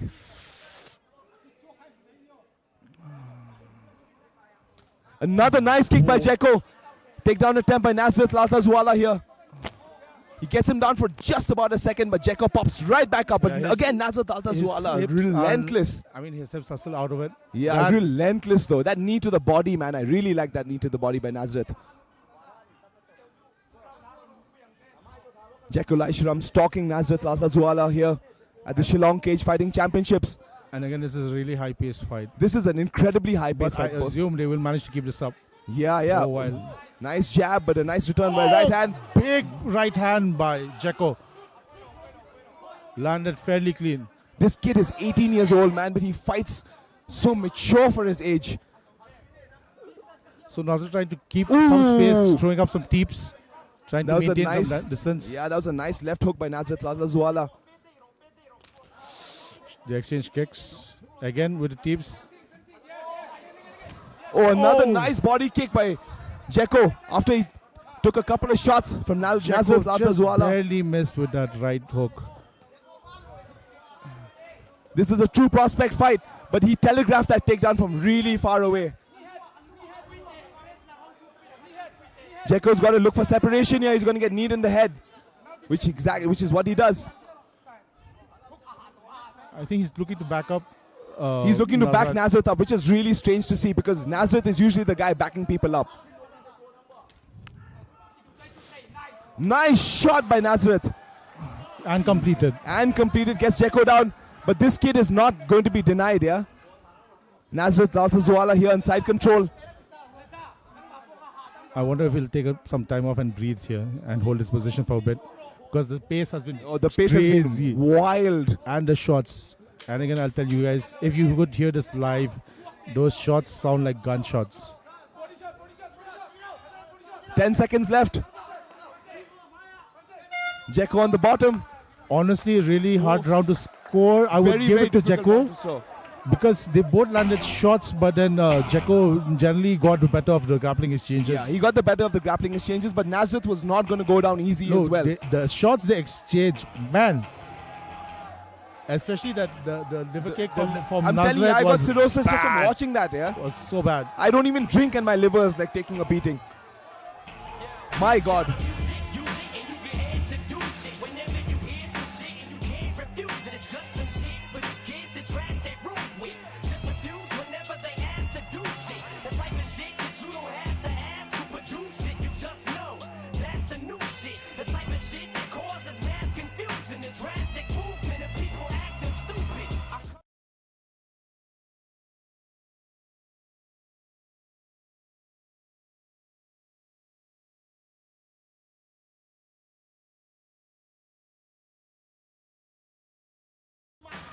All right, we're back with the second round.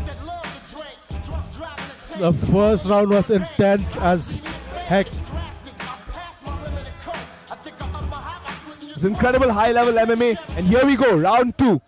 Jeko Laishram taking on Nazrat Laltazuala in a battle of the prospects. So Nazrat kind of invested a bit on front kicks, or teeps to the body, and leg kicks. I wonder if that has dissuaded Jeko from entering. That's a nice What hook does it kick. look like? Nice That leg was a kick big again. Leg kick. Both so patient, both so measured. I mean, this is. I think they're just both reading each other, man, because they realize they're like, this is my toughest fight for both of them. I don't think they've ever faced opponents like each other here. Yeah, man. And oh, nice work by Jeko. Reversal by Yeah, Jeko. incredible reversal by Jeko. Here he is on top. Nazrat Laltazuala has got one butterfly hook and an overhook on his right hand. Right arm. Jeko should be looking to drop some elbows right now here. A short elbow with the left hand. So if Jeko serve can him get really well. If Jeko can get Nazrat's left knee out of the way, get into maybe at least half guard. There, that was the elbow I was looking for.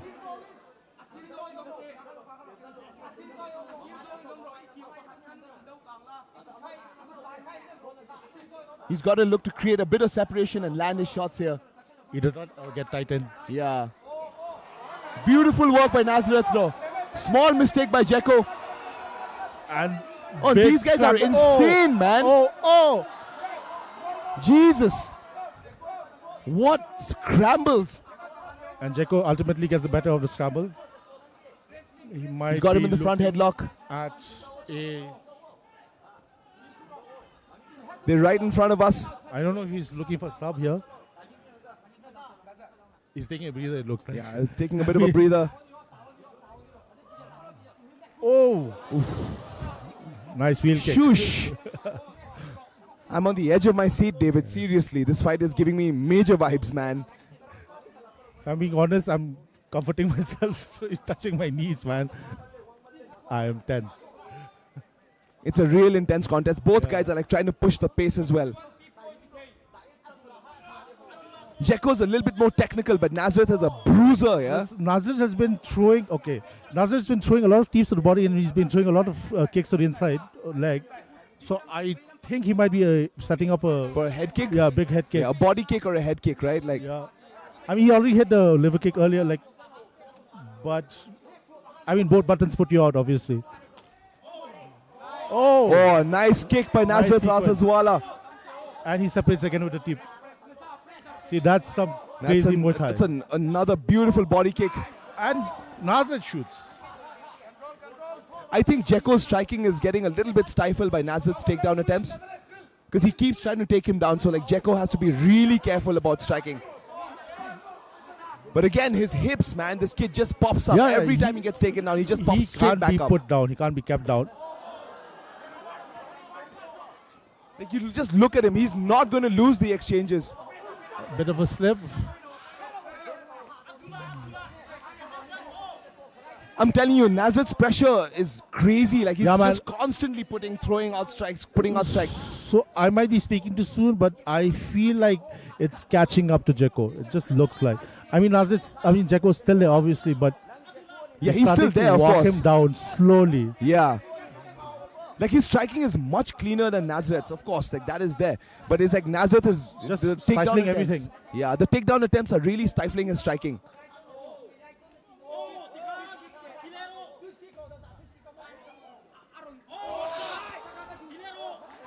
Both guys throwing. Oh, that was a nice head kick. Caught him right in the temple. But this dude's chin is made out of granite, man. Both these guys, they're granite chins.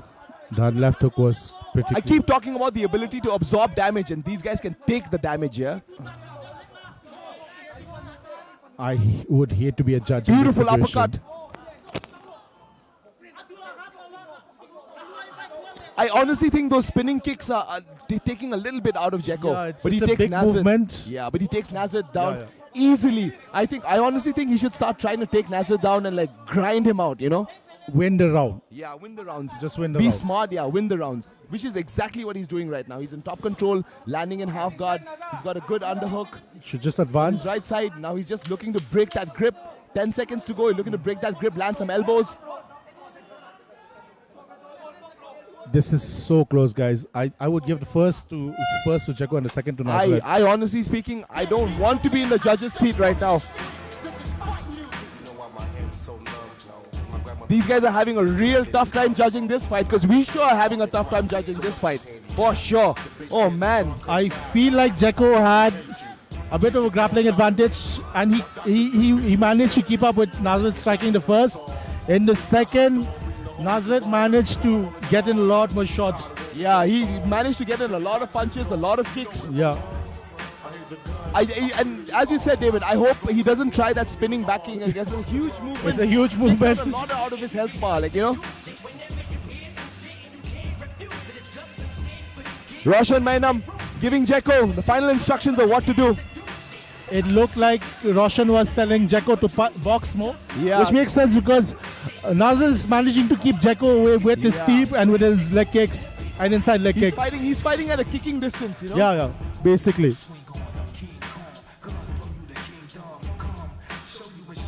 But this is an intense fight, man. Both these guys meeting each other this early in their careers. It doesn't get any better than this.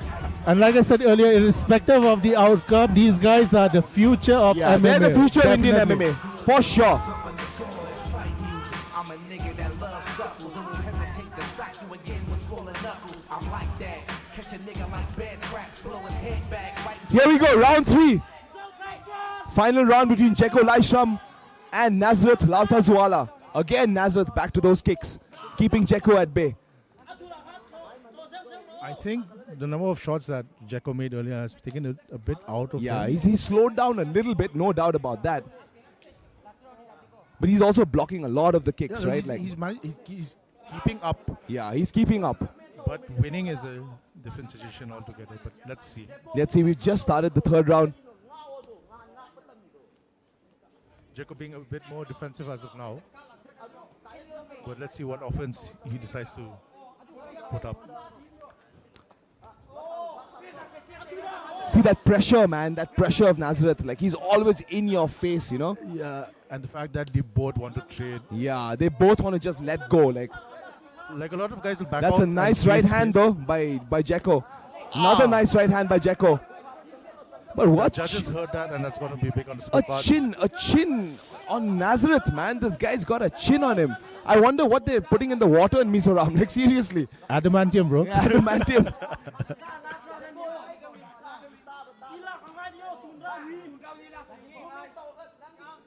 So, as of now... Ooh. You know what's happening here with Nazareth? He's actually hitting Jeko, no, on the offbeat. Yeah. Right, like every time Jeko, moves in and out. Yeah, every just time in between, in between he he catches breaks him, his yeah. rhythm. It's not big shots necessarily, Yeah, but, but it breaks the rhythm, right? Yeah. And so for you, if it breaks your rhythm, you're not going to put out any combos or anything. It just stops you. By the time you throw your first shot, you've been popped. Yeah, and you have to back up, reset. Yep. But what I see is Jeko is getting drawn into a kickboxing Muay Thai fight. Which he should be using all his skills, because I saw, it looked like he was having a big advantage in the ground. Like, he grappling. took him down and basically got him in guard. Again, he's got a nice single leg takedown here. I mean, he would be winning this round sort of, but then I think visually he needs to. He's got him down though. He's got him down though. He's looking to scoop up Nazareth's legs and put him on his butt. But Nazareth Nazareth's again got the using Kimura grip Kimura on him. Yep, he's got a Kimura grip on him. But Jeko pops his head out. He might get his back. and He he's has taken one the back. hook almost I'm in. telling you one thing, man. This kid just finds a way to win. Yeah, he's tough as nails. He's got good fight IQ. With the shots he's taken, but which Yep. have both taken, man, these guys are absolute studs, man. But any fighter fighting at this pace by the third round would definitely slow down. These guys are still going at it. yeah, Jeko needs to mount a proper offense at this point. I Yep, mean, yep. he needs to get something on the scorecards if he wants to win. Definitively. I mean, he's definitely winning this round. But he's got to do, like, you want to add that little extra. Yeah, like you don't really want to leave it to the judges to a certain extent. You don't want to leave it to the judges. Like, no one wants close rounds. I mean, if you are a fighter and you want to win, you don't want close rounds. Excellent work by Nazareth. Get to his feet. Again with the teeps. Oh, Jacko landed a nice right in there. Catch his leg.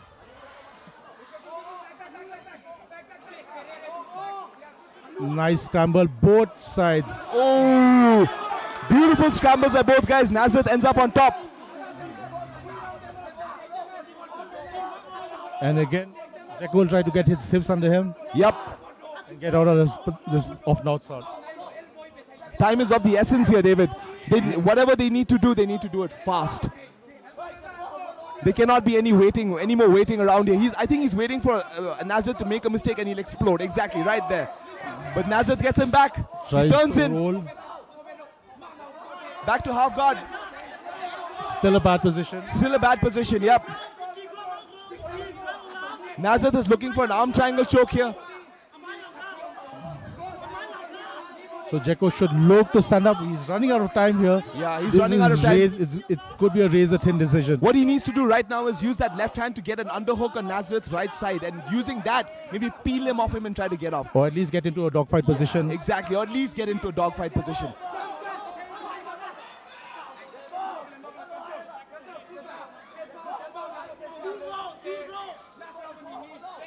Nazareth is smart. He's smothering Jacko right now.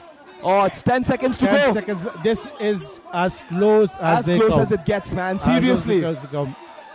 I don't know how the judges are going to score this, but it was a great fight. It was tight. Both corners are confident that they do win, but honestly, it might have been 2 minutes 30 seconds each for the final round. It might have been. It's too close to call, man. I mean, I would hate to be a judge right now.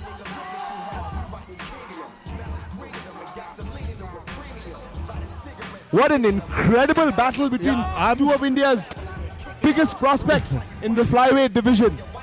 I'm having an adrenaline dump right now for watching. I'm having an adrenaline dump for watching that. I'm sweating. My armpits are sweaty. Insane. Oh, these two are going to definitely meet each other again at some point. Either way, they're going to fight again. It's going to happen. From how I saw it, Jacko was doing really well. He got a bit complacent and he played into Nazareth's game in the second. He got drawn into a striking battle. I think if these guys fight each other next time, it's going to be a very different fight.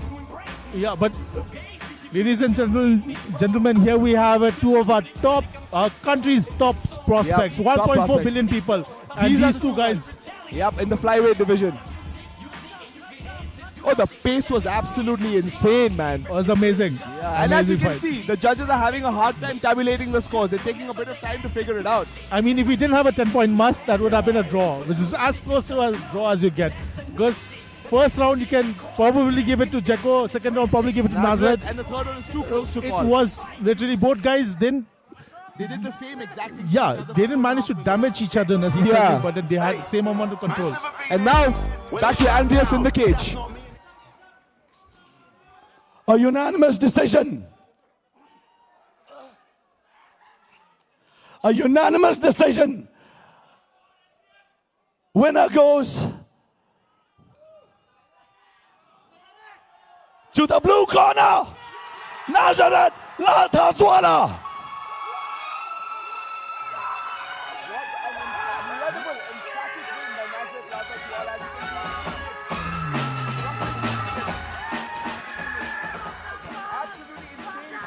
Yeah. And let's be assured they will meet again. And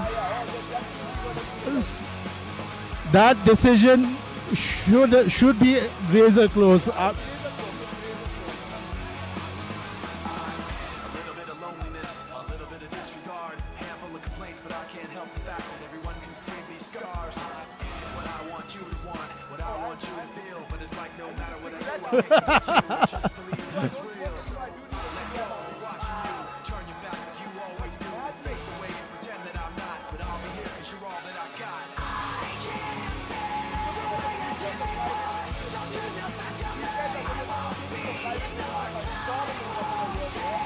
Yeah, I would like to see these guys move up into like maybe Cage Warriors or some bigger promotion, Brave, Cage Warriors, something. Because I mean, either way, even Jacko was ready. I'm pretty sure Nazareth is ready. He showed grit. He managed to survive the grueling grappling portion of the fight.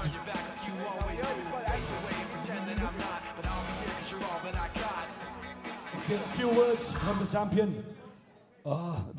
It looked like a very, very close fight, of course. Punches were being thrown on either side. Kicks were landed on either side. Those body shots sounded like they could have been heard from a mile away. Question to you is, Nazareth, what were your thoughts when you walked into the ring today? How did you prepare yourself mentally for this fight?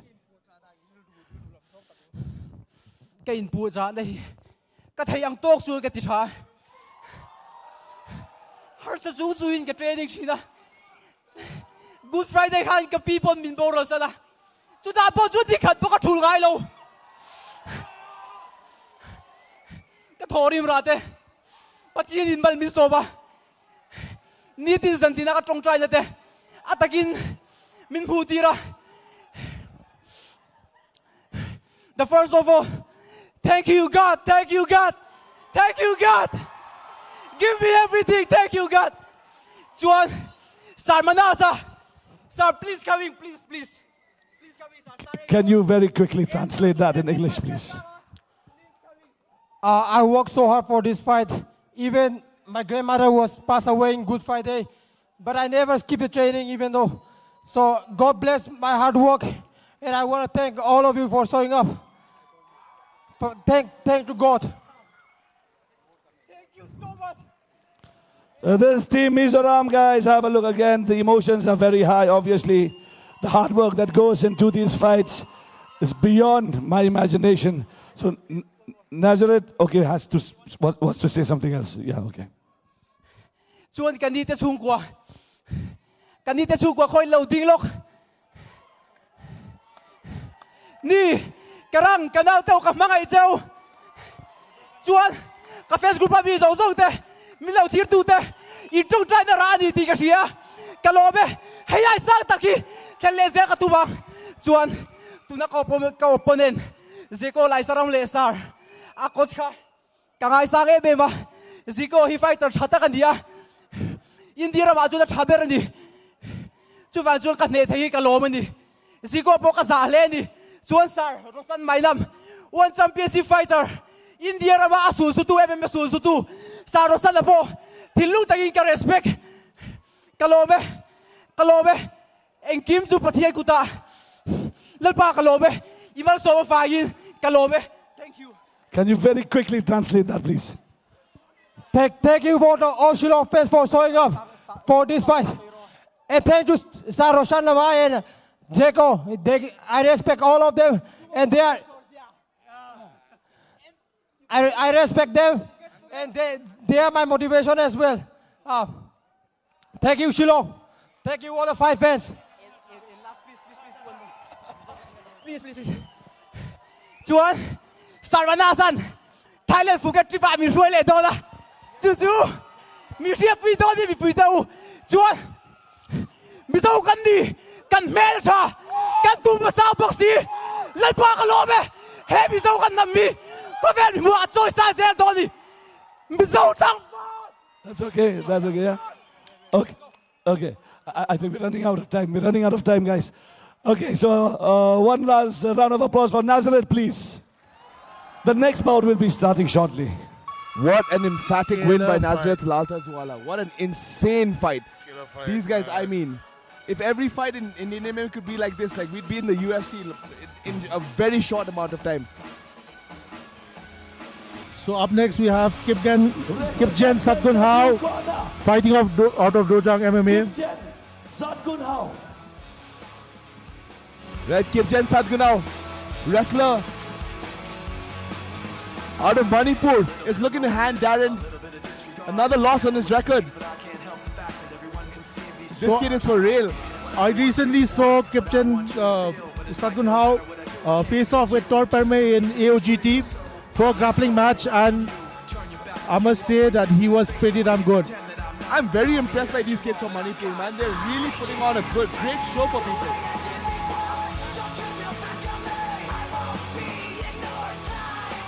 Here's Kipchen making his way into the cage.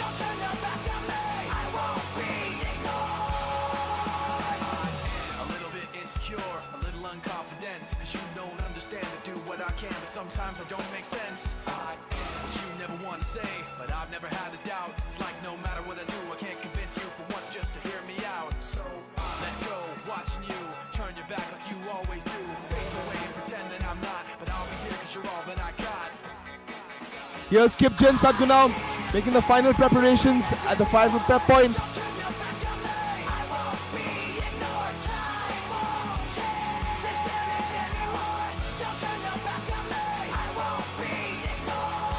Just a shout out to the Lariti Multipurpose Theatre. This is an incredible venue. I've never seen a mixed martial arts event with this kind of production value. Just absolutely incredible.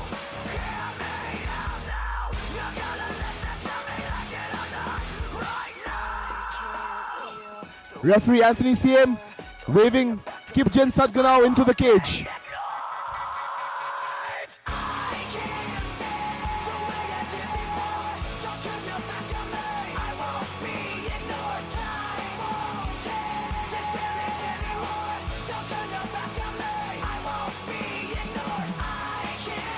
There seems to be some confusion. I think they're applying Vaseline to Kipchen.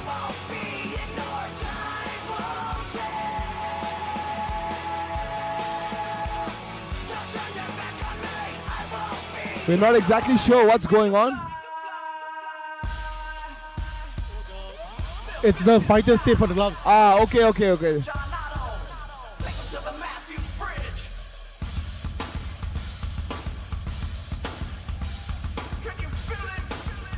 All right, we're just putting on the blue tape on Kipchen Sadgunam.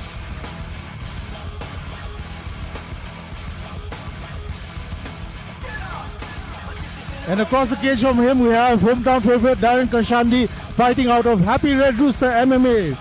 Yeah, I mean, this kid is incredibly skilled, very good, very precise striking. He's had a bit of a rough time as far as his MMA record is concerned, but his skill sets belie the fact that this kid is a very, very, very good fighter. So, as far as I've heard, Darren changed up his game after his past few fights. He has given...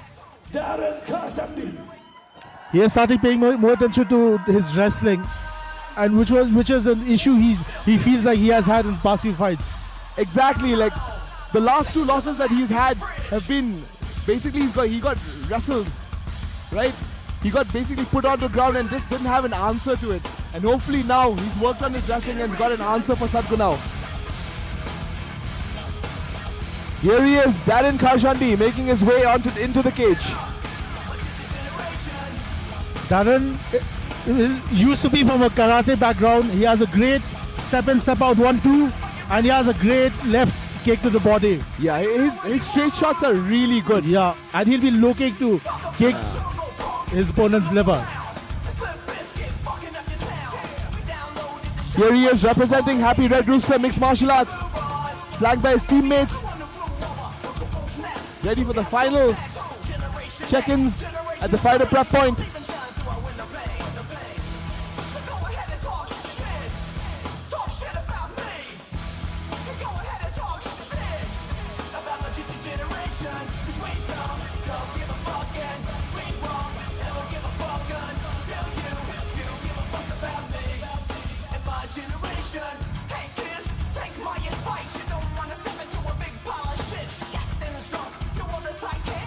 I really like Darren's striking simply because it's so aesthetically pleasing. Like the guy can really strike. It's in, out. Sleek and slick. He's there to get hit, to hit and not get hit. Yeah, that's the name of the game, right? Yeah. But he's got a tough test in front of him in Sadgunam Kipchen. And even physically, Kipchen looks a bit wider. Yeah. Looks a bit more thick. Let's see if he's ready for the challenge. But at the same time, Darren himself is now a wrestling champ in Meghalaya. Sponsored by the Meghalaya Bookstore. Ladies and gentlemen, this is the first co-main event of the evening. This bantamweight bout is scheduled for 3 rounds of 5 minutes each. In the blue corner, with a record of 1 win and 1 loss, standing 5 feet 8 inches tall, weighing in at 61.2 kilograms, fighting out of Dojang, MMA Guwahati, representing Manipur, Kipchen Satgonhao. And in the red corner, with a record of 0 wins and 1 loss, standing 5 feet 8 inches tall, weighing in at 61.2 kilograms, fighting out of Team Happy Red Rooster MMA, Shillong, representing Meghalaya, Darren Karshandi. Your referee for the bout, Andrew Kande. All right, here we go. Referee Andrew Kennedy with the final instructions to both fighters.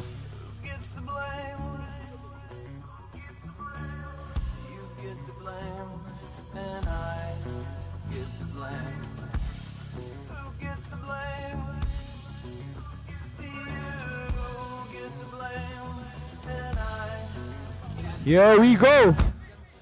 Again, Orthodox versus Southpaw. Darren in the Southpaw stance.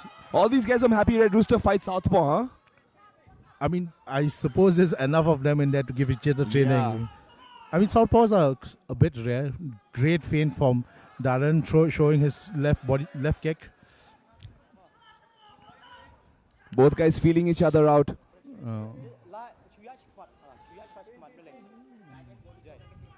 Kipchen doing the right thing, moving towards Darren's right, away from his power hand. Nice calf kick from Darren. He looks focused, huh, today? And there's the 1-2 and body kick. He looks really, really focused. Like he needs to win this fight. That was sharp. Yeah, like but he wants to win. Those were Hungry. measuring shots. We'll see now if he commits to them.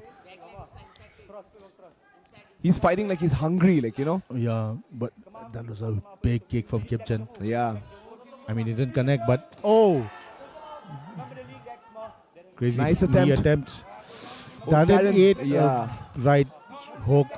He's got to put his hands up, man. He's got to put his hands up. He needs to fight with his hands a little bit closer to his face. He needs to watch the shots coming. Slapping body kick. That's the thing, right, about these open stance matchups. Yeah, like both we guys see have a lot of body kicks, a lot of inside leg kicks, like, and they're really damaging because you're blasting from the power side. In these kind of situations, I really like to see the lead leg work and the hand trapping. Yeah, hand trapping basically. Again, big nice body one. kick from Darren that hit the solar plexus.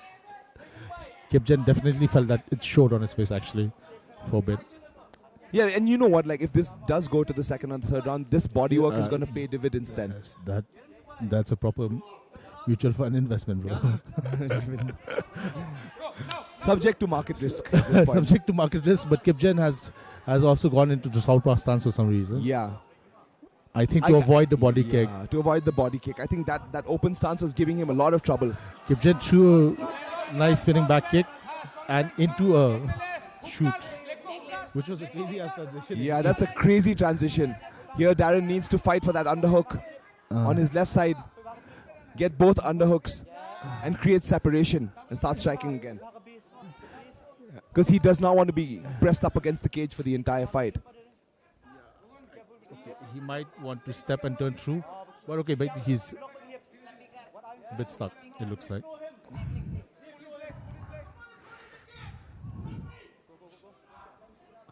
You hear the crowd screaming about someone holding the cage.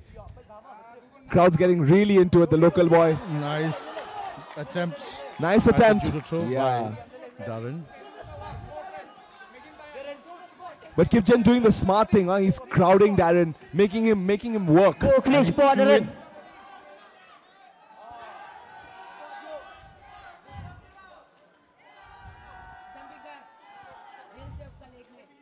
Darren's really got to create separation here and start to strike. Because if he's not creating separation, he's losing this bout, getting pressed up against the cage.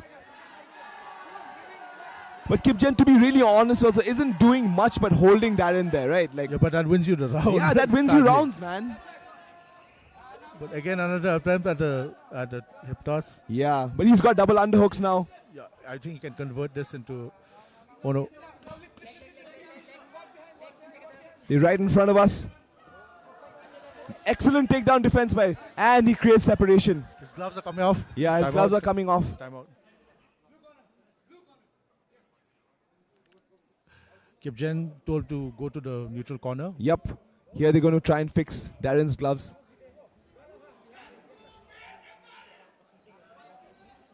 There's clearly something wrong with the gloves. They need to fix this as soon as possible.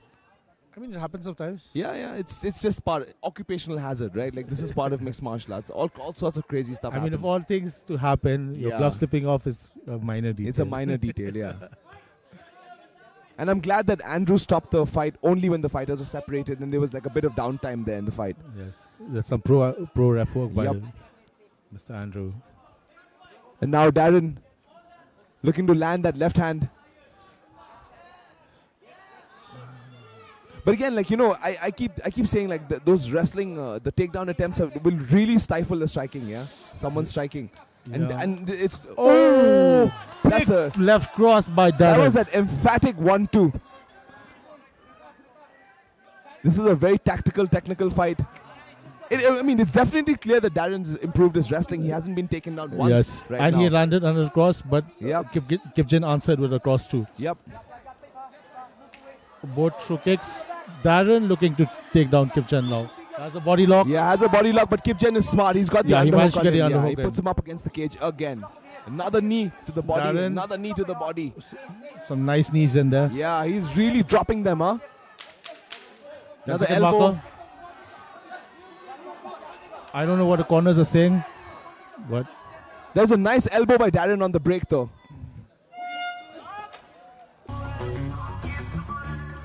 All right, we're heading into round 2 of a very closely contested fight. It's a bit of more of a slower paced, measured fight. Yeah. Both guys searching for their big shots. I mean, but kind of expected southpaw versus orthodox, especially if they're keeping each other's lead hands busy. Yeah. And those body shots, like they're really landing. Yeah, but the southpaw advantage is you get to kick the shit out of someone's liver. Absolutely correct.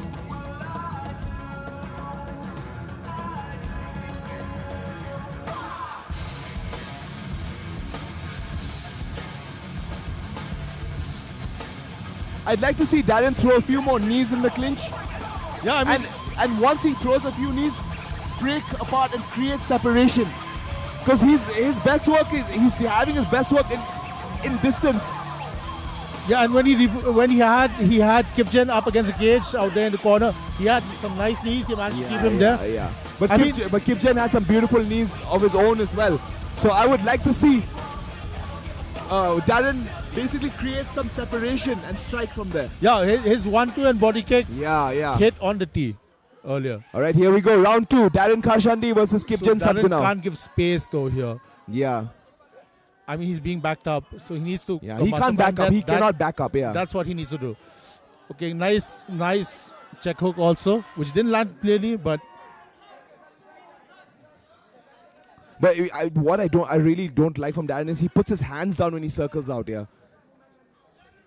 I don't know if that's a bad habit or something that he's worked on, but it might get him into trouble. Yeah, let's see if Kipchen capitalizes. Can capitalize, correct. So luckily for Darren, Kipchen is not that kick heavy. I would really like to see Darren fight behind his jab because he's got a good jab, but he doesn't fight behind his jab a lot. Yeah, and he's being backed up. Yeah, he's being backed up. Like he's doing the right thing by circling. He should take center of the cage. Yeah, take center of the cage and basically use your double jab, use your jabs. But Kipchen is smart as well. Like he's trying to bait him into throwing something and maybe shoot underneath. Okay, Kipchen had momentarily switched into southpaw. He's back in orthodox for now before shooting. But something's bothering Kipchen about being in orthodox against Darren. I think the body kicks here. It's that left side attack, right? He's having trouble dealing with all the left side attacks. The left straight. Plus, he's going to build up to a head kick if Darren manages to create some separation from here. But right here, Darren has got to keep separation. He's got to get separated. He cannot keep his back against the cage for the entire round. He's going to lose it. Yeah. He's a bit happy with that overhook on the right side. Yeah. But Kipchen is doing a great job. Oh, Darren converted that into a trip. Beautiful shots by Darren. But again, he gets put back into the cage.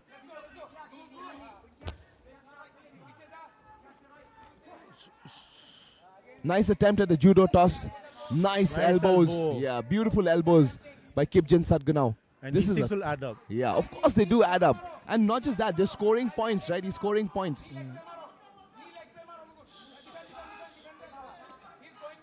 So if you're a judge looking at the past 2 rounds, although Darren has had really nice clean exchanges, he's been held up against the cage. Yeah, he's been held up against the cage and he's been put in these like disadvantageous positions. Irrespective of damage, optically, it doesn't help. But he's got control of his arm now. Now he should separate. Separate, exactly. But he wants to wrestle, it looks like. And he takes another knee to the gut. And gets back on the, up against the cage.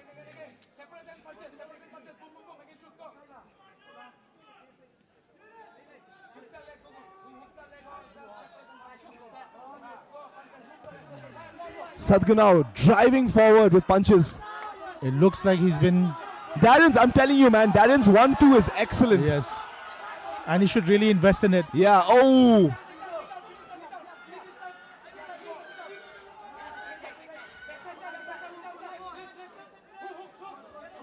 Darren's got to look to break the grip here. Or he's going to get taken down. He needs to explode and get out of his position.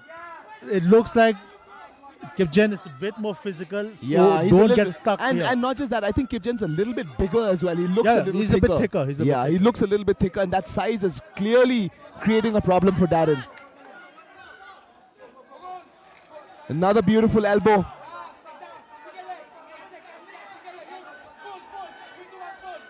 He looks like he has his hands clasped behind, going for a single leg.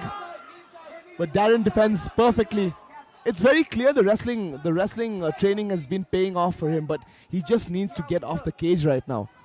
And again, wrestling training, MMA, wrestling, slightly yeah, different. it's grueling, man. Sounds like a nut shot. Yeah.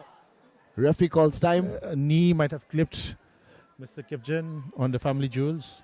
Yep, right in the carrots and onions. He'll be given 5 minutes to rest. Darren's in the neutral corner. Yes, Kipjan has all of 5 minutes to recover, but it looks like he doesn't need it. Yeah. Oh, let's see. He looks like he took a bit of a hard ground shot. I mean, he's the fresher of the two, it would seem like, so I wouldn't. Yeah. And it's good. Take a bit of a breather as well, right? Like that's a veteran move. Just you got 5 minutes, chill, no problems. Take a breather, relax, get your breath back, and then go again. It's an unintentional groin strike. This stuff happens there. It's you can't help it. Especially in a southpaw versus orthodox. Exactly. Especially in an open stance matchup.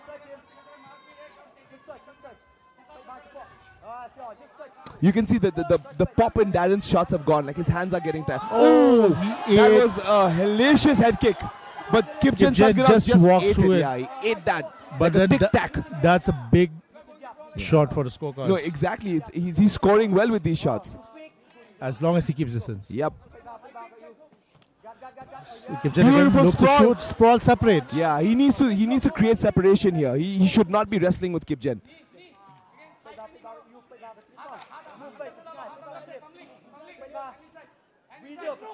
This is a grueling battle, man, between even for both guys. Oh no! Nice work by Darren. Big mistake by Kipjan. Yeah, he's got 10 seconds to work. He should look to start dropping some elbows now. Unfortunately, he's only got 10 seconds. Yeah, I mean, it's over. Buzzer. Otherwise, that was a really big mistake by Kipjan. That was a real big mistake by him.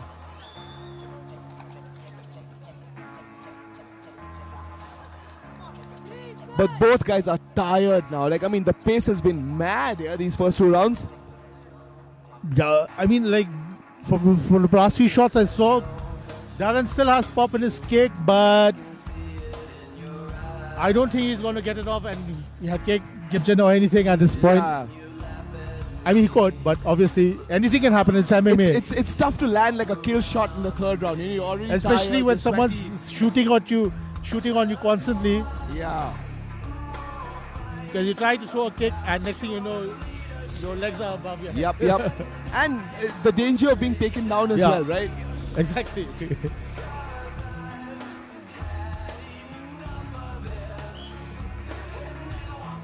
All right. This is the last round.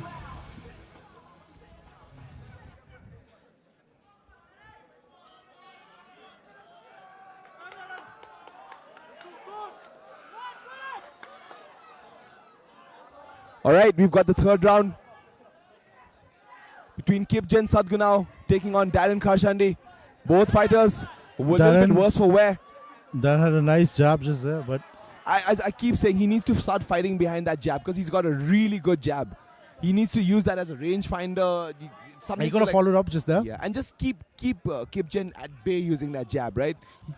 Because it could be 1-1. He took a nice right hand as well. He took a hard right hand from Kipchen. And a nice leg kick, actually. Yeah.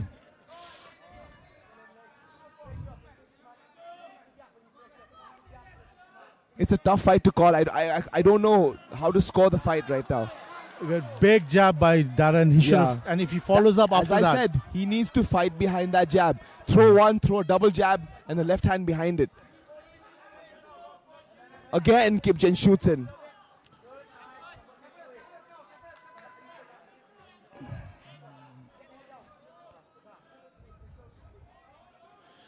I'm not sure who it was, but then someone from one of the comment, I don't know of which side, said that he needs to finish it to win it. Yeah. It's 1-1 likely. I wouldn't leave it to chance. Yeah, I would not leave it to chance. I mean, you do not want to leave it in the judges' hands. But sometimes, what can you do? It's difficult, you know. Of course, but then as a cornerman, as a coach, you don't want to say that to your fighter. You don't want to say that. Exactly. Yeah. You always want your fighter to finish, right? Like, I mean, what's better than a finish? Unless it's a Again, Kipchen has made the same mistake, but he manages to scramble back to his feet.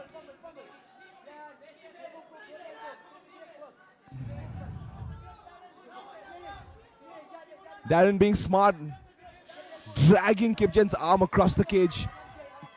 Almost went for. I would say right now, like just roll, like go for a knee bar. Yeah, just go for a knee bar, whatever it is.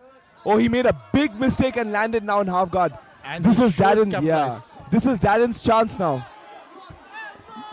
Land some big, meaningful ground and pound. Maybe cut him up. But Kipchen is smart as well. He's defending correctly. He's pushing the head away, landing elbows from the bottom. And he's doing the right thing. As you can see, he's put his foot on his hips, on Darren's hips. What that does, looking for separation. Yeah, and as soon as Darren postures up, he's going to kick him off. So Darren's got to be a little careful here as well.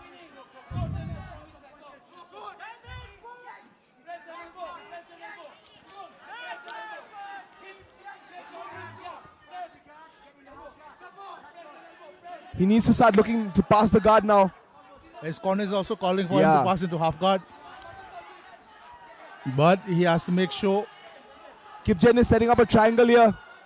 But Darren's doing a good job and he gets to half guard. But time is of the essence again. Yeah. He has to just keep going. Yeah, he's rain got to down keep bombs. going. But he has a decent case for winning this round at this point. Yeah, this round he looks like he's winning it.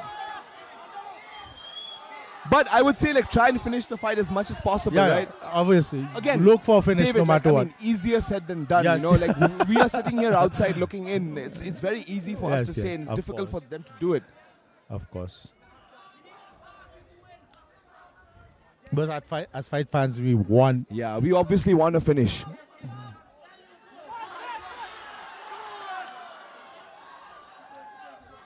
Nice work by Darren to clear the foot on the hips.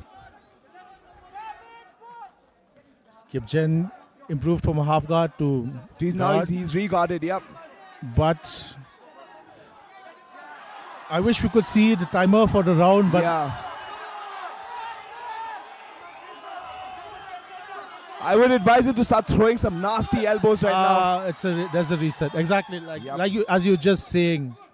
Oh, I think it was a gloves issue. Again.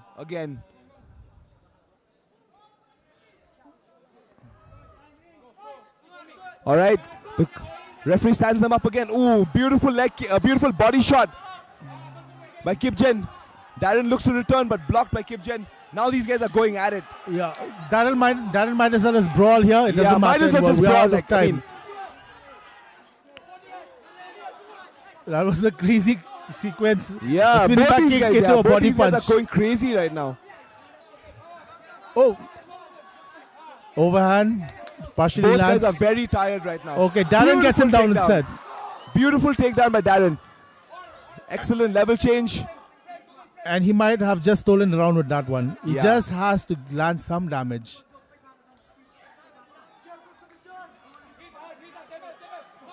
We're 10 seconds out, He's guys. just got 10 seconds. He 10 can't do seconds. much at this point.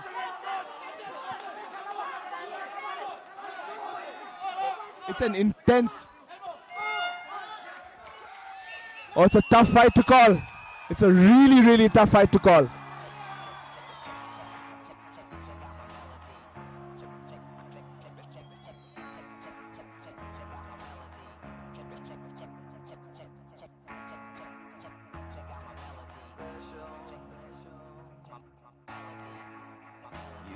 You're special, you do.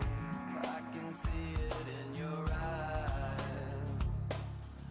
I can see it when you laugh at me, look down on me, and walk around on me.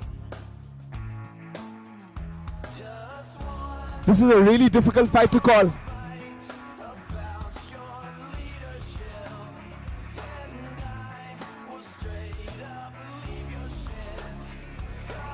The judges are finally tabulating the scores, and we should have the winner in a short while.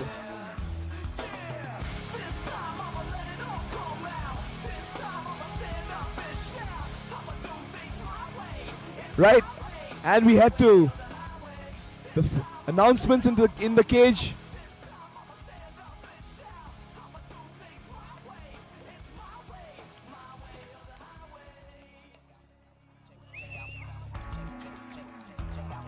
Here's Andreas with the fight announcements. Winner by unanimous decision, representing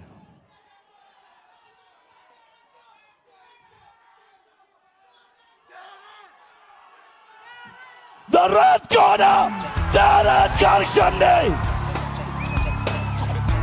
That was a really close fight. Very close fight. A tough win by Darren, actually. A much needed win by Darren. And towards the end, he made the necessary adjustments. He didn't get, surprisingly, he did not get taken down even once in this fight. So clearly, his wrestling, his defense has improved. But what other improvements he needs to make are getting off the cage and creating the combination.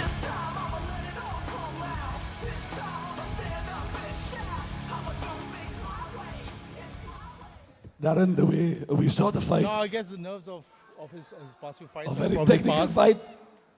I have to It's going to- scream, otherwise it's not coming out. So a very technical fight. A little bit about your background, please, because it seems like your jabs were always on point. Whenever Kipchen, kind of moved forward, your jabbing was on target. What's the reason for that? What's the history? Okay, the history behind my technique is nothing special. It's what the coach is, and the coach taught me from day one. Your movement, your basic punches, that is what wins you championships. And this is, I proved it here right today. Just a simple jab, a simple cross, and a simple hook. And added one takedown, that's all. All the basics will get you far. I've said it once in my previous fights, and I'll say it again now. Basics will always win you fight. Intelligent words from an intelligent man, an intelligent fighter. Ladies and gentlemen, one more scream for Darren Karshande.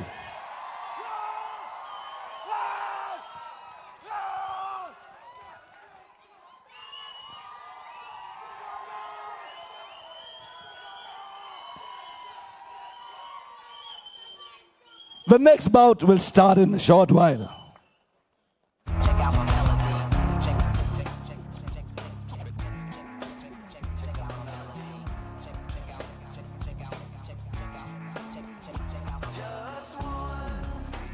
Representing the blue corner,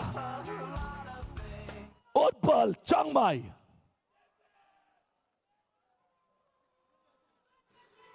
I'm actually quite excited for this fight, David. I mean, your namesake is Yeah, fighting. my namesake is fighting.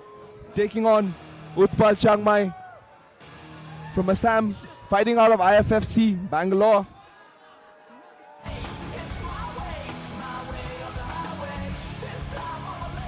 So, poor guy's getting a few boos from the crowd here.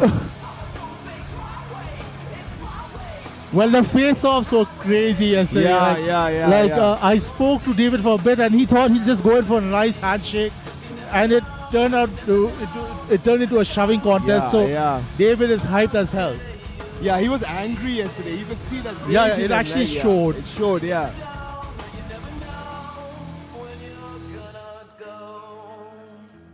So I thought Utpal was 5'6", but the dude he's taller than the cage, if you can see. Yeah, he's a very, very tall bantamweight here. Yeah, I think they remeasured him for this contest. I hope. Yeah. Bit big for the weight class as well, tall for the weight class. Yeah, he's long, lanky. The thing with these guys is they have stringy arms, they have good takedown defense because of the leverage they get out of the long limbs. But from what I've seen from this guy's fights, he looks... It's a bit confusing. He looks a bit plodding. He walks you down slowly, but his kicks come out of nowhere. Like his biggest weapon, as far as I've seen, is his front teeth to the face, especially the teeth to the face, and he has great round kicks. And he likes blitzing in and suffocating his opponents. He likes throwing combos. I mean, he's a tall guy, right? Like, he's going to fight long. Yeah, he has his head a bit high. He pulls back. He does a bit of a pull counter, if you may. All right. He has a tattoo on his back similar to Tony Ferguson, it seems. Yeah. Max Holloway, Tony Ferguson. Oh, yeah. All right. Yeah, the dude is tall and he makes 61 somehow. He's quite big for the weight class. David's got a tough task ahead of him. He's also making his pro debut here. He's had like a bunch of amateur fights. He got 19 wins and like 3 losses in his amateur fights, and finally making his pro debut against pretty much representing the red corner. We call upon David Chante. All right, now making his way to the cage, David Chante. So David Chante is actually someone from Shillong. He was born and brought up Shillong. He's been training and fighting all over the place, but he's never actually had a fight in his own hometown. And this is a homecoming of sorts for him. Exactly. He was really looking forward to this because he was supposed to fight in the last SCFC actually, but it didn't come through. And now so many years later, right? 7 years later, he gets his chance to come home. He's almost on the twilight of his career at this point. And as a fight fan, as a fighter, you might understand how it would feel to actually run full circle in your career and come back home. Exactly. Started here, coming back here, right? Full circle.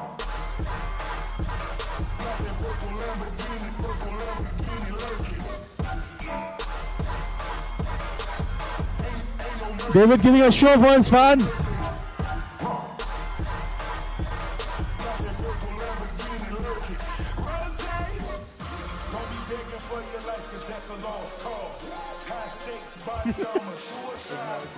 He can't see.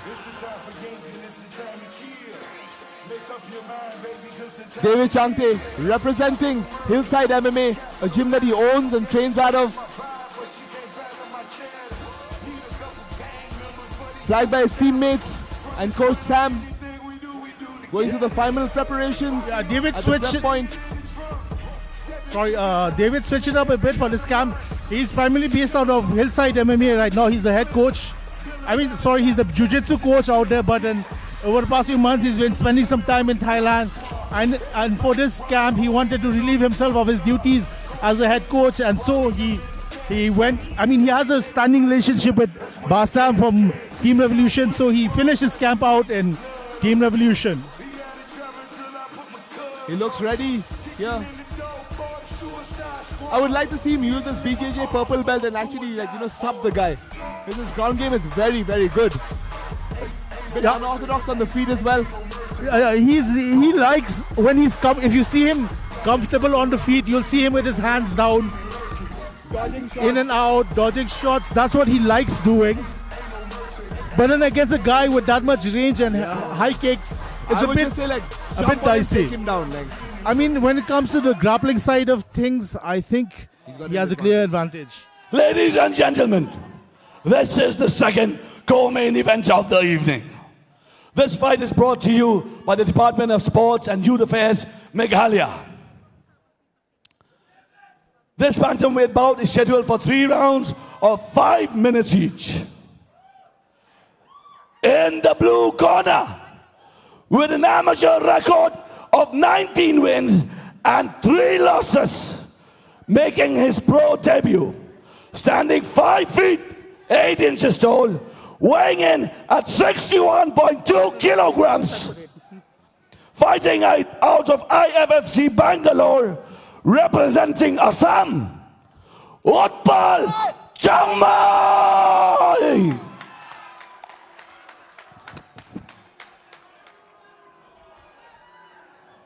And in the red corner, with a record of 3 wins and 2 losses, standing in at 5 feet 8 inches tall, weighing in at 61.2 kilograms, fighting out of Hillside MMA, representing Meghalaya, David Chongtai. Your referee for this bout, Andrew Kande. All right, ladies and gentlemen, the co-main event of the evening is here. Utpal Changmai taking on David Changte. Both guys are vets. Changte likes to fight on the back foot. He loves counter-striking. And Utpal looks like a pressure fighter. He's probably going to be on front foot, and let's see how this maps out.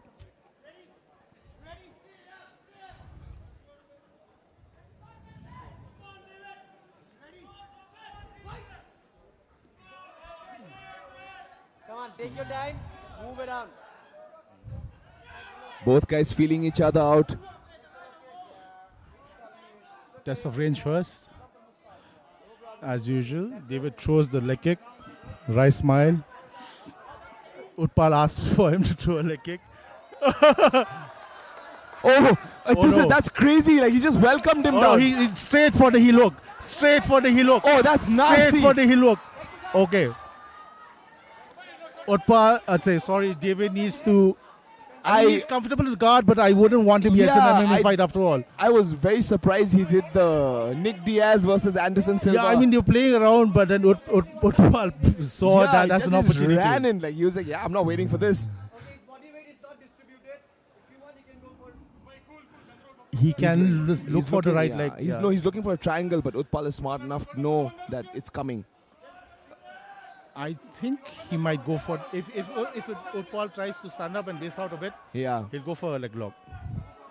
Yeah, because clearly his leg lock game seems to be relatively developed, right? He almost had him in a heel hook as well. Yeah. Right, the referee calls for action. He's now, just stuck in there. Yeah, Utpal needs to try and improve his position. Okay. David looking for a high guard, maybe looking for an armbar. What I do not like when guys fight on the ground is when they basically close their guard. That means they've accepted bottom position and not looking. You're killing time. You're killing time, exactly. You're not looking to attack. You're not looking. But I think this is what he was looking for. He wanted that, yeah. But clearly he wasn't able to do. Stupid idea by David. That was a very silly idea.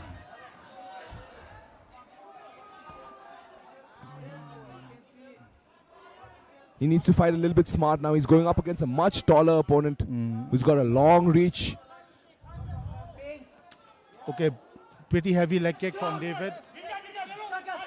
Changte shoots, and this is bad for Utpal. Yeah, he's got his hands together as well. And he has almost accepted that. I mean, okay, fine. He's looking for... He has under his leg, under the kneecap, like. But then David can kind of ride this out for a bit. Oh, that is almost illegal? No, 9 to 6 is legal. On the back is legal. On the spine. Yeah, on the spine is illegal. I mean... Those were now David's he's got an arm triangle there. I don't think he's going to take the arm triangle though. No, it's going to be difficult because he needs to move to the side of the cage and the cage is blocking him. What David could do here is move to side control and jump into mount. Yeah. Slowly slide into mount, right? Nice elbow. Knee. Elbow, sorry. Nice elbow.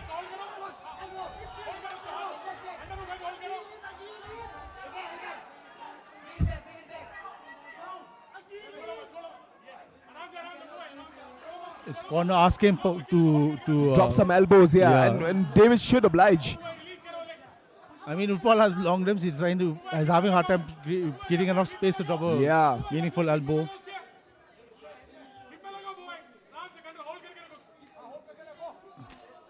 But he has to continue. Okay. I mean, if he keeps hitting him from here, he's just going to win out the round anyway. He's going to grind out the round, right? Nice shots by David on top. Really getting the crowd going. Be a bit careful. Yep, and he's going to jump straight to mount. Straight into armbar. He's almost got it. He's on nasty armbar by David Changte. Beautiful work. Beautiful armbar by David Changte. Beautiful. He saw it. He caught it. He took it. He saw it. He caught it. Utpal Changmai tried to defend, but he just could not. The torque was too much at that point. But a footnote to David, please don't lie down in the cage. Yeah, oh no, never again, please. Never again. A much needed win for David as well. In his hometown, with all his friends and family watching. I mean, I think, so I was privy to his fight camp prior to this. He wanted to strike more, but I think that idiot move which he pulled off with his lie down in the case. That was he had to readjust. Yeah, he really had to readjust. That was a very bad idea. But he managed to pull a win out of the fire, man. It's a dumb move, but it was a fun move. Dumb but fun move, correct.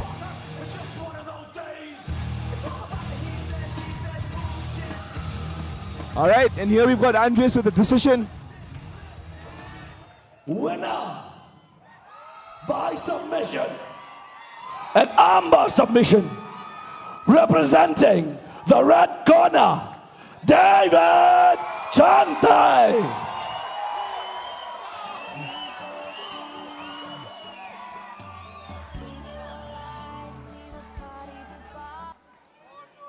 They're both 5'8", by the way. They're both 5'8", by the way. Clearly, it seems someone has gotten the height measurements wrong. Dude, coming into this fight against, obviously, an elite fighter, a guy with so many wins under his belt, 19 wins under his belt. What was going through your mind? How did you prepare yourself for this fight? First of all, I would like to thank my Lord and Savior Jesus Christ. Through him I can do all things. I would like to thank Shillong. What's up? He's a good fighter. I'm a flyweight. I couldn't get an opponent in flyweight. He stepped up, so Utpal, thank you so much. Nothing but love and respect. Once again, ladies and gentlemen, a round of applause and a big cheer, please, for David Changte.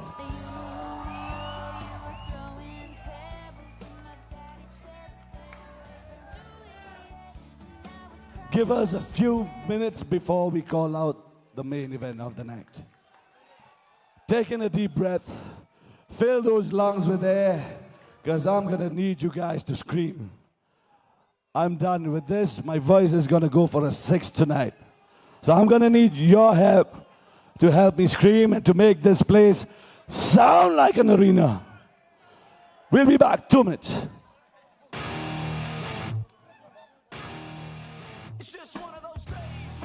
A beautiful armbar by David Changte. A much needed win in his hometown as well. I mean, I can't imagine fighting in my hometown, man. It's a yeah, the pressure is different. Nervous feeling here. You know how the crowd here. It's a bit different. And the crowd in Shillong has been absolutely amazing. I can't believe these guys, man. Like, I love this. They're loud, they're passionate. It's 11 o'clock here and the stadium is full. You can hear it, you can see it. Incredible stuff here at Shillong Cage Fighting Championships. Representing the blue corner, Anurag, the one above all, Singh. Anurag Singh has talked a big game. And now it's time for him to back it up. This dude is a multiple-time national MMA champion. He's a big dude, he's strong, he's well versed in all facets of the game. This is a tough fight for Johnny, no doubt. Yeah, meanwhile Johnny looks like He gets out of the gets right off of his couch and just fights. Yeah, like rolls He's off a the chill couch. pro. Just like rolls off it. Anurag on the other hand, chiseled. Big guy. Look at him. The swagger on this man. Yeah, dude. He has the crowd playing to his fiddle. Oh, he loves to be hated, yeah.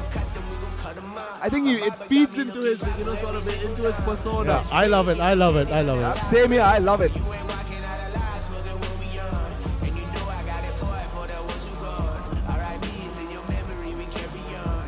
The thing is, okay, Johnny might be a better boxer of the two.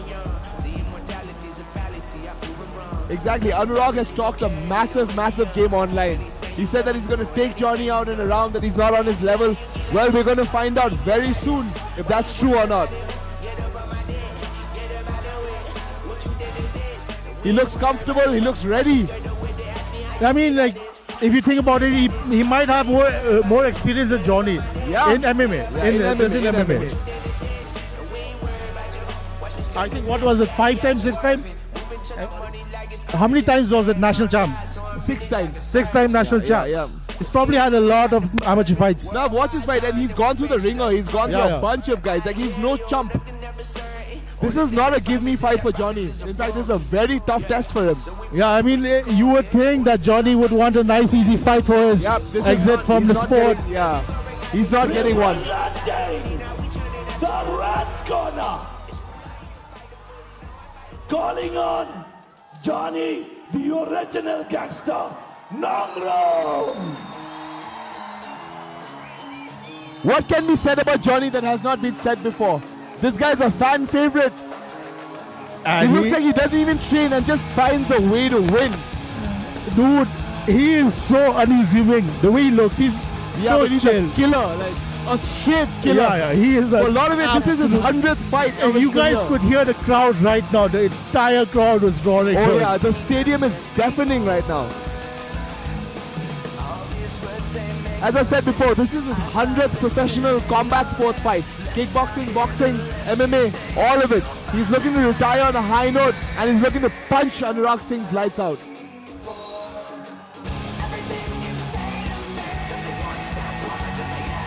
And like, I wouldn't call him an athlete, but he is a fighter. He's a fighter. He's a fighter's fighter. He's a fighter.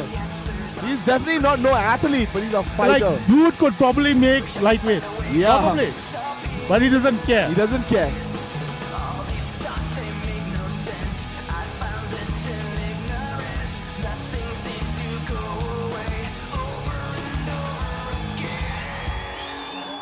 Taking a round of the cage, as well he should, being the main event of the evening.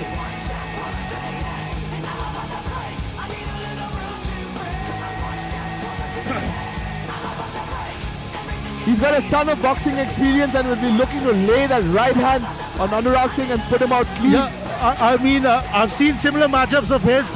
Like, Anurag is more of a grappler. I mean, he's an MMA fighter, of course, but he prefers to grapple. Meanwhile, Johnny will look to search for his... Johnny prefers to knock you out. Yeah, he does. But like, he likes throwing left hooks. When he throws a left hook, he's searching for a single collar tie, and he loves his uppercuts. The dirty boxing, right? Yeah, he loves his dirty boxing. Basically, he's an evolution of boxing into MMA. MMA, yep, It's correct. a proper, like, clear example of the evolution of boxing into MMA.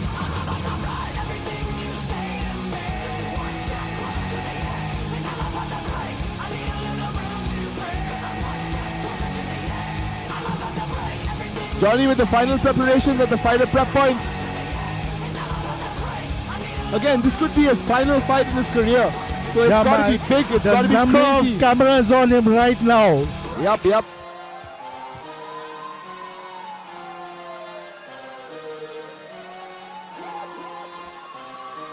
Final checks by referee Anthony Siem before Johnny Nongrum steps into the cage. Yeah, and a ref for the final bout of the night today is going to be Andrew Candide.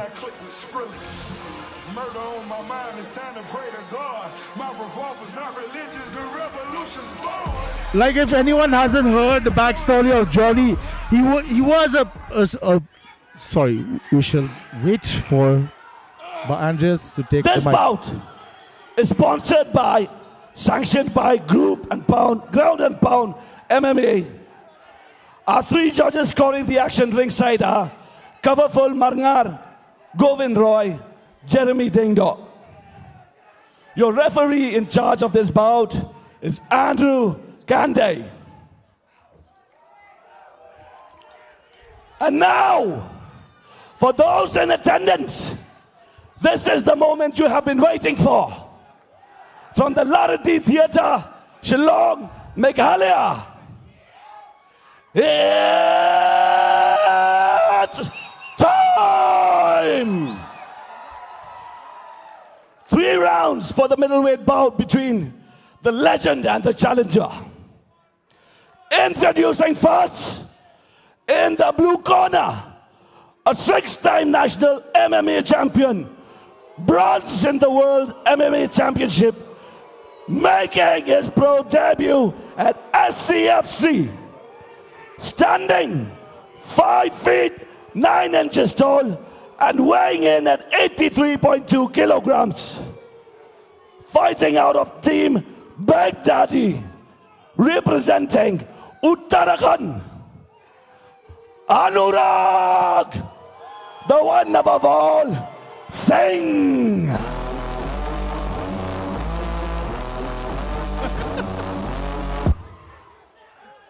Andreas had to get his in hat the on. red corner, with a record of 99 combat fights, standing at 5 feet 8 inches tall, weighing in at 83.4 kilograms. Fighting out of Team Happy Red Rooster MMA, representing Meghalaya,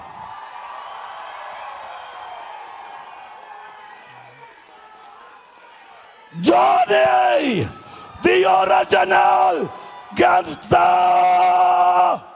Nongrom.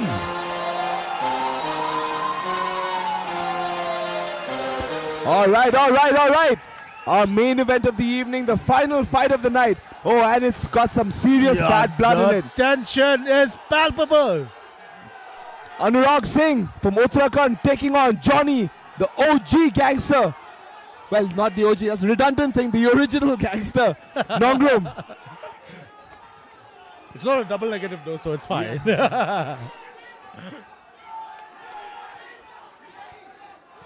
Oh, the crowd is losing its mind right now. Here we go. Johnny looking to land that right hand. Anurag with a nice leg kick. With a couple of leg kicks. Oh, those are nasty shots. yeah, big, a nice. I mean, it might be. I can't even hear myself, it's so loud. Johnny, I think, has caught him with the right hand. Yeah, he caught him with the right hand and the left. And the left as well, yeah. So Johnny should just separate. He's clearly got it on hands. Yep. Some shoulder shots in there. Oh, the crowd is going wild here. Yeah, and the pressure is on Anurag. But he can hear them. I can barely hear myself. Like, another shoulder shot. Yeah. Another shoulder shot. Johnny looks like he's having a bit of fun in there.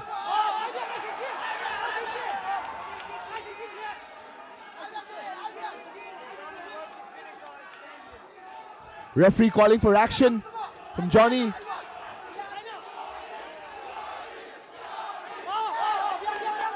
I mean, that counts, kind of. No, but referee Andrew is probably going to separate them, it looks like. Yep, he's going to separate them ASAP. And the center of the cage is probably decent enough for Anurag Johnny. Seems a little rocked though. Yeah, and Johnny is stalking him. Yeah, he's stalking him. That right hand is coming. Jab. Yeah. Nice jab. That right hand is coming. Anurag winging shots. I think that... Oh! Nice spinning back kick. Nice uppercut, nice left hook. I'm surprised Anurag is not shooting actually at John. I mean, maybe he wants to prove a point. But that's such a bad idea against someone like Johnny. Yeah, like, he has crazy power. He's got just like insane power. He just needs to land once. Yeah. That was now he has changed.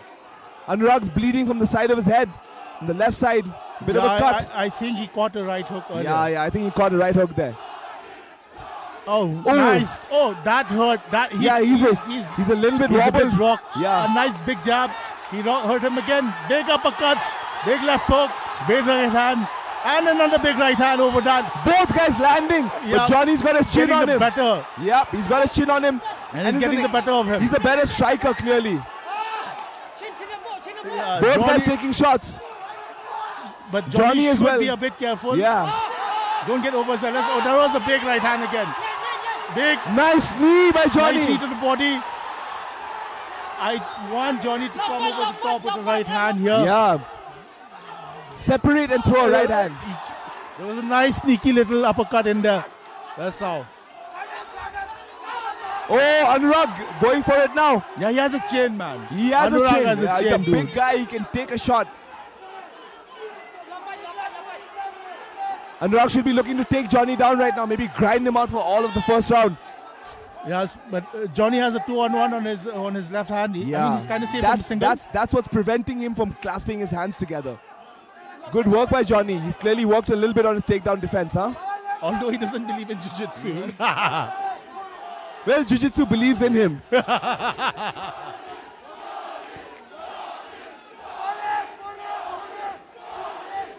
Ref and Andrew looking closely at the situation because it looks like he might separate them in a little bit. Yeah. Anurag is still trying to create positional scrambles.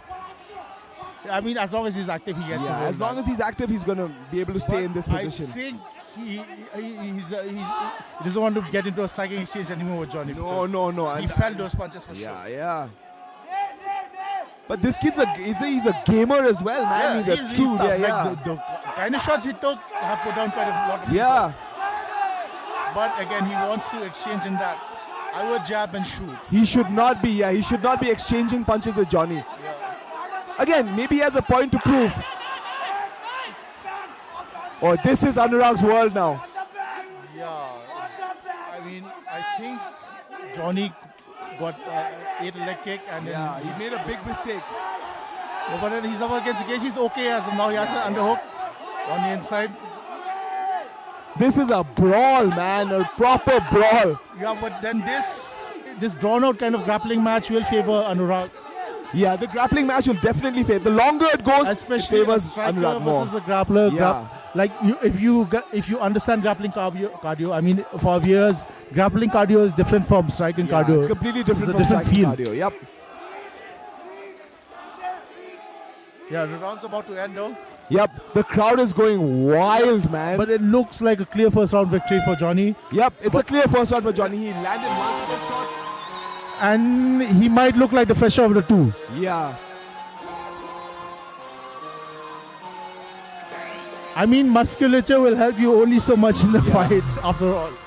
You've got to have that warrior mentality, which Johnny Nongram has in spades. I mean, who gets into 100 fights? Yeah. Nobody gets to 100 professional fights.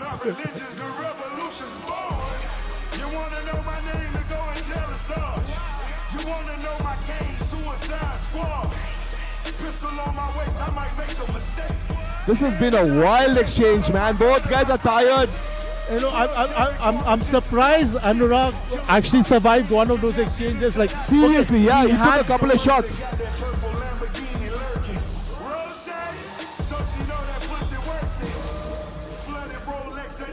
Because Johnny caught him quite a few times, right? Yeah.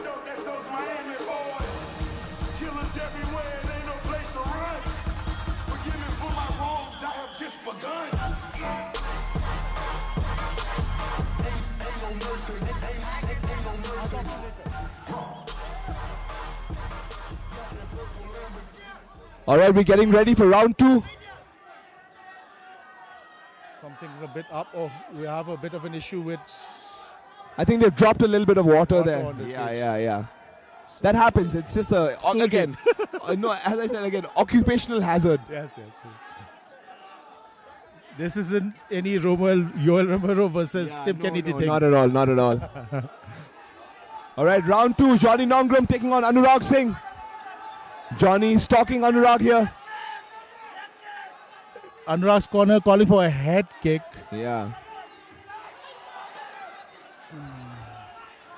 But yeah, Johnny, I think he's having a bit of fun in there. He's Yeah. not traditionally someone who throws kicks as often. It's his final fight. He just wants to go out with a bang, you know. I mean, nice cross block on But the as I kick. said, it's not an easy fight for Johnny as well. Anurag is doing a great job. Yeah, he's a 6-time national champion. Yeah. He's no chump. Yeah, he's no chump. Yeah. Nice jab by Johnny Nongrum. Beautiful. Oh! Nasty right hand by Johnny. I think Johnny should just separate and throw. Yeah, he should just separate, make him stand up and throw. That was almost enough. I mean, he could have finished him. This is what's going to happen here. Is he's going to allow Anurag to catch a breath. I think he wants to finish. Yeah. By choke.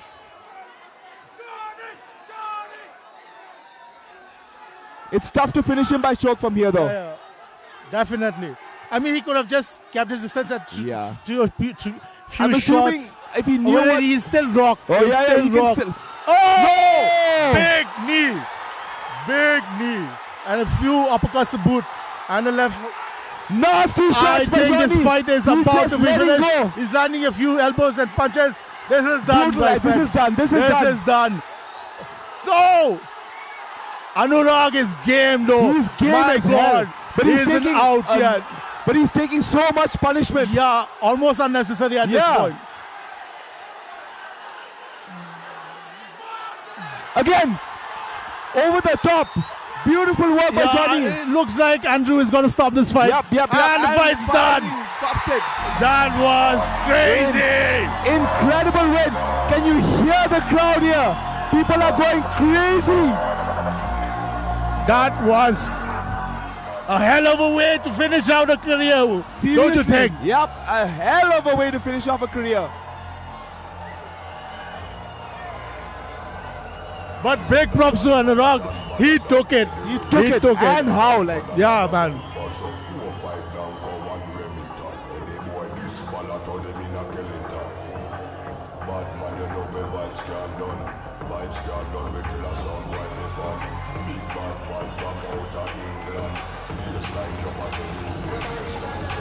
I can barely hear myself right now. The crowd is so loud.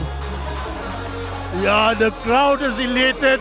One of our original gangsters from town singing his last one song. It was a tough battle. But Johnny Nongrum comes out on top. Yeah, he had a couple of issues initially, but then he found that range. He took that dirty boxing and shoved it. Nasty work by Johnny. Finished it.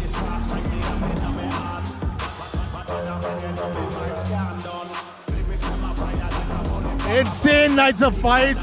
We actually had quite a lot of finishes. I mean, which is crazy. Yep.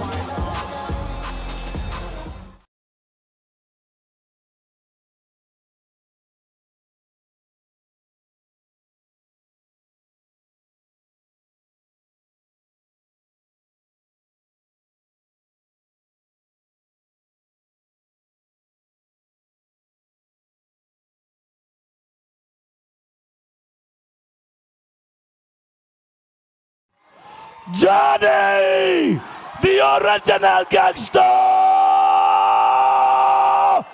Nongrum.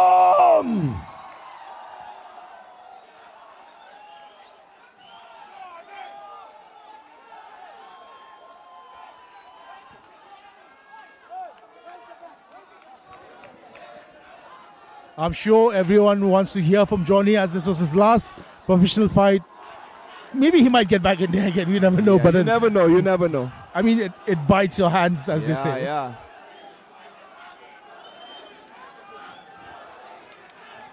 What a crazy night it's been here at the Shillong Cage Fighting Championships. It's intense, insane. I mean, what can be said that hasn't been said before about Johnny Nongrum? The guy just manages to find a way to win. And win how? And in what manner? We'll just let Johnny catch his breath for a while. I mean, when you see a guy like Superman.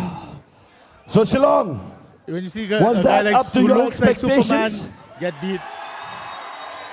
Kalang kumapia mundur. The last fighter rather, who Anurag, a round of applause please for this fighter. He took those hits. It was like a truck was running through him and he stood there and he took it in and took it in. Shows the heart of a fighter in the ring. However, that truck was none other than Johnny Nongrum.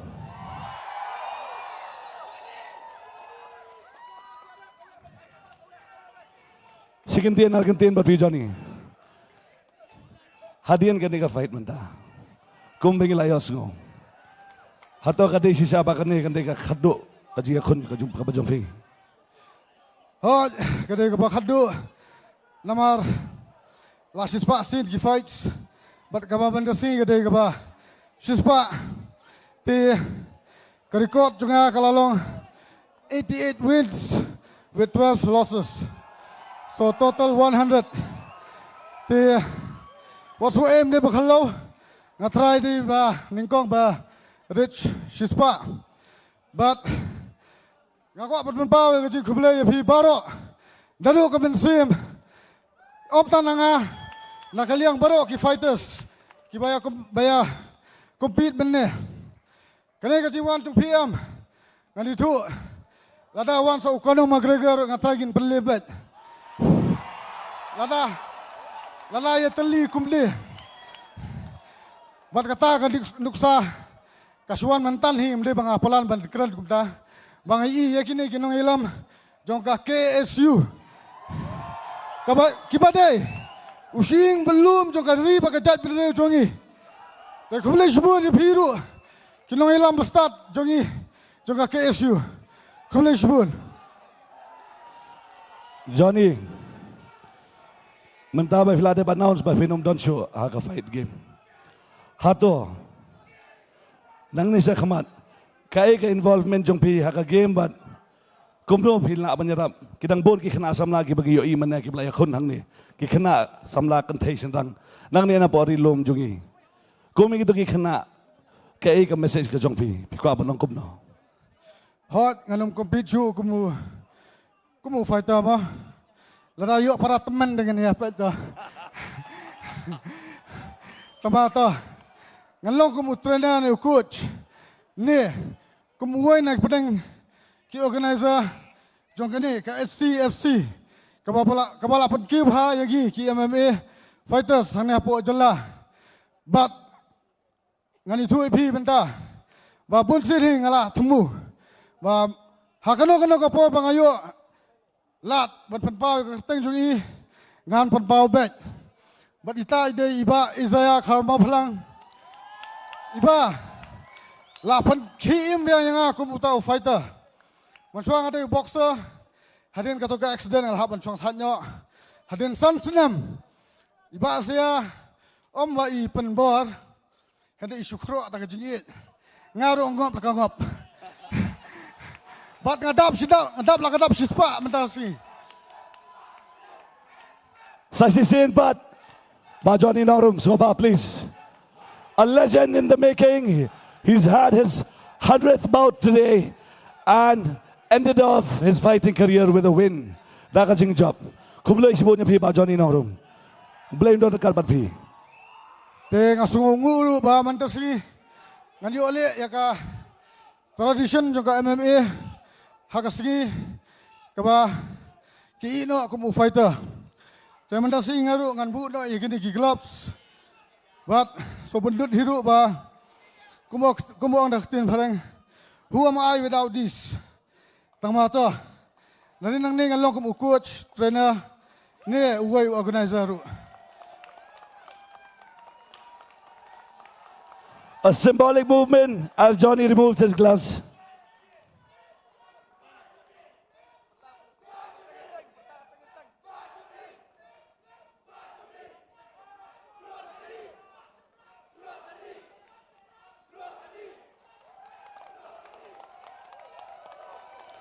Come on, Shillong!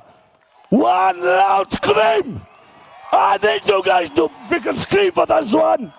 For Johnny Nongrum, for the sport, for all the guys who are involved in this event.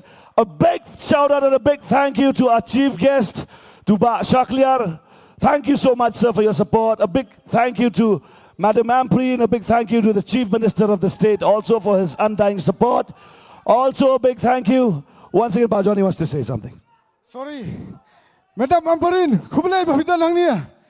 What is Shakliya Rumane Baywan, Kublai Shibun, Sports Minister Badan Buram Jungi, Te Amanta. March Brang! March Brang! March Brang! Im Slam! Im Slam! Im Slam!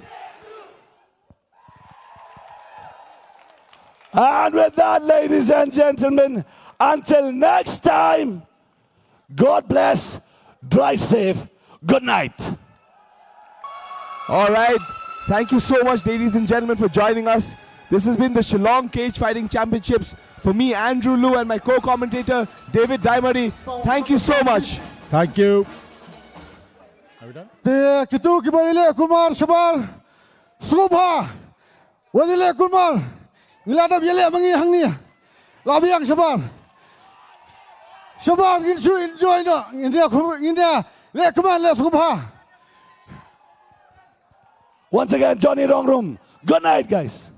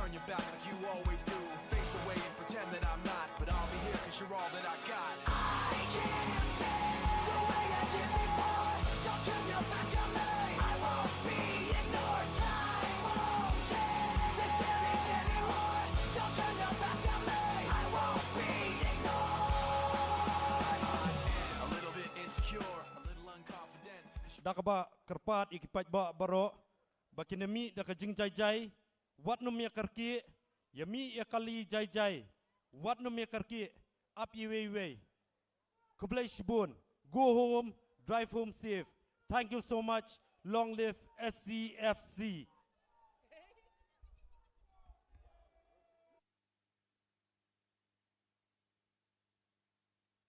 But sometimes I don't make sense. What you never want to say, but I've never had a doubt. It's like no matter what I do, I can't convince you for once just to hear me out. So let go, watching you turn your back like you always do.